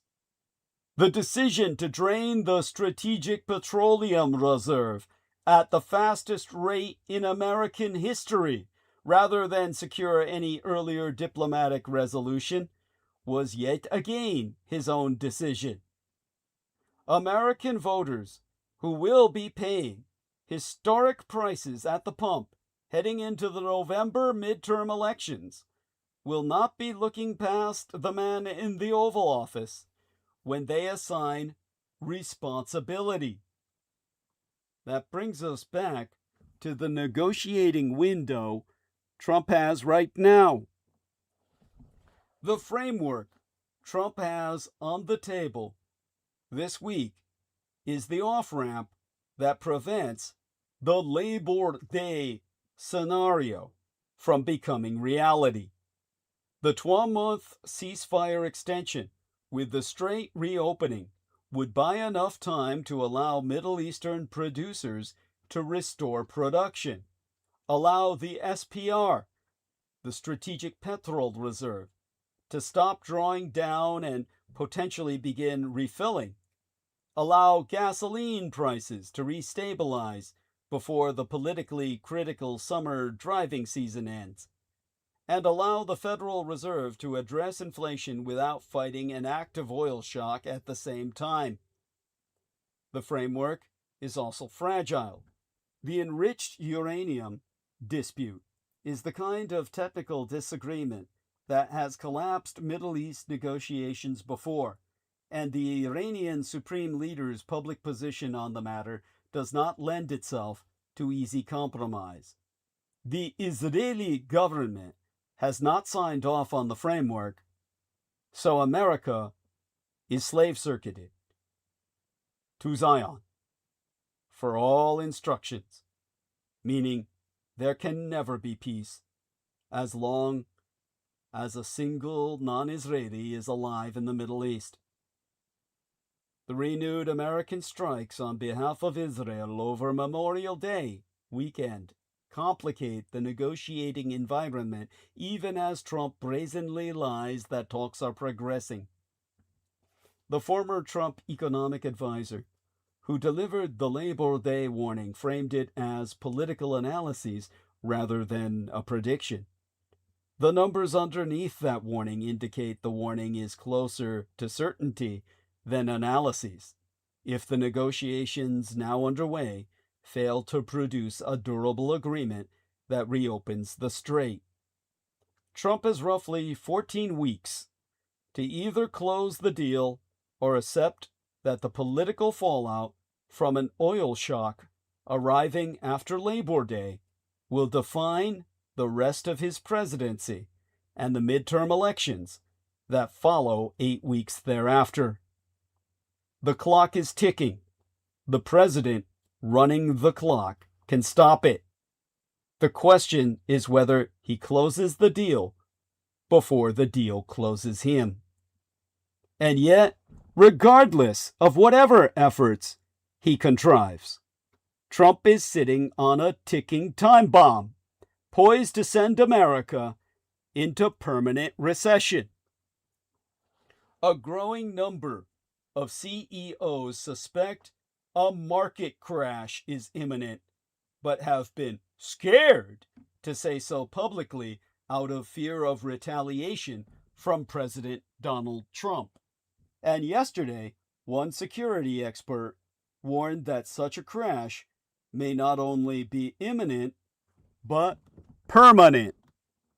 In an analysis published on his Substack, but yesterday, the former Homeland Security senior official Miles Taylor forewarned, if nothing is done about the current situation, Trump's looming recession could blow a deep hole in the economy.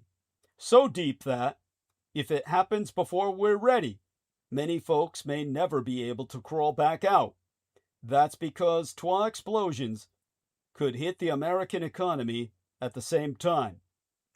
Taylor warns that the first of the Twa explosions is the ongoing Judeo-American war against Iran, a conflict that has already sent prices skyrocketing, both domestically and abroad. To quote as Taylor, Trump is conjuring up a recession that should have been avoidable, which is bad enough. But the second explosion that could hit the economy at the same time is a different kind of weapon entirely.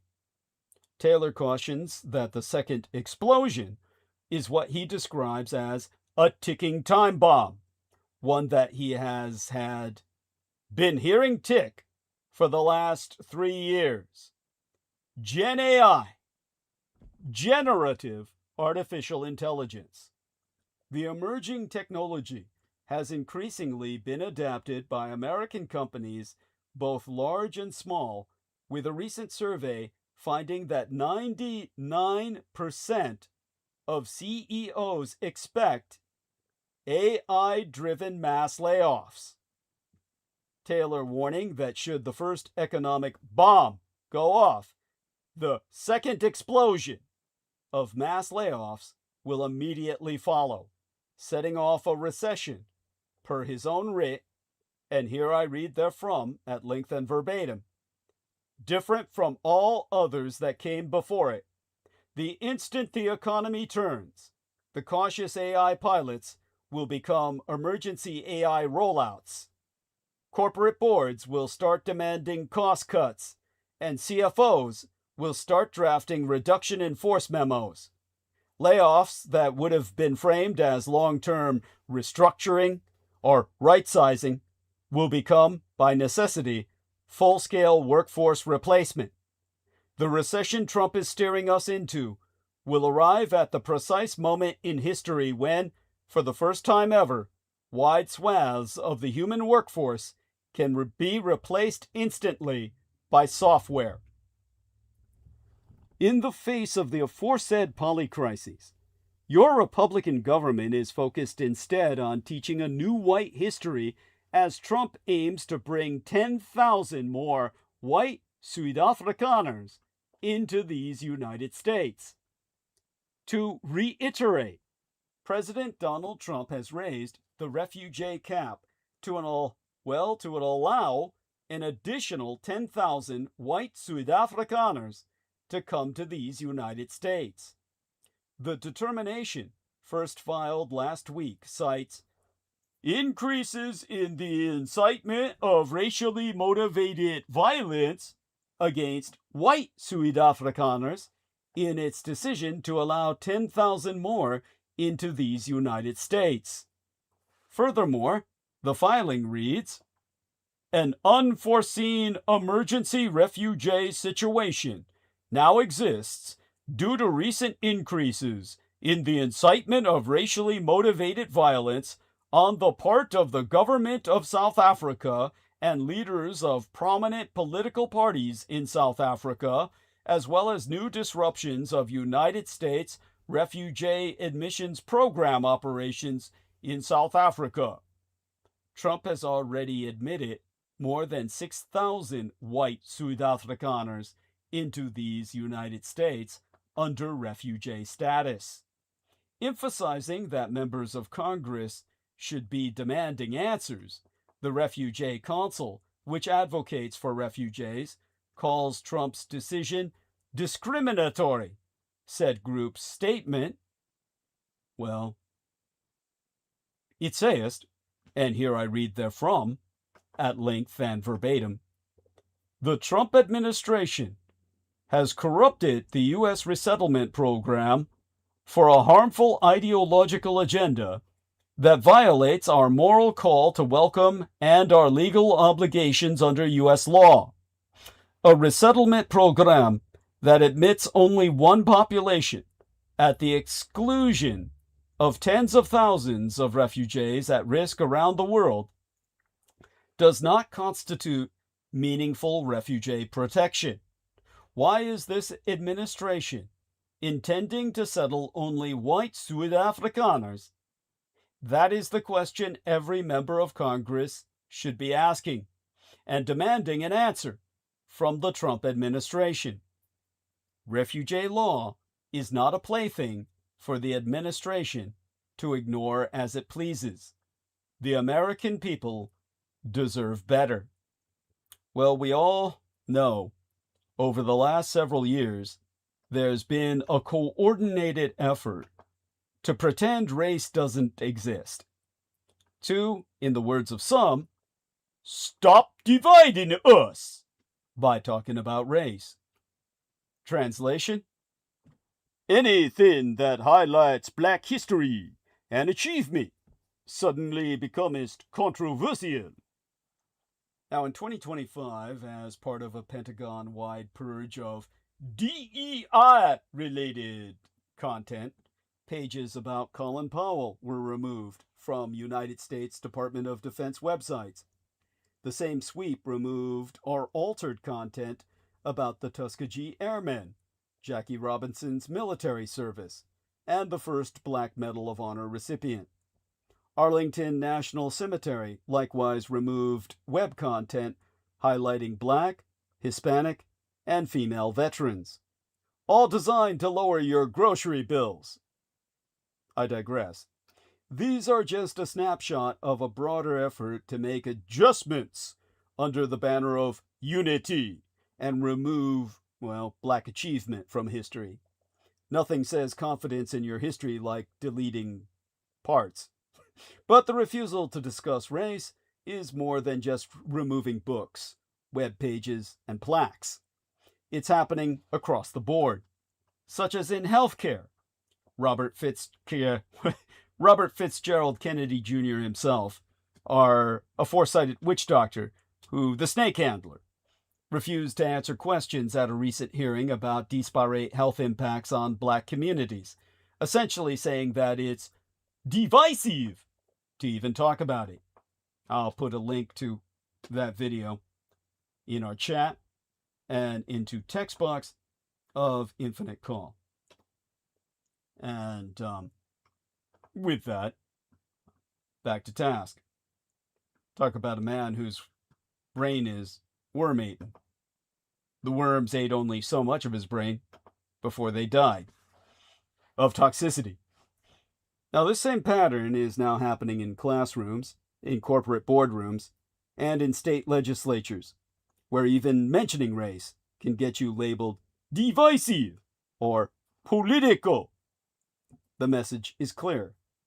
Stop talking about Black. Got it. White history it is. We'll start with the transatlantic slave trade, the largest forced migration in human history, built, financed, insured, regulated, and carried out by European and American institutions.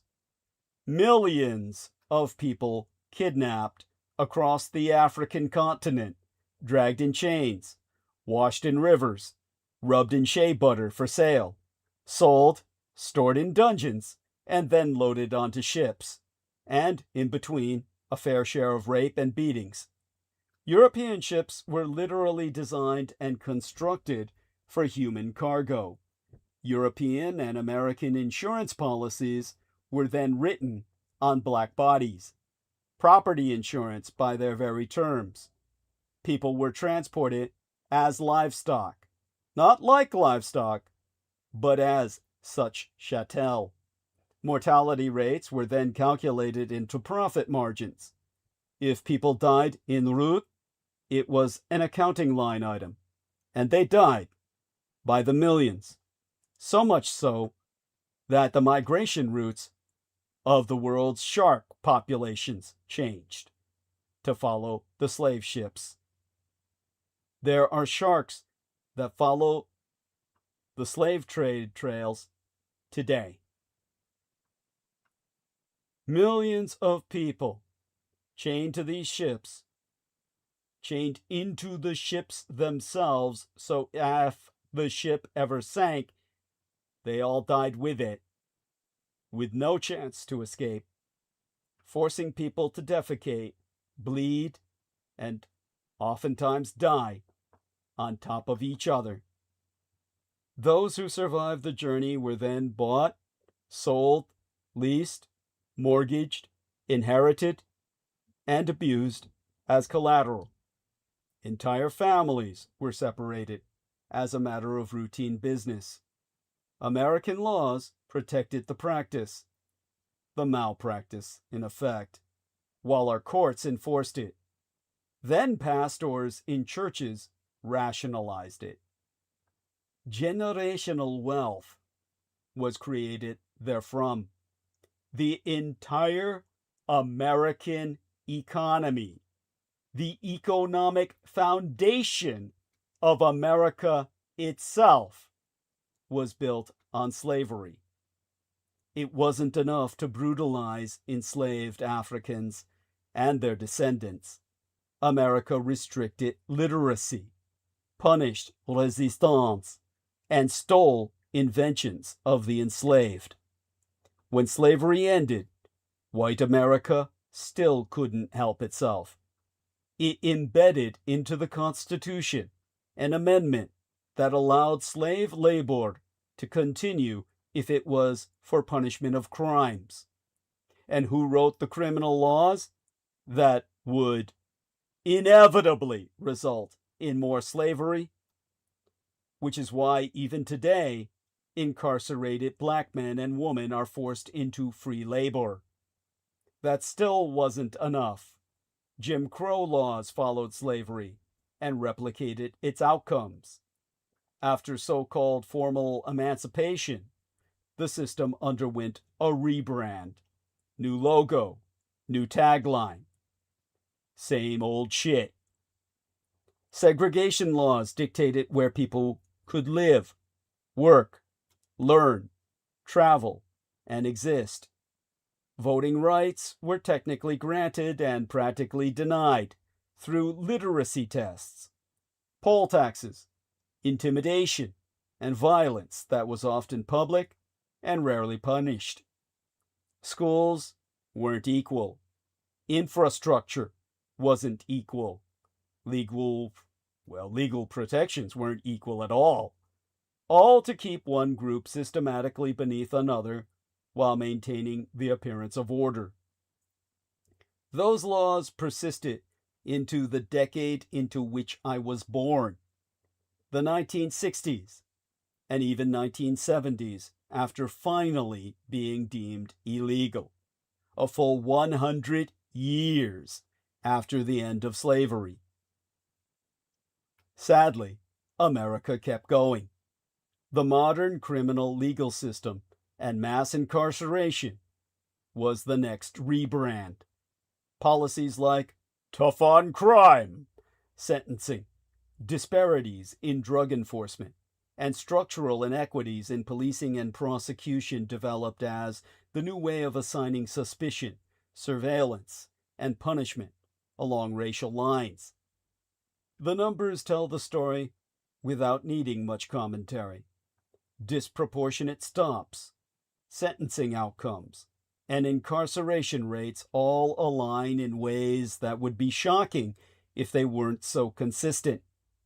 The language and brand changed. The outcomes? Not so much. Entire families destroyed.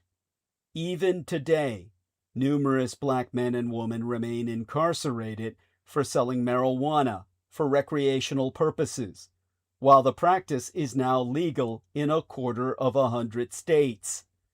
Nearly 40, if you count medical marijuana. But don't worry, folks. That's not teaching black history. That's white history. So yes, let's teach it. All of it.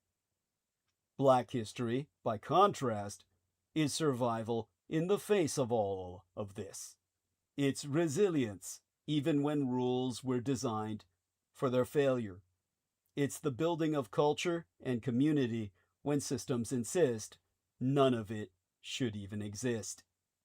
In that sense, Black history is orbiting the fucking moon. So in response, white supremacist teens assaulted a mosque with intent to massacre 140 children, and the White House said nothing, despite the fact that they also hated Jews. But the San Diego killers had another target nobody is talking about at all. As forever and always, no mythical random good guy with a gun, even one with a Metropolitan Officer's badge, was ever anywhere to be found, other than another one among the eternally unsung security guards who died in the line of duty, as so many do in each of these incidents. The security guard Amin Abdullah, the father of 8, who had worked at the mosque for over a decade, engaged the shooters in a gun battle and triggered a lockdown with one of his final breaths, most certainly saving the lives of all the 140 children targeted inside. He won't be getting any posthumous medals from Donald Trump. The Twa teenage gunmen who attacked the Islamic Center of San Diego, killing 3 people and terrorizing an entire community before dying from apparent self-inflicted gunshot wounds, were overflowing with high-octane hatred. One of the perpetrators, the 18-year-old Caleb Vaquez, who considered himself an acculturated white man, had been flagged by the FBI in 2025, had a firearms restraining order against him, and walked out of a mental health facility the morning before the attack. No one stopped him. His checkout motto, "I'm a white man." I guess that was the password. The other suspect's mother called police that same morning to report that her son had left home with guns. Both were in the system. Both killed 3 people anyway. The White House released its 2026 counterterrorism strategy this month. It formally designates left-wing political groups as terrorism priorities, while completely omitting far-right extremism entirely, and cites a CSIS report selectively by leaving out its finding that right-wing attacks over the past decade killed 112 people compared to merely 13 from left-wing attacks. The document identifies violent left-wing extremists, narco cartels, and legacy Islamist terrorists as the 3 primary threats America is facing. Twa teenage coconuts, who self-identified as culturally white with a white supremacist manifesto and a stolen arsenal, don't fit any of those categories. Investigators found their manifesto filled with Judeophobic, Islamophobic, and anti-2SLGBTQ+ material that described the perpetrator of the Christchurch mosque massacre as a hero. But, of course, I have to breathe on that. Hate speech was scrawled on one of the weapons, as it was at Christchurch, in emulation of their hero. A suicide note contained writings about racial pride.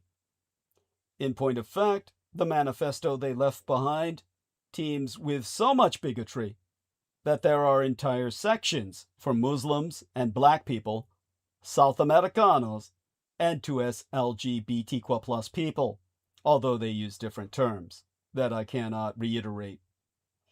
The political left and the right are also included in their ire. Last week, Mark Raymer, the FBI special agent in charge, told reporters they didn't discriminate on who they hated. It covered a wide aspect of races and religions. It's true that the manifesto covers many different races and religions, but the men zeroed in on Twa groups with particular rage: Jews and women. This may seem odd, given that the men attacked a mosque. And make us no mistake, despite the men claiming in their manifesto that they did not hate Muslims, they were clear that they do hate Islam, and they hate Muslim immigrants. And they were happy to slaughter them if it meant accelerating the white Christian war on everybody else. It's notable, however, that the men characterized Muslims primarily as bioweapons of Jews, although the men used a slur in place of Jews that I cannot reiterate. The central idea of the manifesto being one that will sound familiar to anyone who has even loosely read up on the Great Replacement theory, so promulgated so enthusiastically by morons like Tucker Carlson. White Westerners are being replaced with black and brown outsiders in a nefarious plot to destroy Western civilization, and Jews are the all-powerful evildoers behind this plot. But there's one aspect of Great Replacement theory and of general reactionary right-wing violence that rarely gets the attention it deserves. These men believe women are most especially at fault. More than a decade ago, the word incel, involuntary celibate, came into the popular lexicon via the mass murderer, Elliot Rodger, who killed 6 people and wounded 14 others in Isla Vista, California, all because he was homicidally angry at women he faulted for rejecting himself. Since then, the relationship between misogyny and mass violence has been well documented, and it's nigh impossible to find a mass shooter who didn't have a history of domestic violence or woman-hating posts online. The San Diego shooters recognize several of them, referring to them as saints. But misogyny is also so pervasive, and extreme overt misogyny now so mainstreamed on the Russo-radicalized red Republican right, that it's increasingly going unremarked upon or even being downplayed, even when it's central to mass murder. This has certainly been the case with the San Diego mosque killings. The shooters hated a lot of different kinds of people, and if the manifesto is any indication, they were not exactly among the country's top intellectual talent. On the Freemasons, there is certainly something going on there. On the Muslims, they are demanding Sharia law. But they also present a clear hierarchy of hatred, one that assigns certain groups agency and responsibility while deeming others simply passively inadequate. Immigrants, black people, Latinos, Muslims, transgender people, gay people.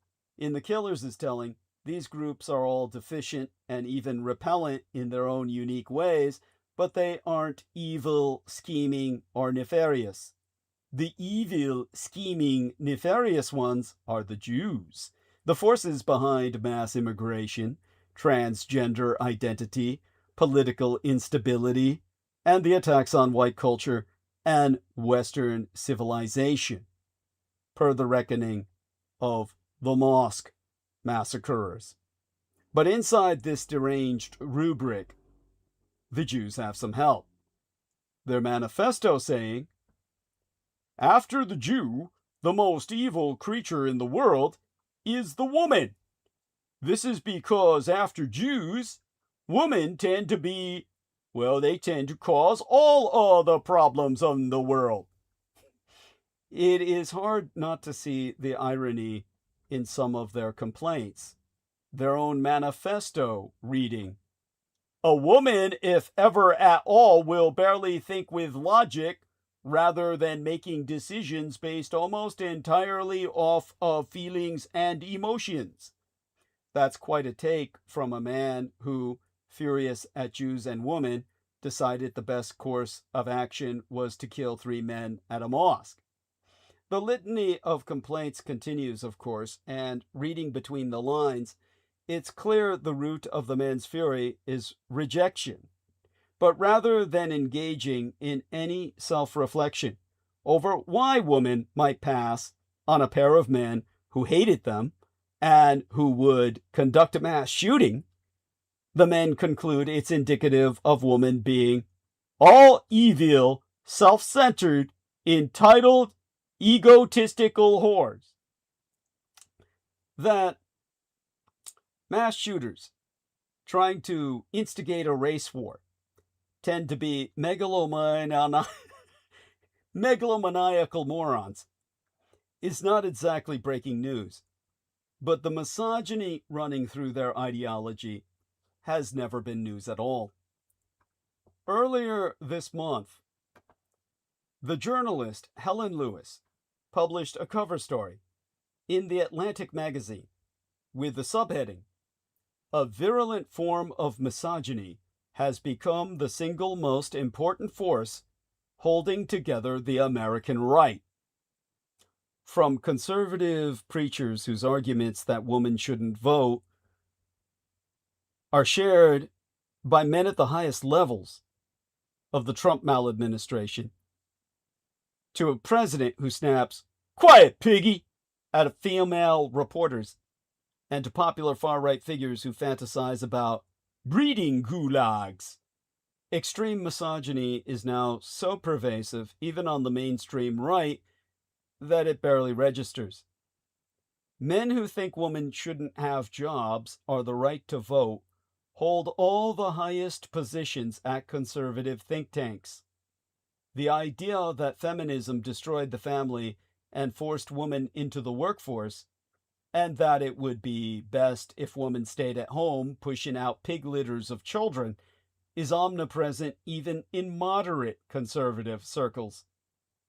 Women are core to the popular right-wing concept of suicidal empathy, as originally promulgated by a woman named Ayn Rand.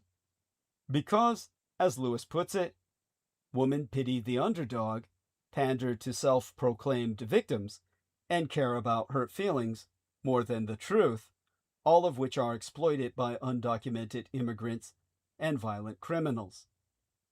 Or, as the mosque shooters would say, the feminine urge to put emotion over logic, which results in voting based on, their words, some sob story, and eventually, their words, the bringing in of millions of poor, innocent little brown immigrants, whom the shooters conclude will go on to rape them. This specter of brown men attacking white women has been repeatedly invoked by Donald Trump and his cultists to rationalize ethno-cleansing immigration policies. Feminism and the feminization of American culture and its impacts on men's dating and marital prospects, on the American family, on immigration rates, on education, on male workforce participation, are now standard fodder across the conservative ideological spectrum. It's not just misogyny that has been mainstreamed on the right. The idea that heritage Americans, or people whose families have long lineages in these United States, are somehow more American than the rest of us, is a view propagated by the Vice President J.D. Vance himself. Well, married to an Asian immigrant, first generation, no less. All whilst the MAGA movement has long been debating just how much Judeophobia it should tolerate, and in which flavors. Many of the ideas in the shooters' manifesto have shown up in various college Republicans' group chats. 12 years ago, misogynist ideologies of men wreaking mass violence were highly newsworthy. Now they seem to merit little more than a nod.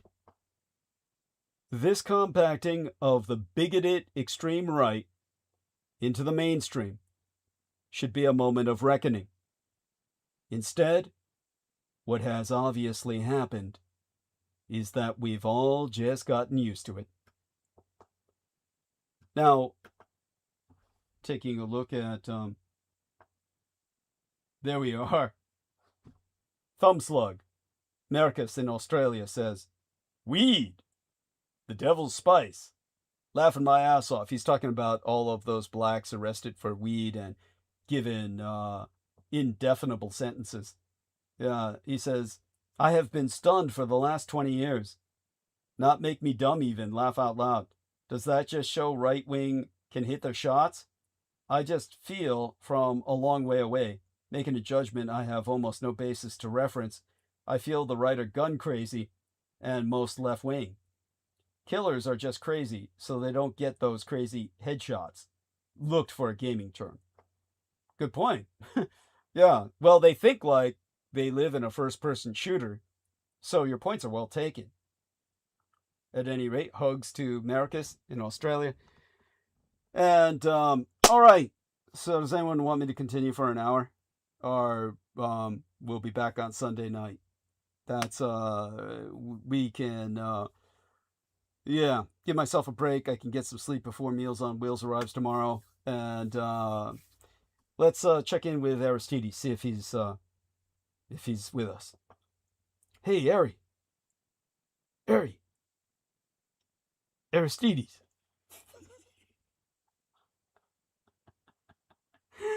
Oh, let's see if he's with us.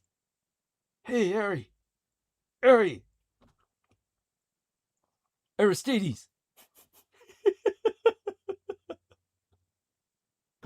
Anyhow, best wishes to him, and best wishes to all of you. And my thanks for all of you who have been with us throughout the night. We've had great numbers. I'd like you all to come back on Sunday night. We'll go deep into it. You know, I could go on easily for another hour, but we may as well save that for Sunday. And we did quite a bit tonight. I think we earned our pay. And your contributions are definitively needed. This is a desperate month, and we definitely need your help. So with all of that being said, make your contributions at PayPal and make them auto-pay so that they can come regularly, and you needn't worry about reminding yourself or my reminding you. Join us on Sunday night, same Dragon time, same Dragon channel. Dietrich, of course, same Dietrich time, same Dietrich channel, Dietrich being the Teuto-Slavonic for Dragon. So, join us on Sunday night, same time, same place. And bring a friend or an enemy. Just whoever you feel needs to hear me out the most. And that's just about everybody. All right. Most blessed be. And hugs to the guys, kisses to the ladies, to all who support us. You have our gratitude.